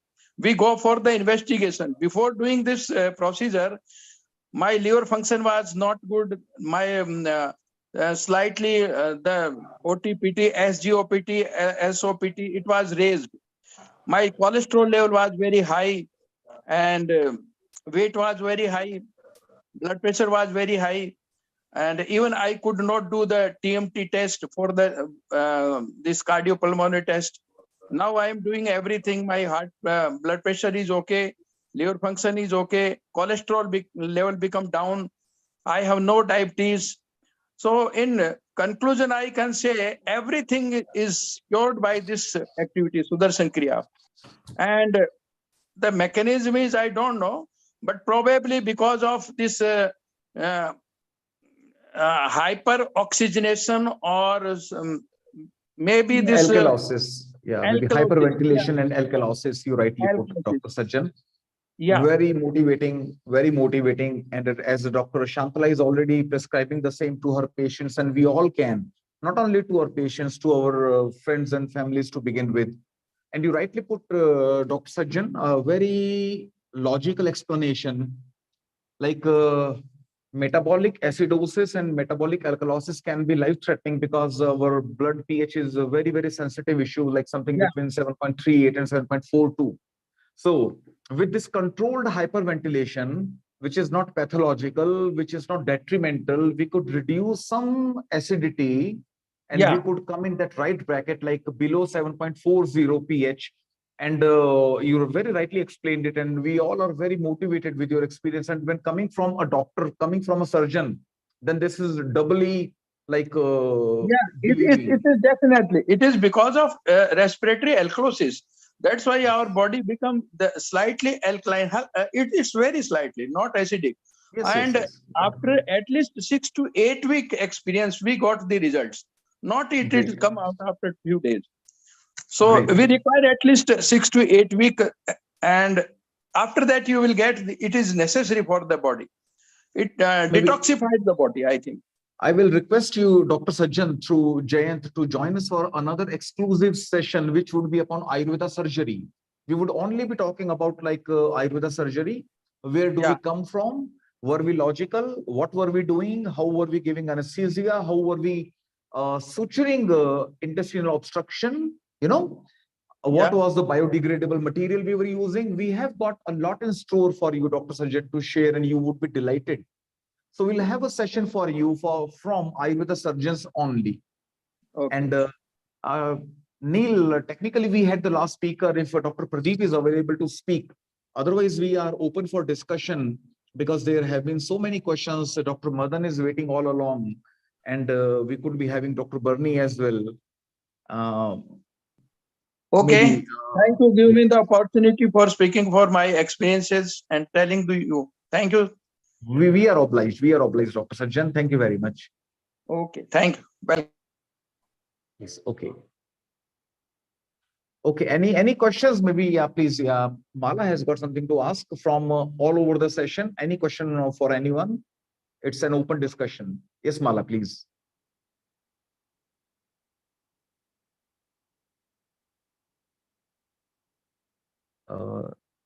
You need unmute, Mala, if you want to speak.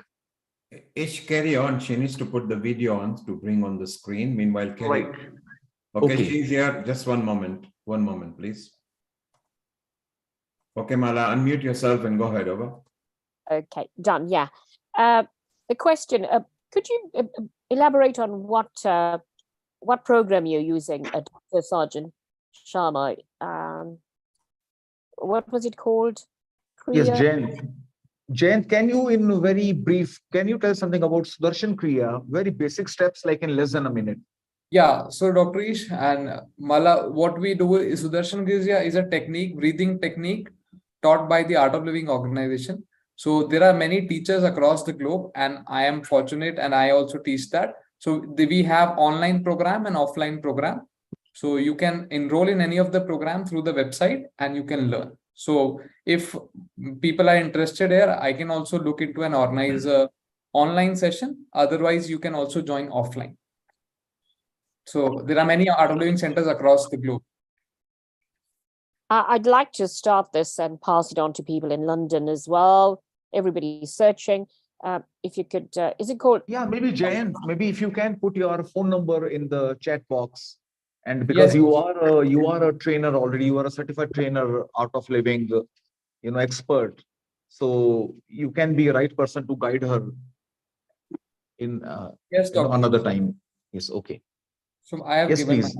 Okay, more questions, please. We are open to Q&A.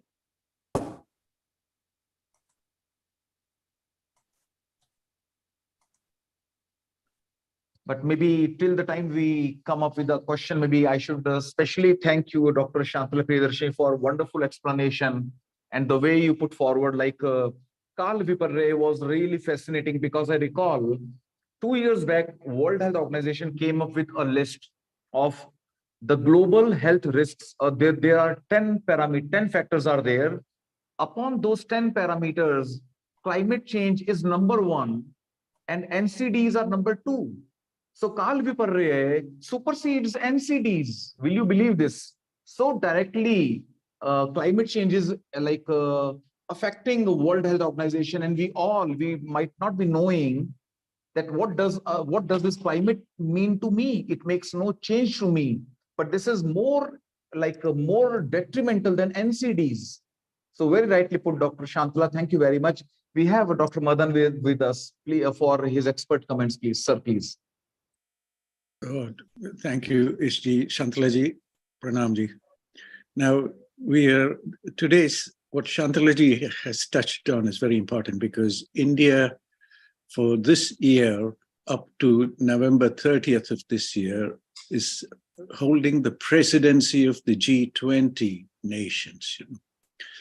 And there are many things that are coming out of Ayurveda. Those details, Ishji, that you've just highlighted, they need to be a part of the messages that will come out from the G20 Secretariat. And I'm hoping that we can help them with seeing these details. These details are buried very deep within the Samhitas.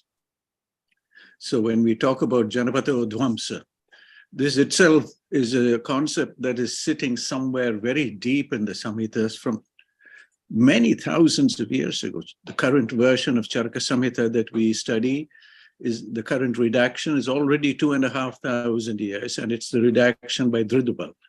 Now, there were earlier versions of Charaka Samhita that go back, again, a few thousand years.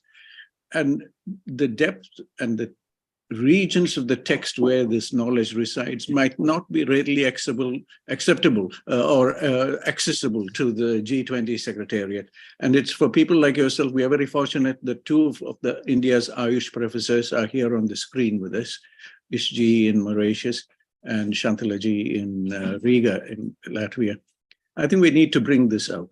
And some other details that we touched on today, they all need to appear in the G20 Secretariat somewhere or other. And the reason is largely because the link between the environment and health and food and agriculture and education, these are links that are lost somewhere when you go deep into the details of agenda making. And they need to find a place in day-to-day discussions. They need to find a place where policy change is going to be discussed. So that is one point that I wanted to highlight. The second one that I very much want to highlight is what is on my screen here. Ishji, if I'm permitted, share screen. I think, okay, here it is. This was in 2009. This is just reinforcing that idea of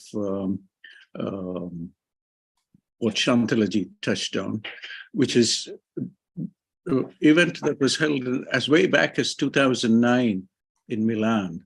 And it was a fairly large meeting looking at the link between the environment and health and the meaning of life awareness. I think several of our presenters today talked about awareness. And Brian Josephson here from the physics department in Cambridge, he made a very interesting comment in his inaugural lecture that the Eastern philosophy and Western science considered the problems with objective reality. That means, what is reality? And this reality is too complex to be reduced to a single formula. So that change in thinking we need to see. And the kind of things that Jayant talked about, there is evidence there. Jayant gave a list of the references of the biology behind Sudarshan Kriya. And he kind of flicked through those slides too swiftly, Jayant, but at least you pointed us to where the links are, where the deep biology is. There are many, many such examples where there is evidence today of how biology, contemporary biology, is reinforcing what has been known to us for thousands of years. So these are all points that must come out. They come through in different areas of science, and we need to make the dialogue happen in a common platform. So Ishji, Shantalaji, the G20 presidency of that India is holding is going to be a very, very important platform where all these threads can be brought together. And thanks to Jan for sharing that lovely video, Jan.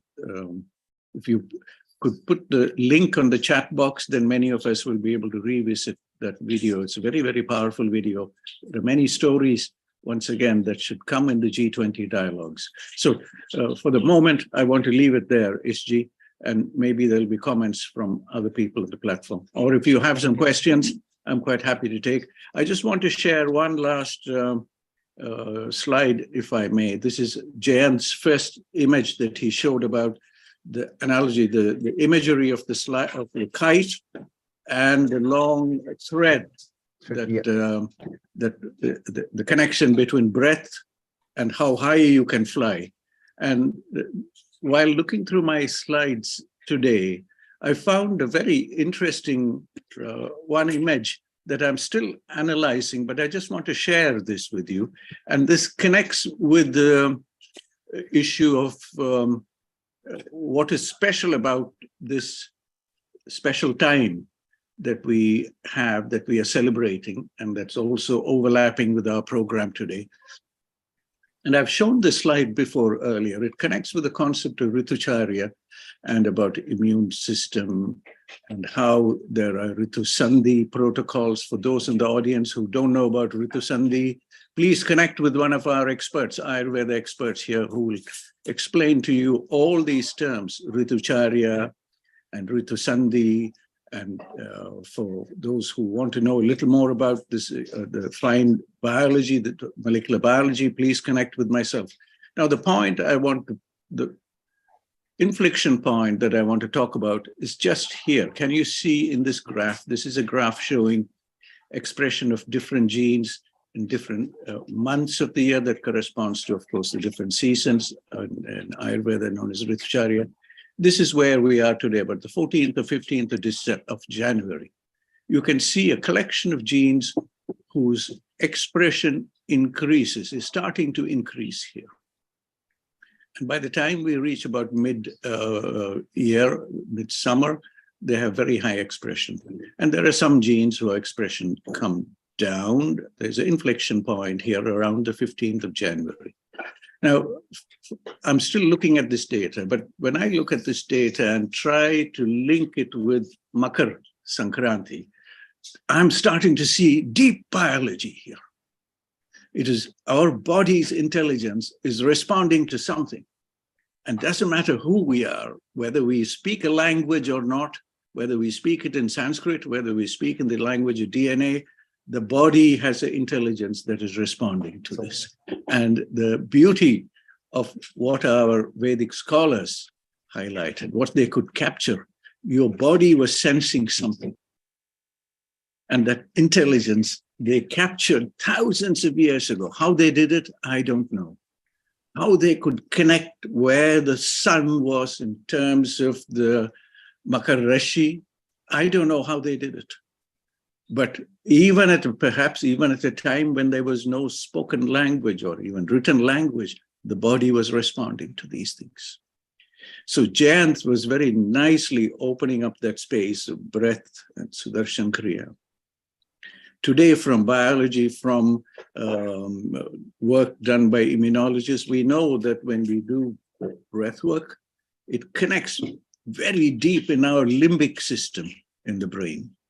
And the limbic system is the master control system for many aspects of the immune system. So all that we have in our hand in terms of the yogic knowledge, in terms of Ayurvedic knowledge, Ritucharya, Dinacharya, and all these aspects, there's a lot of biology that predates modern language. There's a lot of intelligence in the body that dates even before we learned how to speak and write and talk. And that needs, once again, to be brought out to the world to show that in these ancient sciences is also science that is futuristic, that needs to go beyond where we are. So I'll stop here, SG. Very exciting. Wonderful, wonderful, sir. Very enlightening. And Today, yes, please, ma'am. Yes. Today we have had the privilege of having some scientists hearing to us, and we have had some big data scientists also, and they have been very happy, and they would like to have more interaction, and they too would like to connect. IIT professors and these type of people have been listening to us. So I think it's a good thing that we had it. There is another point, don't let anybody underestimate the depth of intelligence in that old knowledge. And a lot of people ask questions which sometimes can confuse people in a debate. When we are debating about these things, they can ask questions which are very superficial questions. They do not understand the depth at which this biology works. And I hope with that one image, I'm still amazed when we look at Makar Sankranti and the expression of genes, the body's intelligence is sensing something that is beyond our senses. Thank you, Ish. Sir, Tantri, you please teach us how to debate as well. And we are meant to take every, together with Shantalaji's guidance, I'm studying Charaka Samhita every day. And there are many passages there, there are many sections there, which any person will intuitively feel is correct. And with a teacher, you can get even further into the depths of Charaka Samhita. For those who are online and who are not with us today, Ishji, if you will permit me, just one more screen share. This is online Charaka Samhita resource that I encourage all our viewers, because this material is available freely online. I encourage all our viewers to at least visit that site and see if they can understand. This is Charaka Samhita online. And I'm looking at one section here. This is my homework for today. This is one adhyaya. This is a very, very important adhyaya about our sense organs and the 5 sense objects and how they interact. I will quickly run through this and take you through how you dissect these problems. If you look at sections here, for those who are new to this website, once again, I urge all of you to look at Charaka Samhita online. The website is worldwideweb.charakasamhitaonline.com. And you can just even if you don't know anything about Ayurveda, I suggest you to just look at this and go to the right-hand side of every page where things are written in Sanskrit. You can expand it or collapse it, and you can see how to pronounce certain words. You can understand a little bit about these concepts that are there and learn. If you go to the very end of these sections, you will see how they have consolidated aspects of the mind, body, and the immune system interactions. In this instance, for instance, the mind, body, immune system. These are things available to us today. Previously, they were only available in big textbooks that were sitting, or big volumes that were sitting somewhere in libraries. But now it's available to all of us. Any corner of the world, if you have access to the internet, you can study these texts. And we have a collection of experts that we can now connect with and learn from. So, Ishji, I stop there. Thank you very much for having me here with all of you today. Thank you. Thank you very much. Thank you very much, sir, for this invaluable contribution. And we all are honored, enlightened, and we look forward to your presence every time. Thank you very much for being here today. I was not sure, like I double checked with Neil, like if you will be available or not, but thankfully we had you. And thank you very much for all the screen share you showed. And thank you very much. Ma'am Shantala, perhaps you were putting up something. You wanted to say something? No. Okay, maybe you were telling just about some that, IIT professors joining. Yes. There are people who have been listening to this lecture, this discussion that we have been having, and they have been sending us on my mail that they were very happy listening to that. So they would like to be joined probably in some other talks, I think, discussions. Ish, just before you carry on, today has been wonderful. So from general health, which is what Healing Our Earth started, it broke into integrated health. And from here on, as I had a chat with you, we want to break Ayurveda completely separately. Today, what I found out, and from the social media who are connected to us, because we are on a Zoom, we are in a private matter over here. What we have found out, one of the sessions that was beautiful was Dr. Baljot's, where she was very succinct and very clear about menstrual cycles and the tips and pregnancy. So I think we should have a woman session, and we can then maybe guide Dr. Baljot not to do notes like a lecture, but to do a notes for the consumer with a picture and a simple tips so they can be read on the screen. So if you can make a note, we want to do a separate women's session. We had a good session by Jayant over here, whose field was completely different from there, which is mainly for the stress, de-stress, breathing exercises. He also follows Art of Living. As you know, Art of Living are part of our group, as are Brahma Kumari, as are Swaminarayan. They're all patrons of Healing Our Earth. So that I think we can have Jayant planning with you. So we have separate section. Then Dr. Shantanala, again, very senior. So if we go very specific with her subject, then you and Madan can bring out the best tips. So what we now want to bring are the tips and useful notes for the consumer listener, which are connected to us in different country, as opposed to a lecture of experts who understands Ayurveda anyway. For that, we will do a separate conference on Zoom where we will not go live to the consumer, and we can decide how we take forward. Madan, as you know, is very good because he researches all the latest conferences, technologies, facilities. So it'll be very useful. And today also our Nishit, our technical director, I mean, he, for the first time, he said he wants to speak. Mala, who is very new to us, but Mala carries lots of different hats and we are going to involve her. Dr. Lakshmi, who is our representative in the European parliaments because she's the chair of Hindu Forum of Europe, who is over here. So Ish, now let's discuss. We can open up for discussions and each one of the Ayurveda experts can give certain tips in this time. At least if everybody gives 3 to 4 tips, then over the next 25 minutes, let's give some take-away gifts for people at home. Over to you, Ish. Nishit, welcome.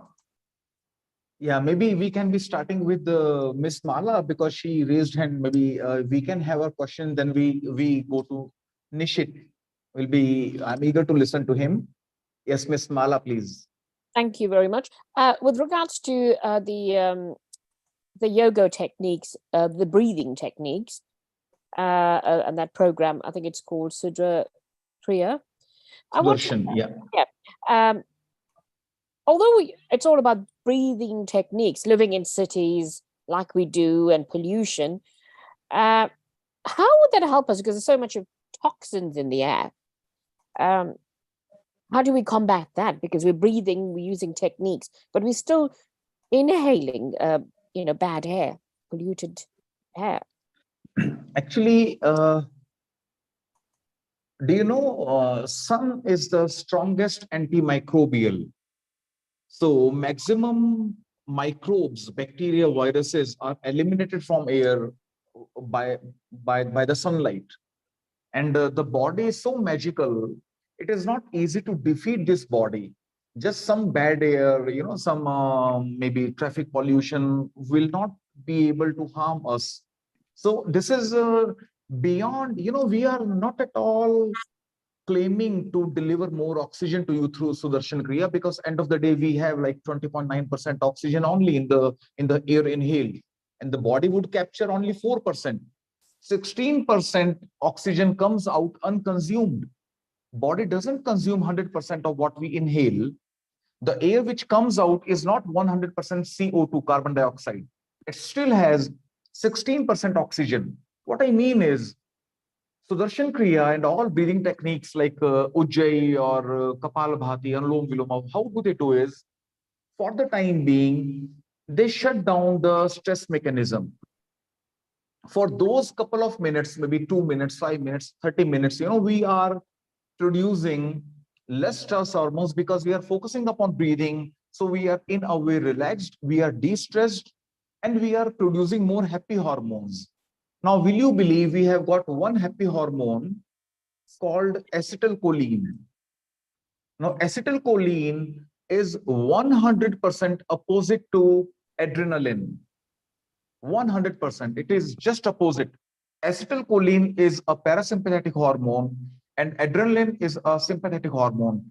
Now, will you believe which one is stronger? Acetylcholine is 1,000 times stronger than adrenaline. What do I mean by this? Like 2 minutes of your real meditation will give you enough acetylcholine to combat your 24-hour stress, what you are going to have at your office, at your family. So relaxing you, bringing your rate of living down, lowering your blood pressure, lowering your basal metabolic rate.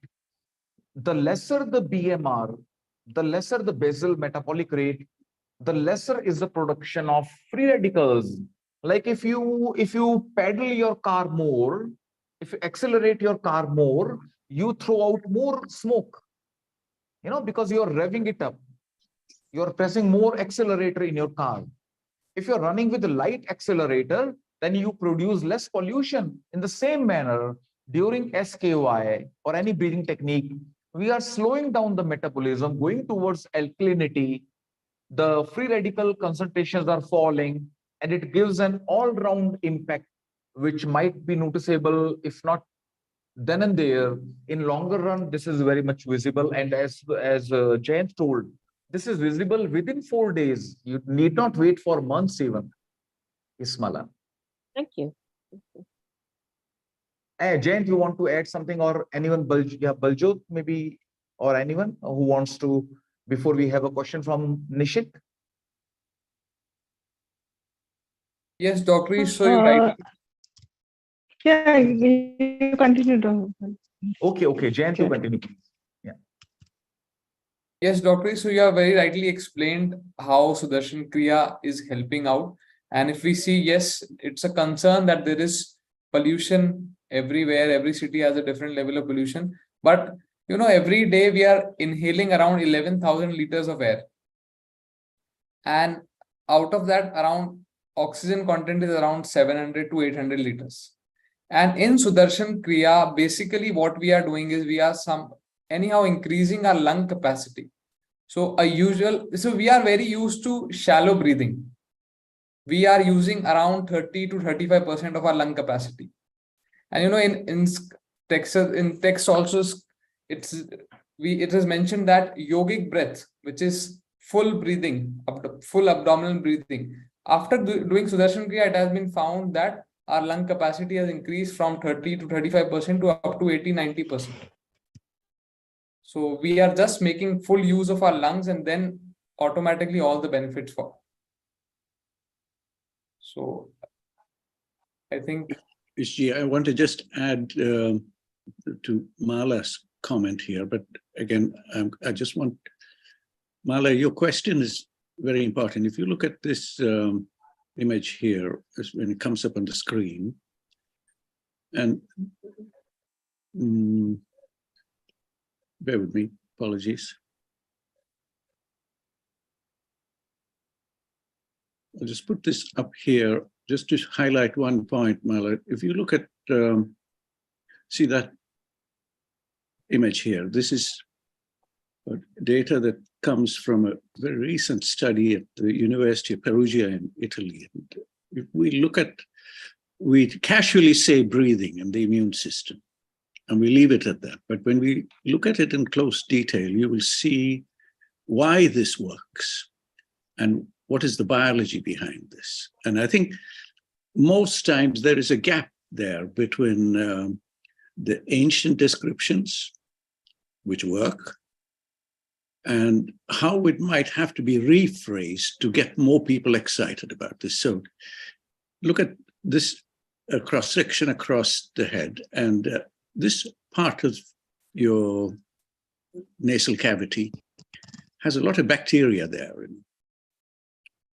And quite a few hundred species reside here, bacteria plus viruses, and they are talking to the local mucosal immune system. So there are immune cells in this fine mucosal layer here. Pollution causes an imbalance in these microbes.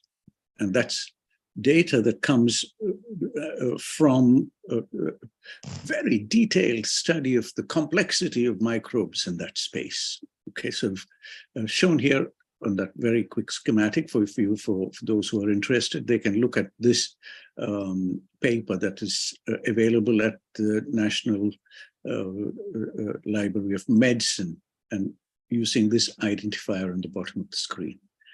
If you look at it in close detail, this is data that came out of people who presented in hospital for acute care with COVID.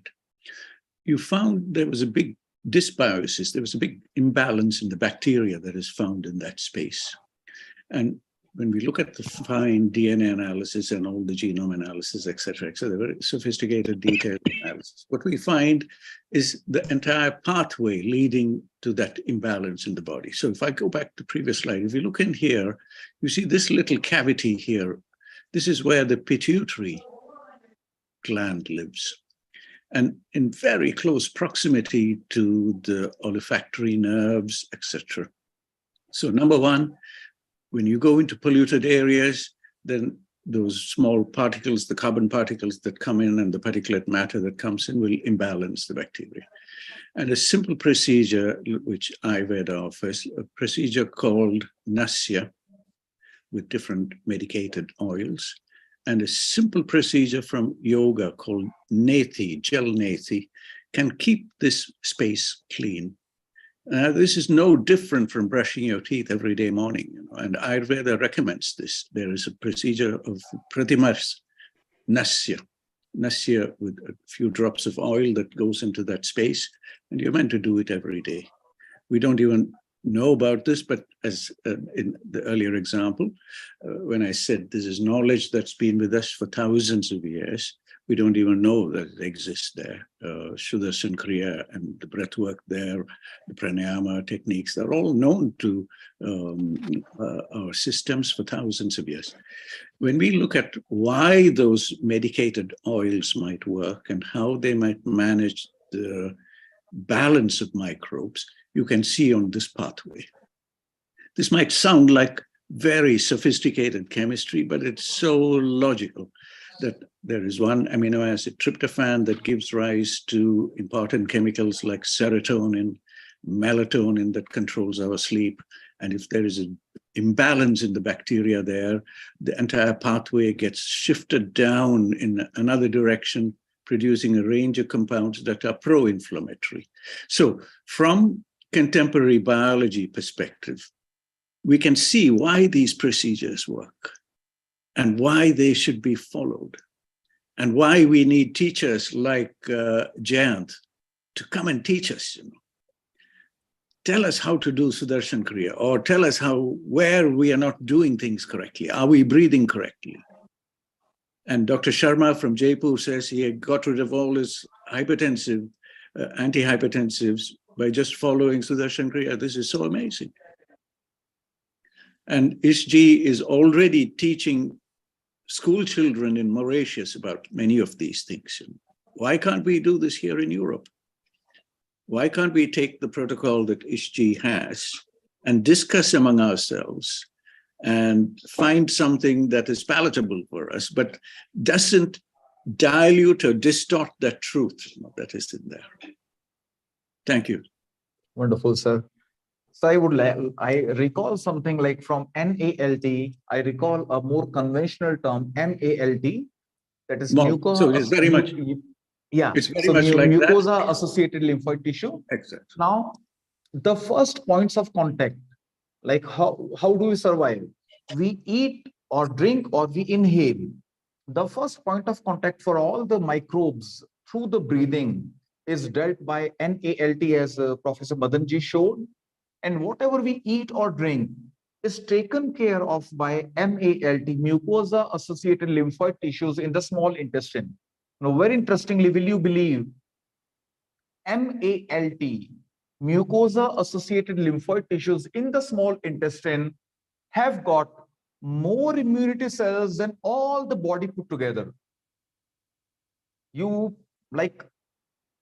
Small intestine MALT have got more immunity boosting cells than all the body put separate. So powerful is the small intestine. Small intestine has got more neurons than your spinal cord. Your spinal cord is controlling all your body, all the nerves, best nerves in the spinal cord. But small intestine has got more neurons than spinal cord. That is why Ayurveda has very clearly told which is the most fundamental organ in the body. The most basic, the most important organ in the body is not the brain or heart or kidney or liver. It is the intestine. That is called Mahanimna or Mahamadhya in Charak Samhita. So, and that is how the whole world is coming back 360 degree, what we call gut-brain axis or gut microbiome. So that is where food becomes the most important medicine, as told by Kashyap, the first pediatrician of the world. That which is the most powerful medicine? This is the food. Okay, maybe, yeah, if anyone wants to unmute and yeah. Could I just, I want to, now that you're touching on some very, very important point, that there are so many people listening to this, I just want to do another screen share about where these discussions are going on in the government in the UK and discussions between India and the UK. And this is, again, document that's available readily on the web page, on the website. Anybody can reach out. And yes, sir. Yeah, you showed this to us. Yes, sir. 2030 roadmap for India-UK future relations. And within that, you can see all of this is being discussed somewhere. Ayurveda and alternative medicine, explore cooperation and research into Ayurveda and promote yoga in the UK. So these discussions are going on. And May last year, we had a wonderful meeting at the Royal College of Physicians here in London. And shown on the right-hand side here is Gayatri Kumar, Her Excellency Gayatri Kumar, who was the High Commissioner then. And for people who are interested to learn a little more about this conference, the recordings are available on the website. Now, I want to show here where those connections between the Indian systems and how we need to rephrase perhaps the language to make it compatible and acceptable for people in modern medicine today or modern health systems today. Shown here is the crest of the Royal College of Medicine dating back to 1546.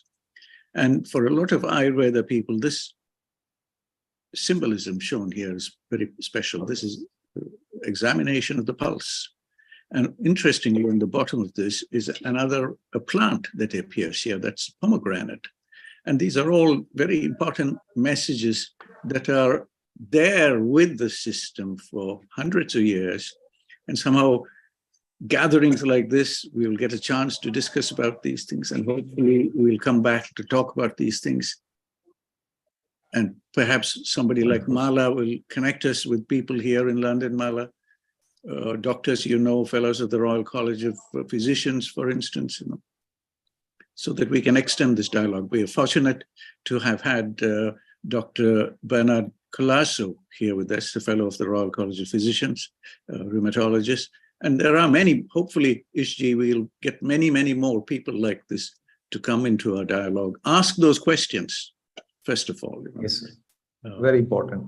Very important to make it up to that point where people are discussing. Many of you will have friends who are fellows of the Royal College of Physicians or the Royal College of Surgeons. Why don't we bring them into our dialogue and discussions, either on this platform or elsewhere? Riddhi, you might have friends who are doctors who work for the NHS and others. Bring them into a dialogue so that we are discussing things. And maybe Nishit will have friends in London, Nishit, who are working as GPs or somewhere. We can engage with them and get them to ask questions. I have a couple of questions to ask. Yes, please. Sorry for the delay. Yeah. No, that's fine. If it's okay, I would like to change the question answer style a little bit. Can we adopt a rapid fire style so I can squeeze in a few questions that I have got? Anybody's open to answer it. So global namaste to everybody. Ayurveda is quite a fascinating sort of branch of medicine. But here in the Western world, there are sometimes questions people have. So I'm going to just fire off a couple of questions. Maybe somebody can help me understand a little bit better. So how does Ayurveda approach mental health and emotional well-being? So, would you like me to, Ishji, yes, would sir, you like please. me to take that? Of course, sir. Yeah. Nishit, if you look within that, I'll take you first to the Charaka Samhita, the depths of the old texts, and where that's all available now online. At least Charaka Samhita is available online, annotated, English translation. You can look within that and you will see the descriptions from 2,500 years or before about the connection between the body and the mind and where things are. Now, take you to where we are today. If you go to a big institution in Bangalore, in south of India, NIMHANS, the National Institute for Mental Health, and they run a big integrative medicine program there. I'll put the link on the chat box here. NIMHANS has a very large program that is connecting mental health and Ayurveda and yoga. And big research program there, work that's going on with, and including education programs, teaching workers, health workers down at in the rural setting, how to identify early signs of mental health problems. So there is a big program, active work that's going on in India. And as I said, I'll put the link on the chat box for yourself. That's from my side. Super. I'll ask the next question, which is here in the Western world, we've got conventional medicine, we've got doctors that people rely on, and many times they want to talk to the doctors alone. Ayurveda, however, is getting a little bit more acceptance now. So can the two coexist? Is it possible for Ayurveda to work in conjunction with traditional Western medicine to enhance the effectiveness of treatment? Again, Professor Madan, sir, please. Can I, Ishji, this is a question.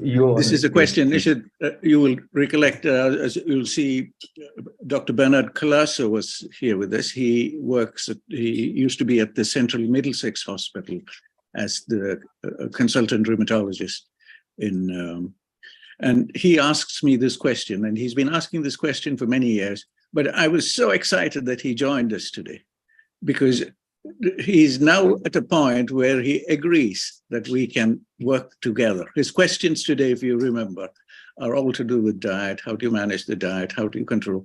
Now, these are simple things that provide huge benefits to people, And if only we can make a system by which we share this knowledge with general practitioners, number one, because they're the ones who see patients, and also the consultants at the consultant level, and also with the medical educational establishment, if we could actually share some of this knowledge with them. We can coexist.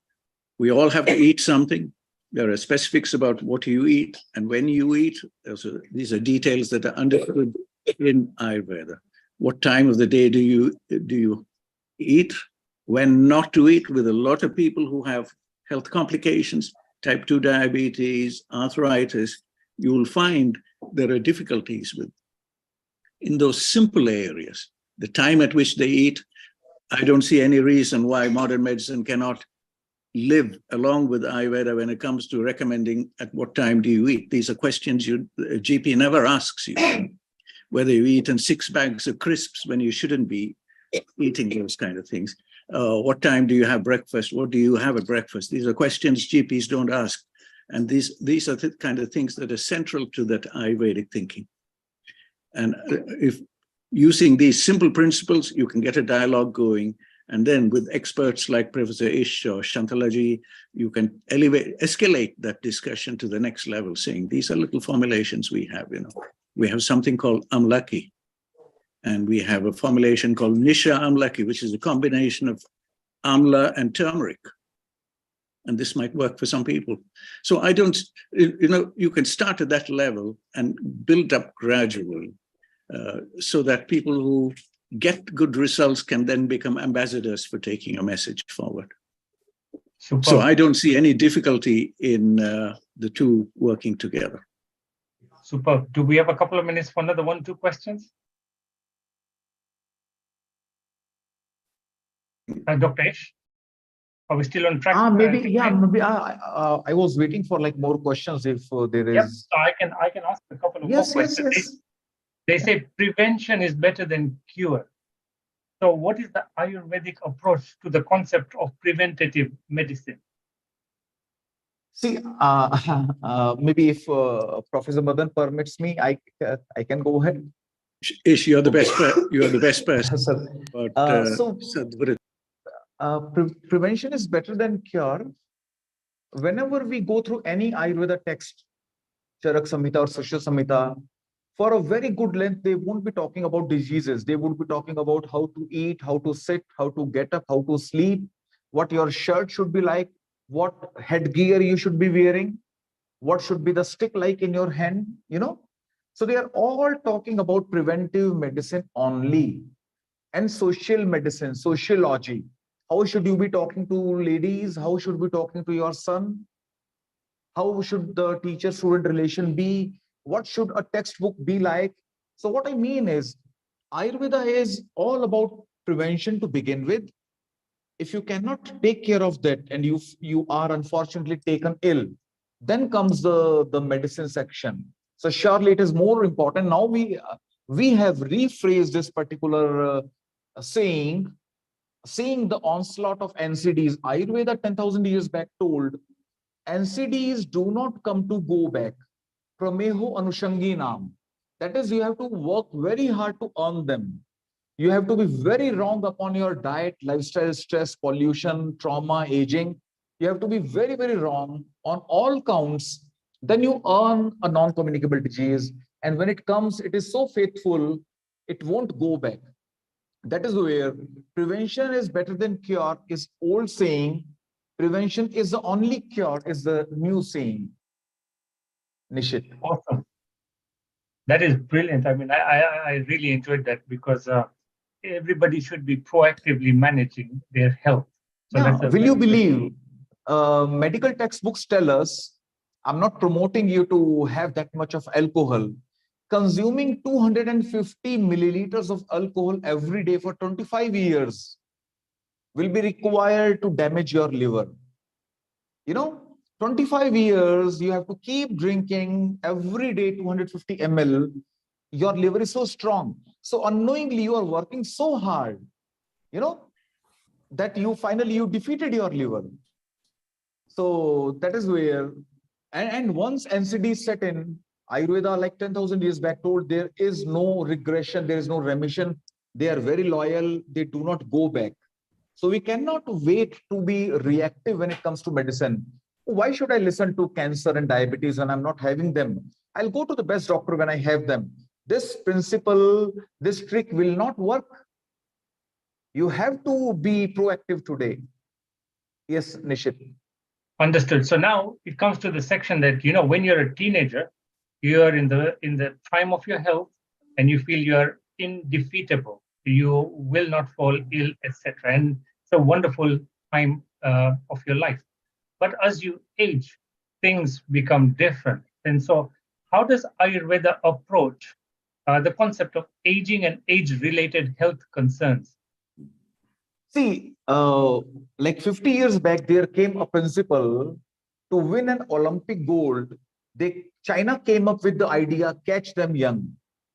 They were catching kids when they were 3, 4, 5 years of age, and they were training into gymnastics and table tennis and whatnot. So that when the kid grew up to 20 years of age, he or she would be winning an Olympic gold. You cannot be catching someone who's 20 years old to win an Olympic gold. So that is where in Mauritius, what we have started, we have followed the same principle, catching them young. We cannot wait those kids to be taken ill tomorrow, and then we start treating them. That is why we introduced Ayurveda and yoga in the school kids program in their curricula. They have to, the sooner the better. No age is too early when it comes to awareness towards your health. So I suppose that is the foundation for the next generation. Yeah, habit forming years, Yes. Who knows, out of those kids, who will go forward to be the next Ayurvedic superstar in the world, spreading the message. At least they all have to be a healthy human being, in first place. And they can only be a healthy human being when they develop right eating habits and right mindset through yoga, pranayama, etc. Then only we can guarantee them. And this I promised to the Vice Prime Minister Madam in Mauritius, that we can assure you NCD prevalence at par with the world after 30 years. If you follow this primary school curricula for all your kids, then after 30 years, your population can be at par with the world when it comes to NCD prevalence. So we have to start somehow. Yeah. Sorry, you mentioned, health, but we know there is a difference between just being healthy and difference being in the prime of your health. To feel great is different from just feeling healthy, and the difference could be something just a little small, like Actually, there is no difference. The prime of your health is the health. Anything away from the prime of your health is you are unhealthy already. You know, if you have got some parameter deviated, you are somehow unhealthy somewhere.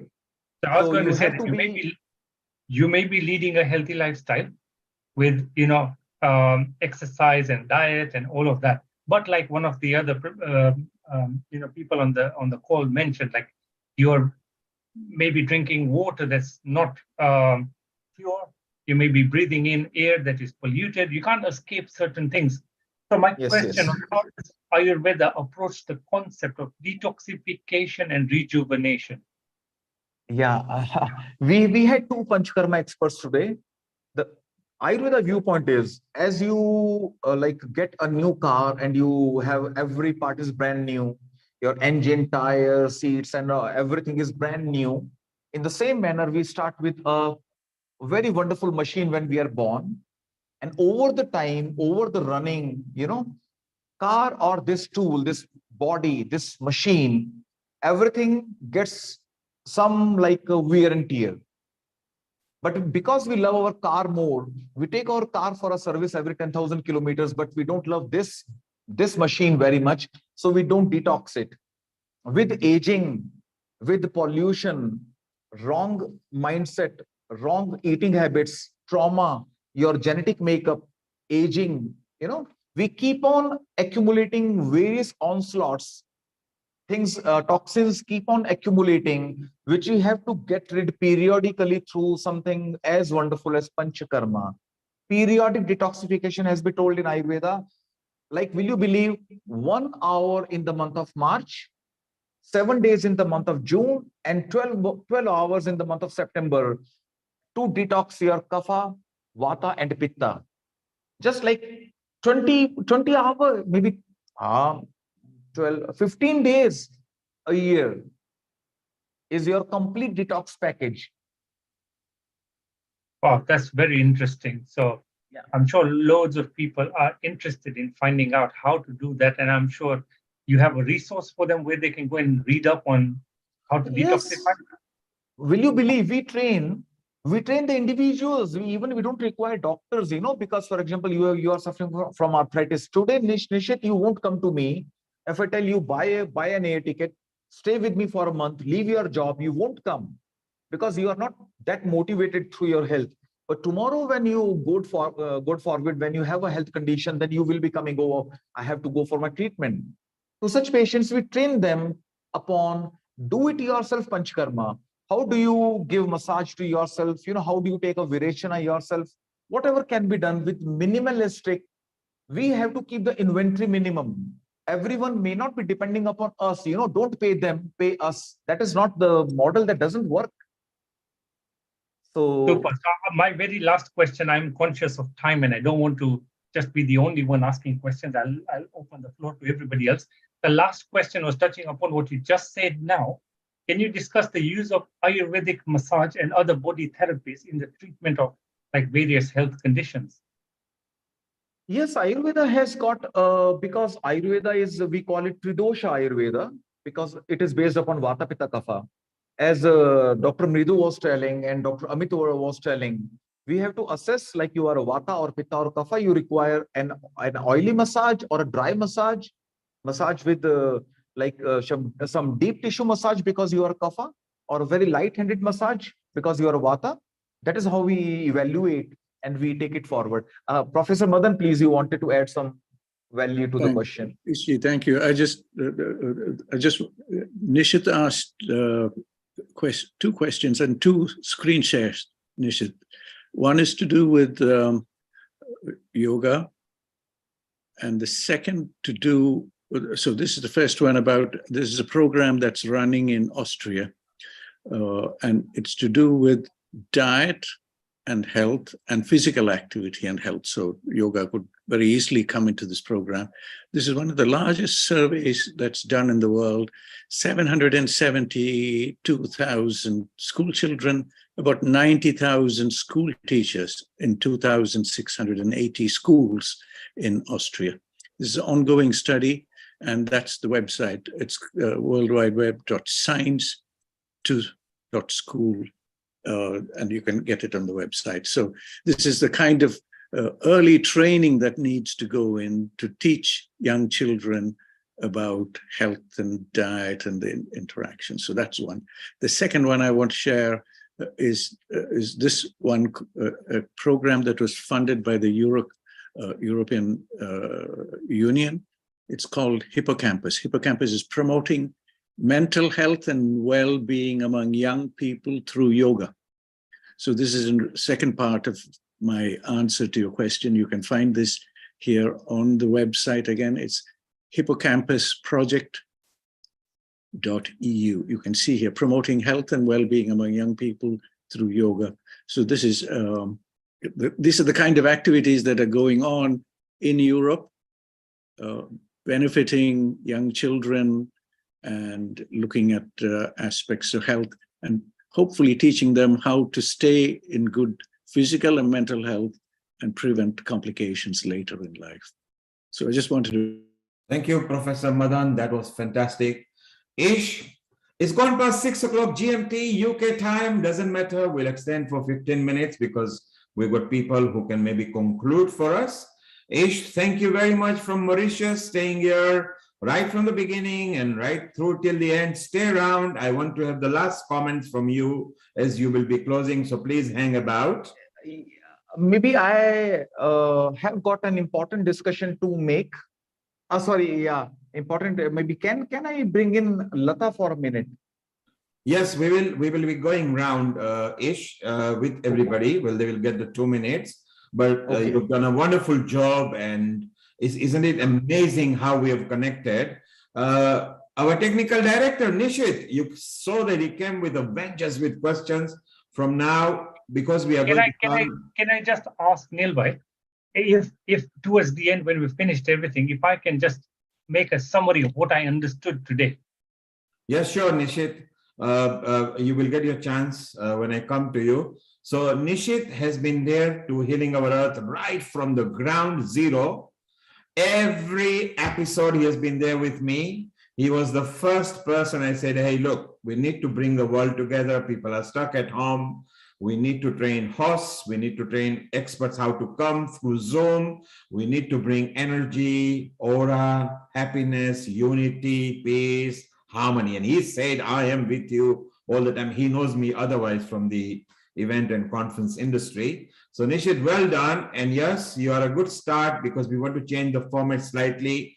Ish is doing a wonderful job, as is Dr. Soda, as is Dr. Milind, as is Dr. Hani. They are changing the format slightly. What we want to do is we also want general public to come and interact with us.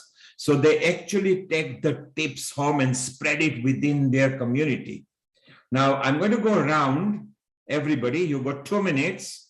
If you could just tell us how you felt today, and later what we will decide after the Valentine's event, every 3rd week, we will purely have Ayurveda, because Ayurveda is on a move from government level, from media level, from experts level. So we are going to go on this train journey, specifically breaking it from the integrated health and taking Ayurveda purely as Ayurveda. We've got so many people who are connected to us within so many countries.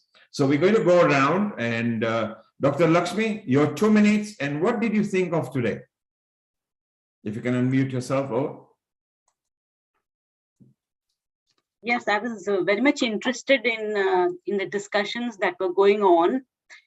Because I come from a family where my grandfather was an Ayurvedic doctor. In the sense he was not a professional doctor, but he used to go and collect jadi booties, things from the forest and all those areas. He used to My grandfather was living in Kerala, and that system has been passed on to us as well, though I was born and brought up in Mumbai. So I remember that in the family, when a child is born, the massage and the jadi buti that is given, put it in the tongue, all these small things make a big difference in the way the child body system works. So I remember that 5 punch something, it is rubbed against and it is given to the child early in the morning. And generally they avoid milk, cow's milk or any other milk. Only mother's milk is given to the child. And this helps the child to adapt and to grow in a way the nature has given has given. So we were also brought up that way, very the food system, everything that was given to us was very, very mild and something like that. And the evening, night only, we used to eat buttermilk and rice. There is nothing much is eaten, because that is the safest food that you can digest very easily. And I mean, touch wood, the family have been, had no problems, illness or anything of that sort.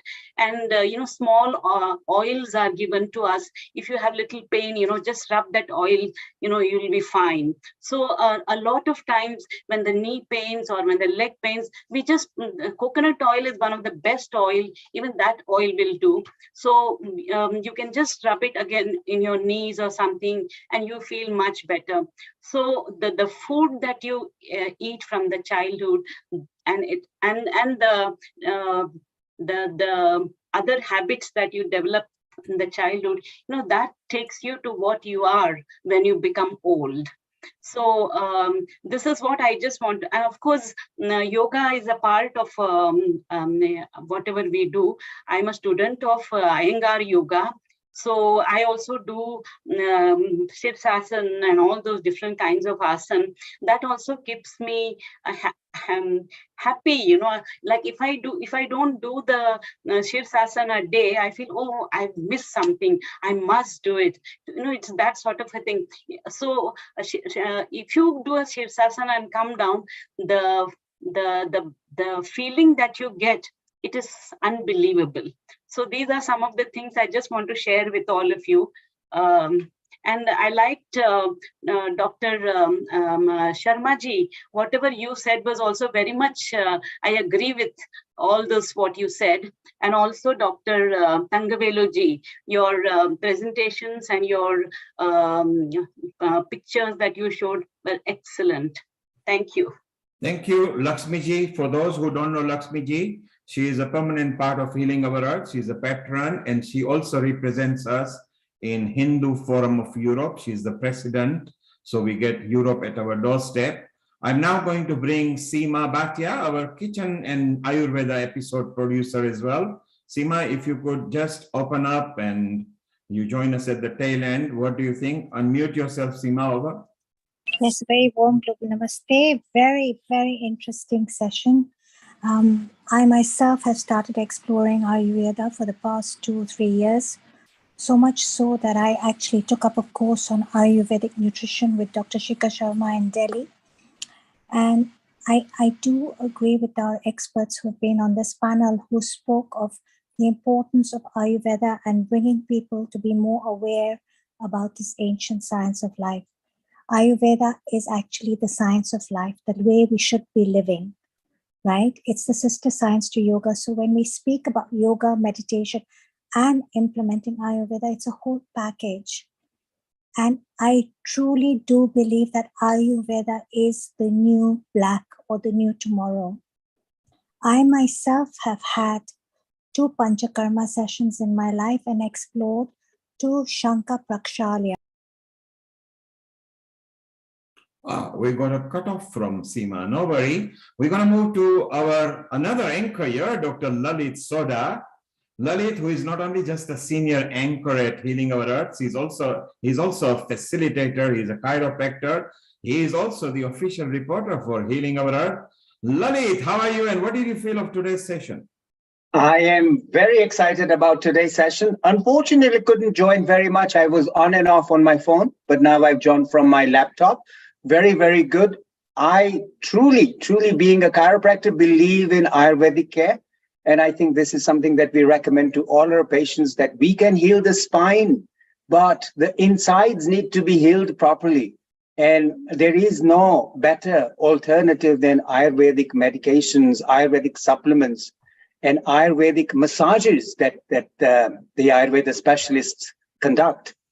So absolutely, I totally agree with Dr. Vyas. And Dr. Vyas, a global namaste to you. So nice to see you on screen again. And also, Seema ji, lovely to see you again. And yes, I've also experienced a couple of good Ayurvedic sessions to help my back pain. Though I'm a chiropractor, I've also had chiropractic care and had Ayurvedic care for myself.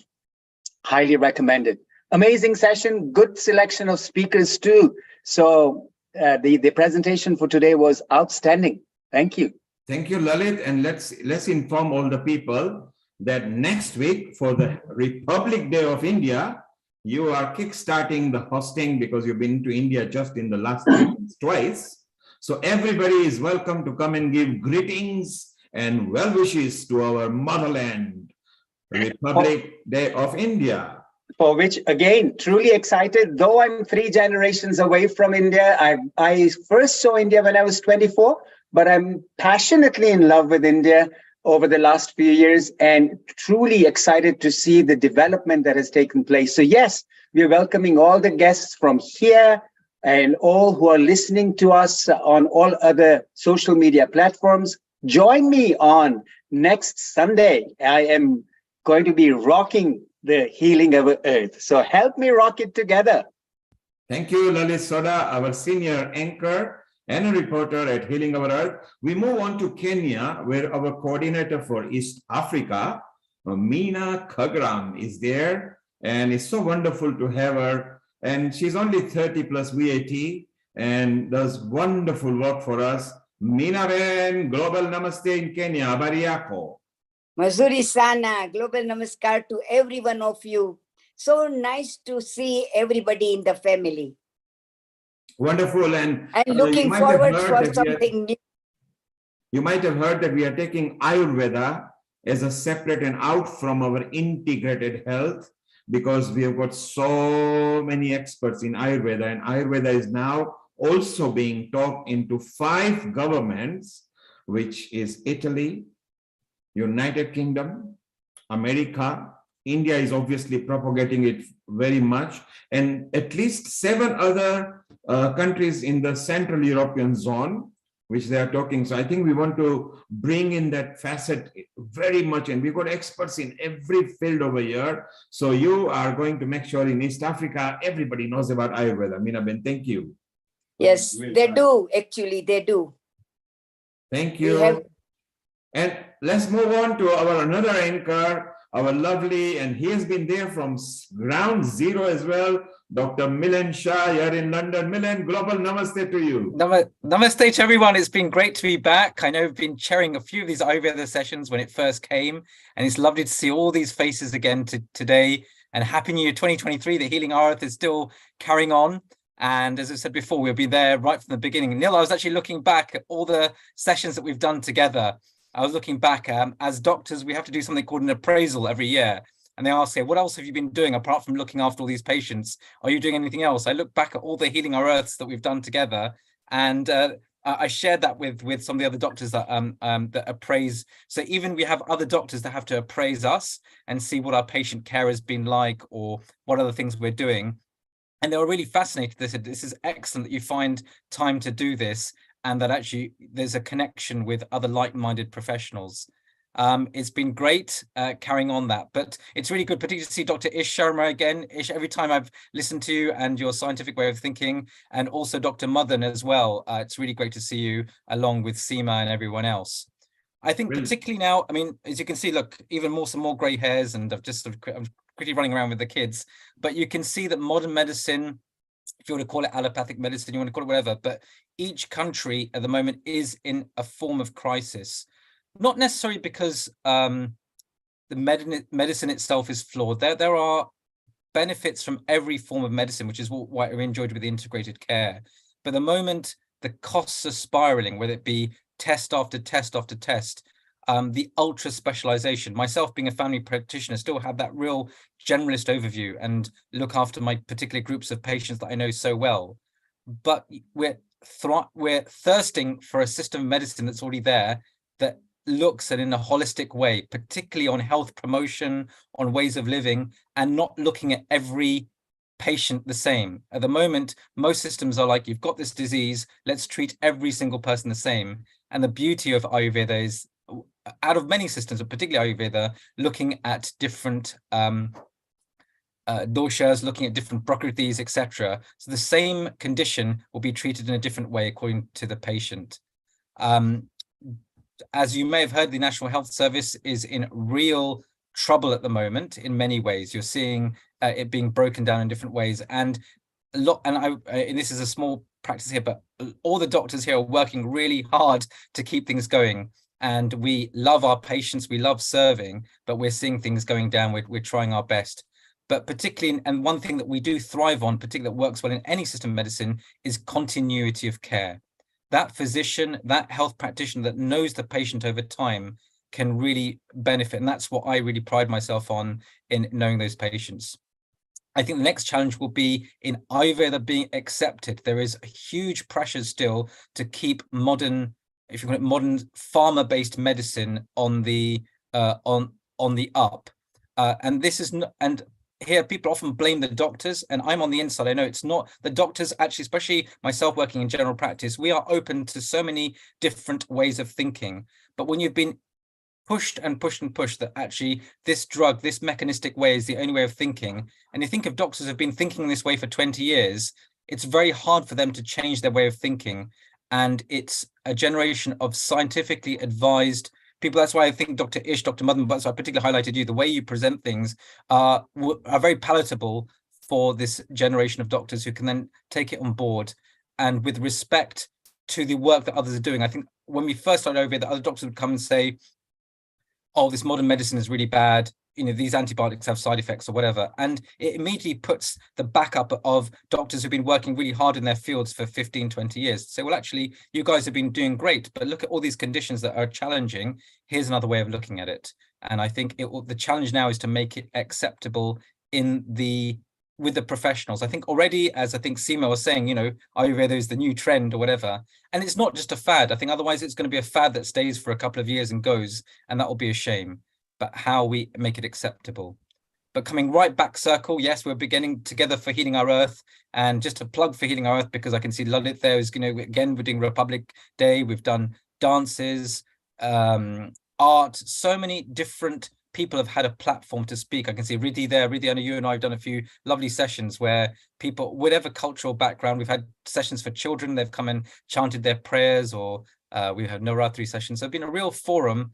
And also to a shout out to Nishit. I think all of those sessions, if you go to the Healing Hour, they're all there. They're all uploaded with who the speakers were and what's going on. There was a young man called Tarek, who I think was from Art of Living, and he gave a talk, and I looked back and it was right back nearly 2 years ago. Yes, I remember doing a session with you. But anyway, full circle. And also a pranams to Dr. Lakshmi as well. I remember we did a session as well together at that time during Diwali as well. There was one session, I think, in Diwali, we went to about 5 different, we went to nearly every continent. We went from Mauritius to South Africa to different places, and we went and visited different temples. So it was a lot of fun. Thank you, Milan. Milan, you've been there from the start. We value your input. You are now not just a senior anchor, you are a seasoned host as well. I remember the first days when I used to bombard you guys over the phone and the web and say, look here and put this on and all the stuff. And now all you need to be told is, you're on, these are your notes, and you guys deliver so well. So I'm very proud of you. We're going to move on to Seema. Seema, you wanted to conclude before we come back to you. You were finishing before we got cut off. Yes, I had two questions for our Ayurvedic experts. And the first one is, how many times a year should we explore a Panchakarma treatment and Shankha Prakshalya? Okay, Seema, we'll come to questions later because we just want to conclude people with what they thought. We want to tell them next week. We want all of you to come and wish what India has done for people, because now people realize that India is not sitting on the knowledge it had. It actually wants to share with the people, and the likes of Professor Sharma, Professor Thangavelu here, who are bringing from a different facets. We have decided to break integrated health, Ayurveda separate from integrated health, and take it head on very much ahead, because there are lots and lots of grounds for us to take it as a single unit. So Seema, we'll come back to you. Riddhi, you were not only the part of hosting today, you're now a full-time Healing Our Earth member as well, and you bring in yoga and everything. Riddhi, what are your thoughts for today? So today we've had a really good expert panel that's come together, that shared so much knowledge. The thing that really stands out for me from today's program was the topic of bio-individuality, and that there's so many different ways of healing for the same methods, for the same sort of illnesses that are actually coming up. And one of the key things behind that is using Ayurveda, using yoga as a way to be able to reduce the amount of oxidative stress, and to be able to go according to that method. I think with conventional medicines, it doesn't really target the stress-based illnesses, but that's the thing that holistics can bring to it. Riddhi, we love your input at Healing Our Earth. You've come leaps and bounds, always be there. Remember, but next week is Happy Republic Day to India. Although it's on 26th, we are celebrating on 22nd because we always bring sessions on a Sunday where we try to capture maximum number of audience. Australia, New Zealand, Singapore, Hong Kong are all sleeping, but then they watch it tomorrow. So really be there. I'm going to bring in more people now. I'm very conscious the time is nearly midnight, so let's bring in our one of favorite person today, Baljot. Dr. Baljot from India. You had a very good session on menstrual cycle and pregnancy, which we got very good reports. So if you can convert it to consumer level, which means to the end user, rather than a NOTS and a college level, yes, then on the next session, I think just for the women, by the women, of the women, next Ayurveda session we want to do, because you were very succinct, clear, and complete with your session. Well, how do you feel at Healing Our Earth? I feel privileged to be part of this forum, because experts are there and they are putting forward Ayurveda in such a way that normal general public and the experts from the modern field also, they can understand the Ayurveda and can think of implementing it in their field also. And Dr. Baljot, thank you very much for hanging around. Time is approximately midnight in India, where you are from. So it's yes, very nice that you are there. So that is a proof that Ayurveda goes on 24/7, 365. Yes, sir. Thank you. Thank you very much. Thank you so much. And I will now move on to Professor Madan Thangavelu. And I always get his surname in sort of different styles. Neil, thank you. Wonderful to have you there. You bring in so many facets, researches, and as you said, last year we agreed that maybe in March we are all going to meet up. So Dr. Soda, Seema, Dr. Milan, Dr. Rajiv, Nishit, we are all going to plan to meet up here in March, and we exploit the situation positively for the betterment of Ayurveda. And it will be very nice to get you there. And Madan, what are your thoughts? Because you are there at Healing Our Earth in more than just Ayurveda sessions. How do you feel that by sharing your knowledge and other people over here, what goes on in your mind? Thanks. Thanks, Neil. I'm happy. Number one, I'm happy that to see Milan here. Milan, namaskar. What is it? Neil, what is happening in the world across many places is what we need to bring in a little more clearly. For instance, we have Ishji from Mauritius, we have Shantalaji from Riga in Latvia, but there are so many other exciting happenings around the world. For instance, in Pune, in December 8th, 9th, 10th, we had the 6th Global Conference on Ayurveda for Cancer. And it's run by one family in Vagoli, which is a small town, almost now part of Pune.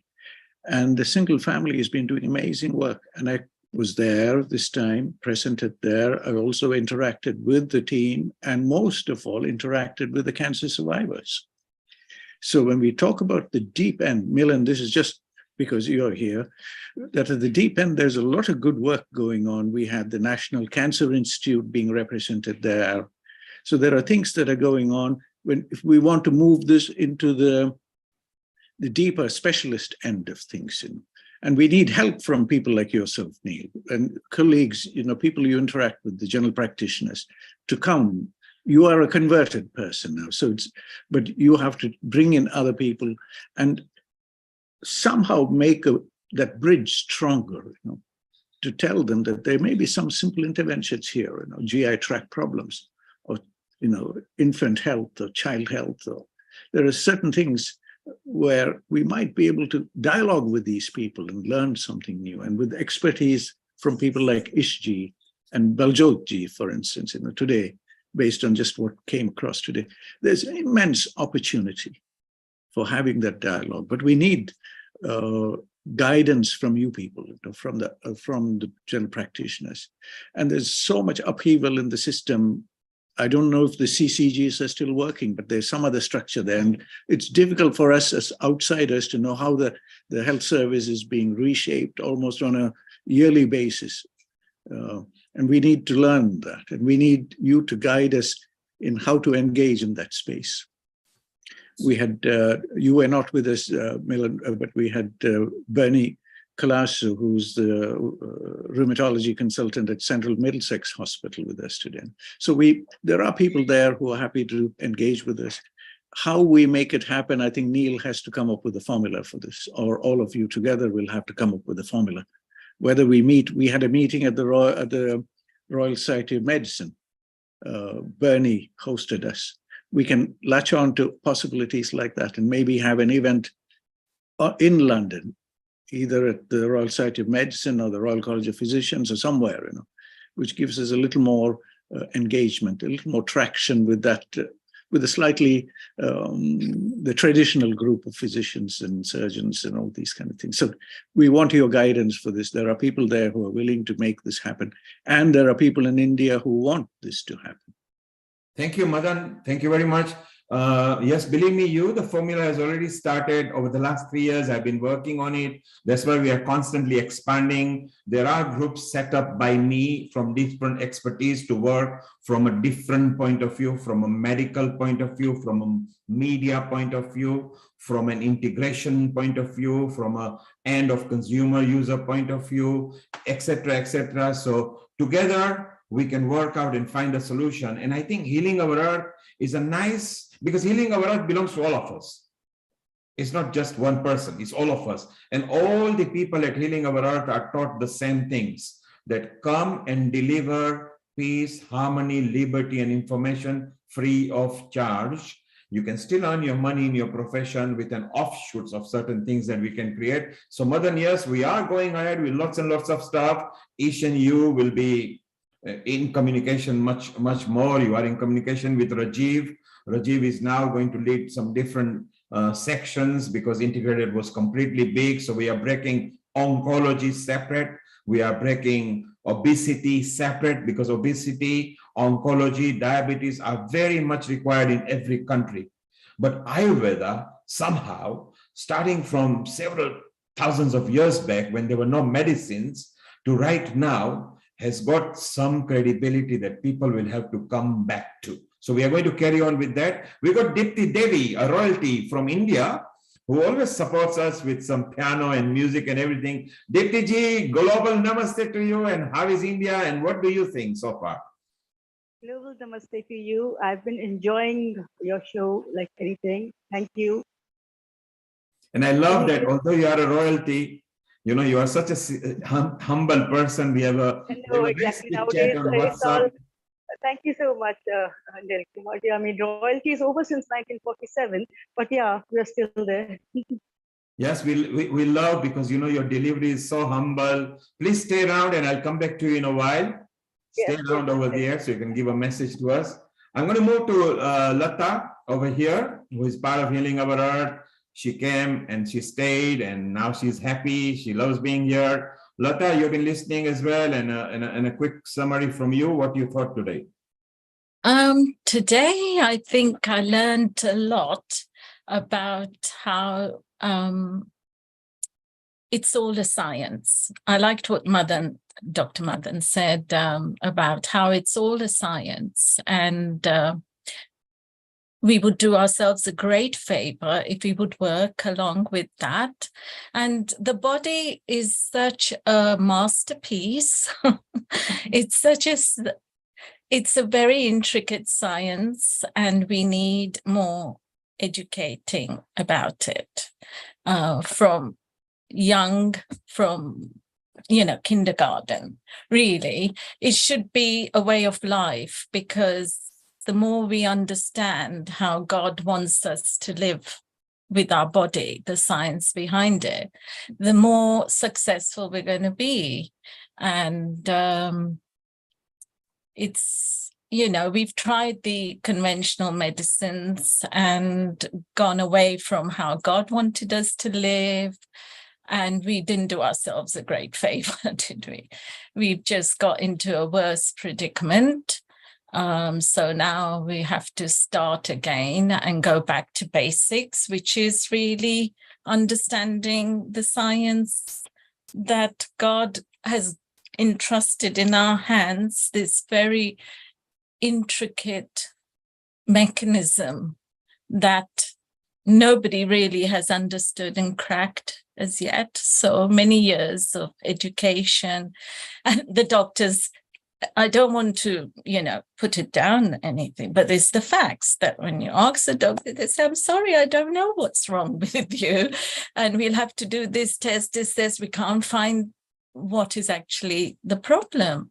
So we're left to our own devices, and not everybody is intelligent enough to understand everything themselves. So, we have to be our own doctors, but yeah, we really need to support one another. And this is why I love Healing Our Earth, because it actually, goes deep down. And I love what you said about you and Nishit, how you wanted to bring this platform to achieve these things, and applaud you. Not just namaste you, but now applaud you. You've done a marvelous job. And yeah. Thank you, Lata. Thank you. Stay around there, and God bless you. Just stay around. So it wasn't just Nishit. Milind was also there at the start. He's quite busy, but he always dives in and say, hey, Nil Kumar, when am I needed? And we say, okay, this one you're going to do. Lalit, who just came to deliver a lecture on chiropractic, and said, hey, I love it. I want to be hosting. So these are all part of it. Meena, Riddhi, Honey, they're all part of Healing Our Earth. But it is true that Nishit has been there from the 0 second, and every episode he has to be there as well. He stays around, which is very nice, and it's nice to bring it. So I'm going to ask Ish and Nishit to conclude today, and I think we have covered everybody. If Meena is there, she can sing a song to us. Meena, if you are listening to us, Prash is there. Actually, Prash is also very good. Prash, in case if you are okay, you can start your video. Prash is here. Prash is actually a very good singer and a spiritual leader as well, and he does retreats, and he's also part of Healing Our Earth. He's been there for a long time. I'm going to just bring you on here, Prash.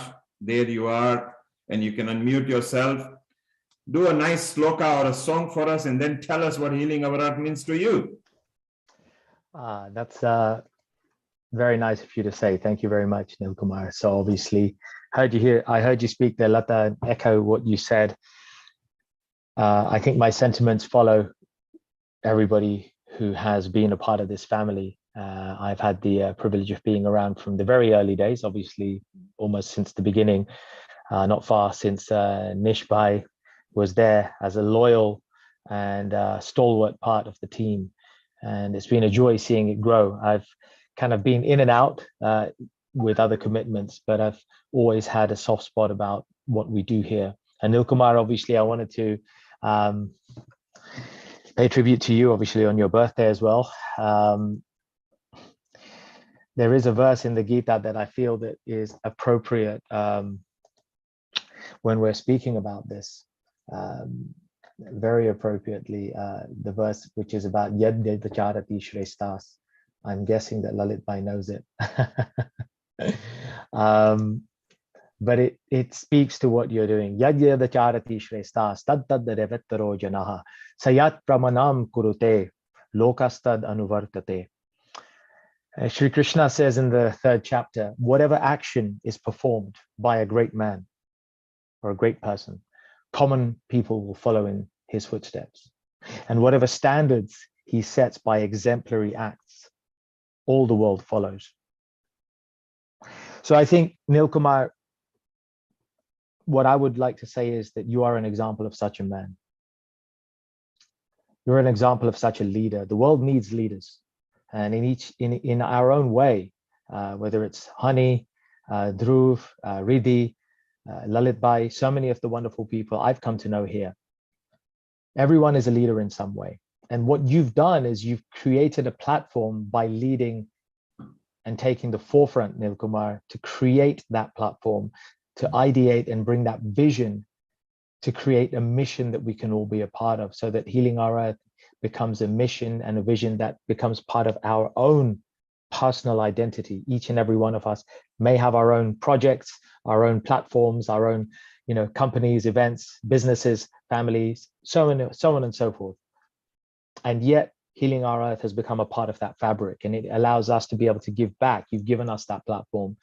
And by doing so, maybe directly or indirectly, intentionally or unintentionally, but I'm pretty sure, knowing you, being the strategist that you are, very much intentionally, you've given us a platform, a chance to be able to step up as leaders as well in our own way. And one of the biggest things I want to acknowledge you for, and I know everybody will agree with this, is your encouragement. You always encourage everybody at all times. And that is a very rare quality, but it is the quality of a true leader, to be able to encourage others to step up and to shine their light so that others can benefit. So I honor you with that verse, chapter 3, verse 21, Nilkumar. Thank you, Prash. That was wonderful. It makes me feel better. The birthday is at midnight, actually. But still very good. Thank you for your wishes. The beautiful part, Prash, is that together, each one of us together, and there are many who are not here because the actual team of healing is over 200, which means direct team of healing are over 200. And then the audience level is so many that together we reached 180 countries. Each episode is watched. Now it used to be 35 plus, but now it's about 28 plus countries on each episode. And the beautiful part is each one of us help, because when you get the link, when Madan gets the link, he shares with new people, he brings in new, Nishit shares with Nishit. Now we got Mala, so she will bring in more people. Hani brought in Mala in one of her shows. Lalit has got an outreach. His outreach are so nice and sometimes fun one that I share with global audience. Mina Ben in East Africa just brings in so many East Africans together. That together, we as a unity have brought in so much joy to people that let's not stop. Pandemic is finished, but our work should not stop. And now let's influence and catapult and be the catalyst to each sector of all our friends, whether it's in yoga, Ayurveda, music, wellness, well-being, all the facets. We've got about 54 facets that we have covered. So it's all of us together who have made it, not just one person, because the name Healing Our Earth, which is quite big, is more beautiful than just an individual over here. So we've done very well. I think we have covered everybody. I saw Nilesh Badiani over here from a different group here. Mala, you are a new person to Healing Our Earth. It's only been your second episode. You can unmute yourself, and over the next couple of minutes, if you could tell us what Healing Our Earth has meant to you just in these 2 episodes. Wow, I'm already excited, and I think this is a brilliant platform. And while all the doctors and professionals were talking, I already had all the groups that I want to bring in and that could benefit from this. There are fitness groups, we do trekking, and they're all about holistic changes and positive changes in their life, and they are leaders. So I want to link you up. Also, very important point to Dr. Shaish in Mauritius. You made a very important point about nipping it in the bud and identifying that need to get children and families healthy. So I work in Lambeth Council, prototyped healthy eating, getting children under 4 years old or families on low income to eat healthily in the Borough. And across the nation, public health is hungry for this kind of projects and this, identification of getting healthy foods into families. I prototyped it and they funded it, and lots of good works are coming out of it. So yes, it works. Once you start working with families or children and educating them at that age, 3, 4, and then it worked. Evidence is we got funded and the projects are, sustainable. To Dr. Madan, I want to say, yes, I can broaden your networks. I'm a fellow at the Royal Society of Arts, and we work with social impacts, environment, and I could possibly arrange something for you to come and speak, and all the other doctors to speak on these platforms. Social prescribing is the big thing. All you doctors in England know that you're all beyond, you'll need help. And I've been referred, and we've been referred to social prescribing, and they've been funded as well. These holistic helps been funded in community groups. So the NHS is sending everyone else to the community, and I think they need this. It needs a bigger platform and awareness. A lot of people in the West do not understand it and can't comprehend it. They can't comprehend the terminology and the language. But one thing I want to say, it's very professional. You are the professionals. There are lots of people on community levels, or they just do a 2-week course, or do a certification in the masters and gurus. We don't want that. We want to retain your professionalism in this profession. Your masters, and it came over years. So make sure you ensure it belongs to you, although you're sharing. We don't want those troublemakers to come in and give it a bad name and go, getting certifications in a week or 2 weeks, calling themselves masters, and then they prescribe the wrong Ayurvedic medication for people. Thank you, Mala. Thank you for being there. I will put you in the right appropriate teams. Now you're connected via WhatsApp. You actually met the kitchen producer, Seema, who will be part of, where you can talk about health and hygiene. Stay around. Thank you very much. And you're now part of Healing Our Earth. We've got Shivali, who is also a host at Healing Our Earth. Today she is shy. Normally she sits in a plane cockpit and she delivers. Shivali, global namaste. Global namaste, and I hope everyone's well. And I think I'm taking a leaf out of your book today. I'm gonna actually say I'm the voice behind the screen. Well, you've been the voice behind and in front of the screen. Again, you are one of the person who has been with me from like Milin and Nishit and everybody, like from the start.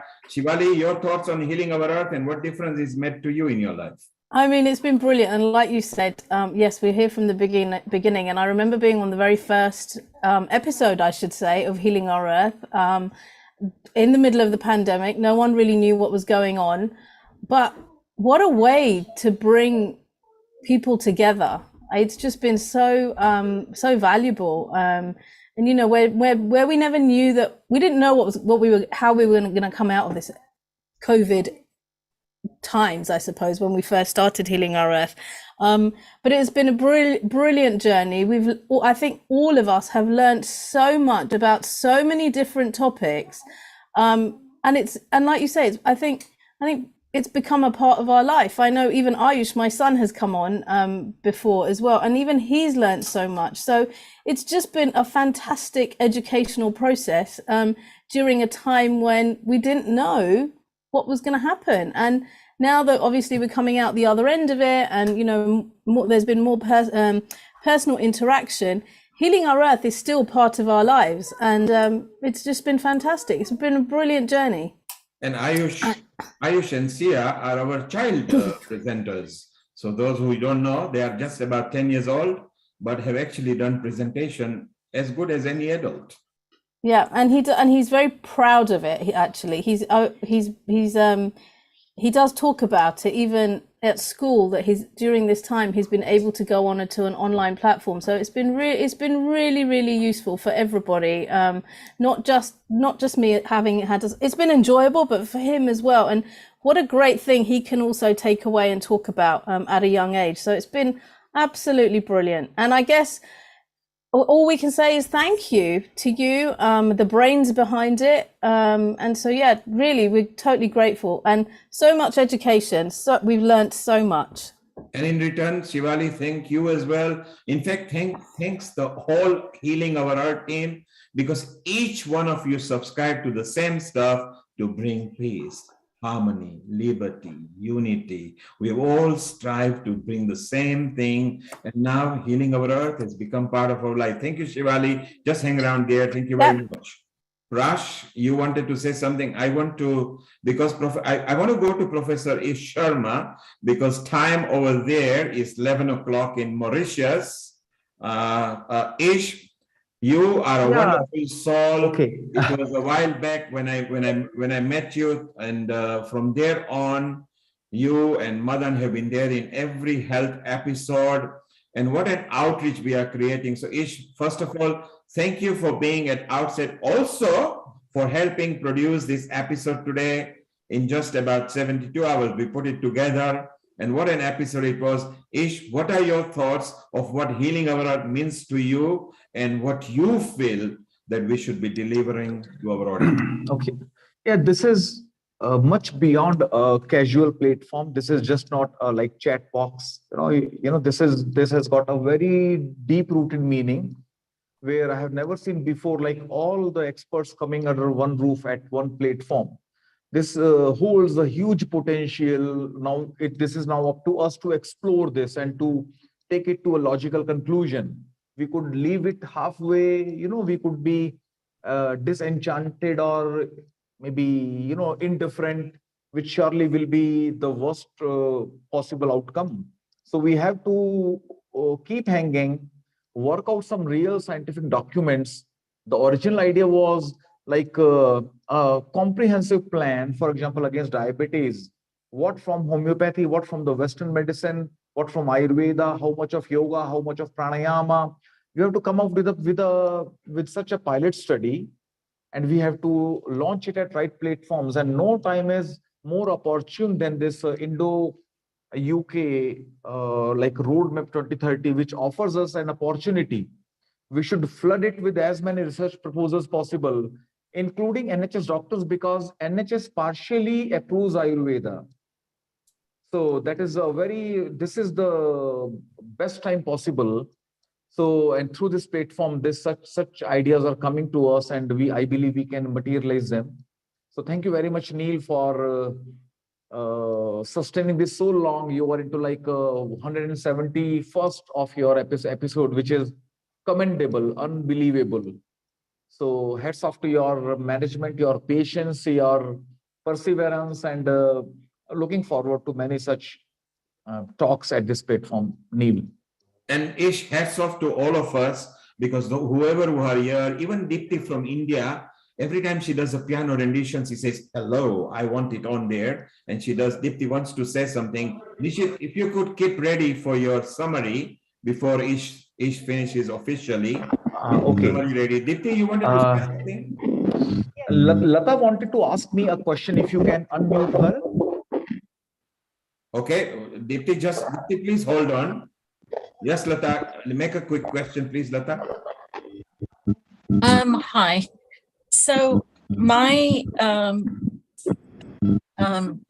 intention was today to have all these people from your global team to come and actually give you a tribute for your birthday. So we'd like to all give something in appreciation for what you've been doing for us.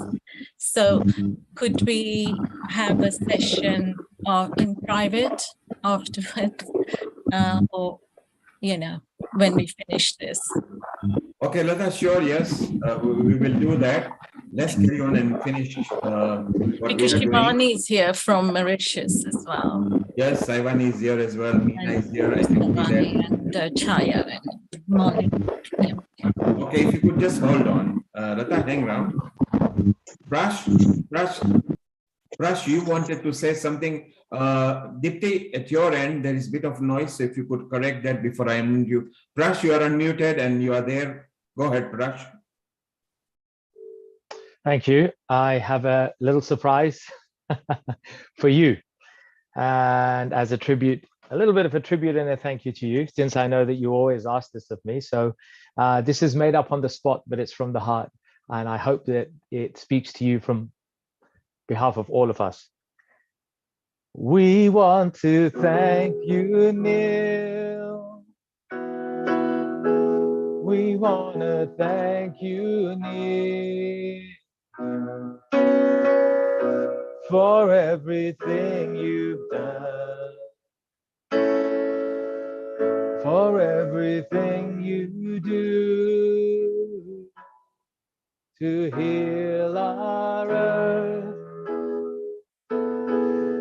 You set this team on fire, and you gave us a space to show our talents and our skills and do pure seva.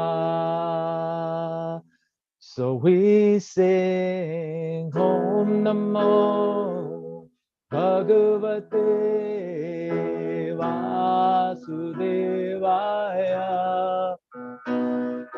Om Namo Bhagavate Vasudevaya.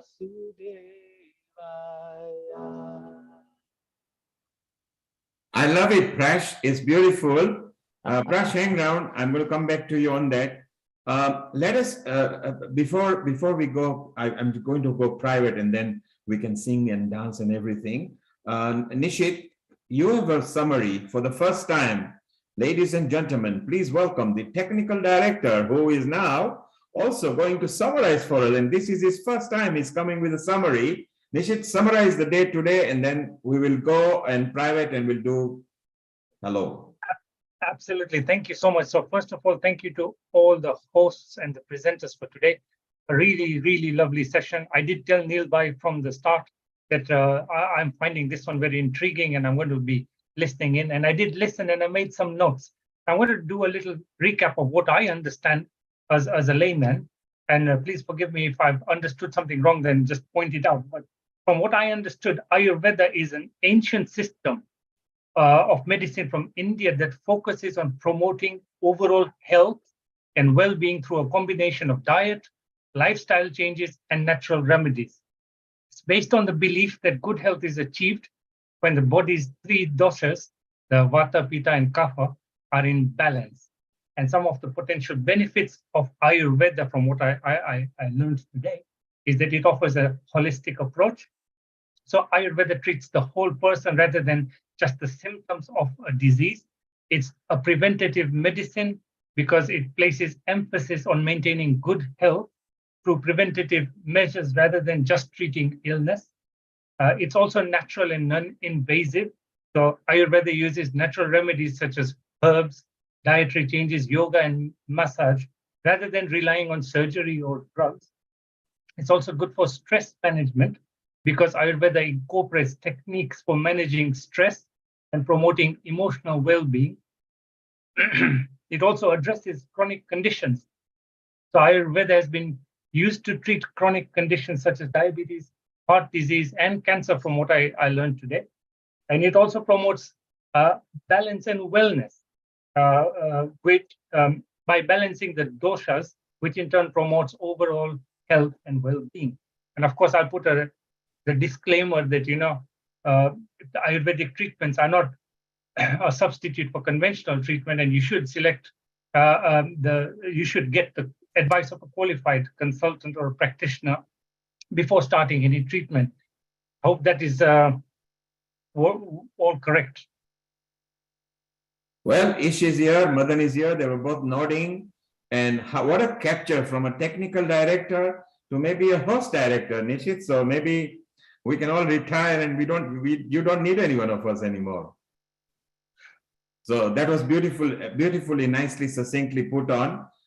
We're going to, because we are live on so many channels, including India, including all our channel partners, let us curtail the channel and then you can just hang around and we'll go private over the moment. Ish, if you can just have a last concluding I'll seek your leave, Neil. A very happy birthday to you. And I have to leave now. Madanji, maybe I seek your permission. Nishit, thank you very much. And hope you have a great birthday bash. And thanks to you, Prash, for the wonderful impromptu. What you came up with was very melodious. And thank you very much. Thank you everyone for being here. And I really did not want to, I believed I can't stay for 5 hours, but time flies, and this was so engulfing and so consuming. And once again, thank you very much, Professor Madan. That was very enlightening, whatever I listened from you. Once again, Shubh Ratri, good night to all. See you another time. Thank you, Ish. We love you. And we'll see you next week for Happy Republic Day, okay? Yes. Thank you very much. And Lalit, may I ask you to end now the session officially with just a Gayatri mantra or something, and then we can go private. Definitely so. Once again, a wonderful session, very informative, very educative. Thanks to all the participants, the hosts, and also the guests that came on. So today's session we complete as Ayurveda is the ancient Indian way of doing it. Well, we've got the best way to end this is through the most amazing mantra, which is the Gayatri mantra. So to conclude in finale, Om Bhurbhuva Swaha Tat Savitur Varenyam Bhargo Devasya Dhimahi Dhiyo Yo Na Prachodayam. A global namaste and a lovely evening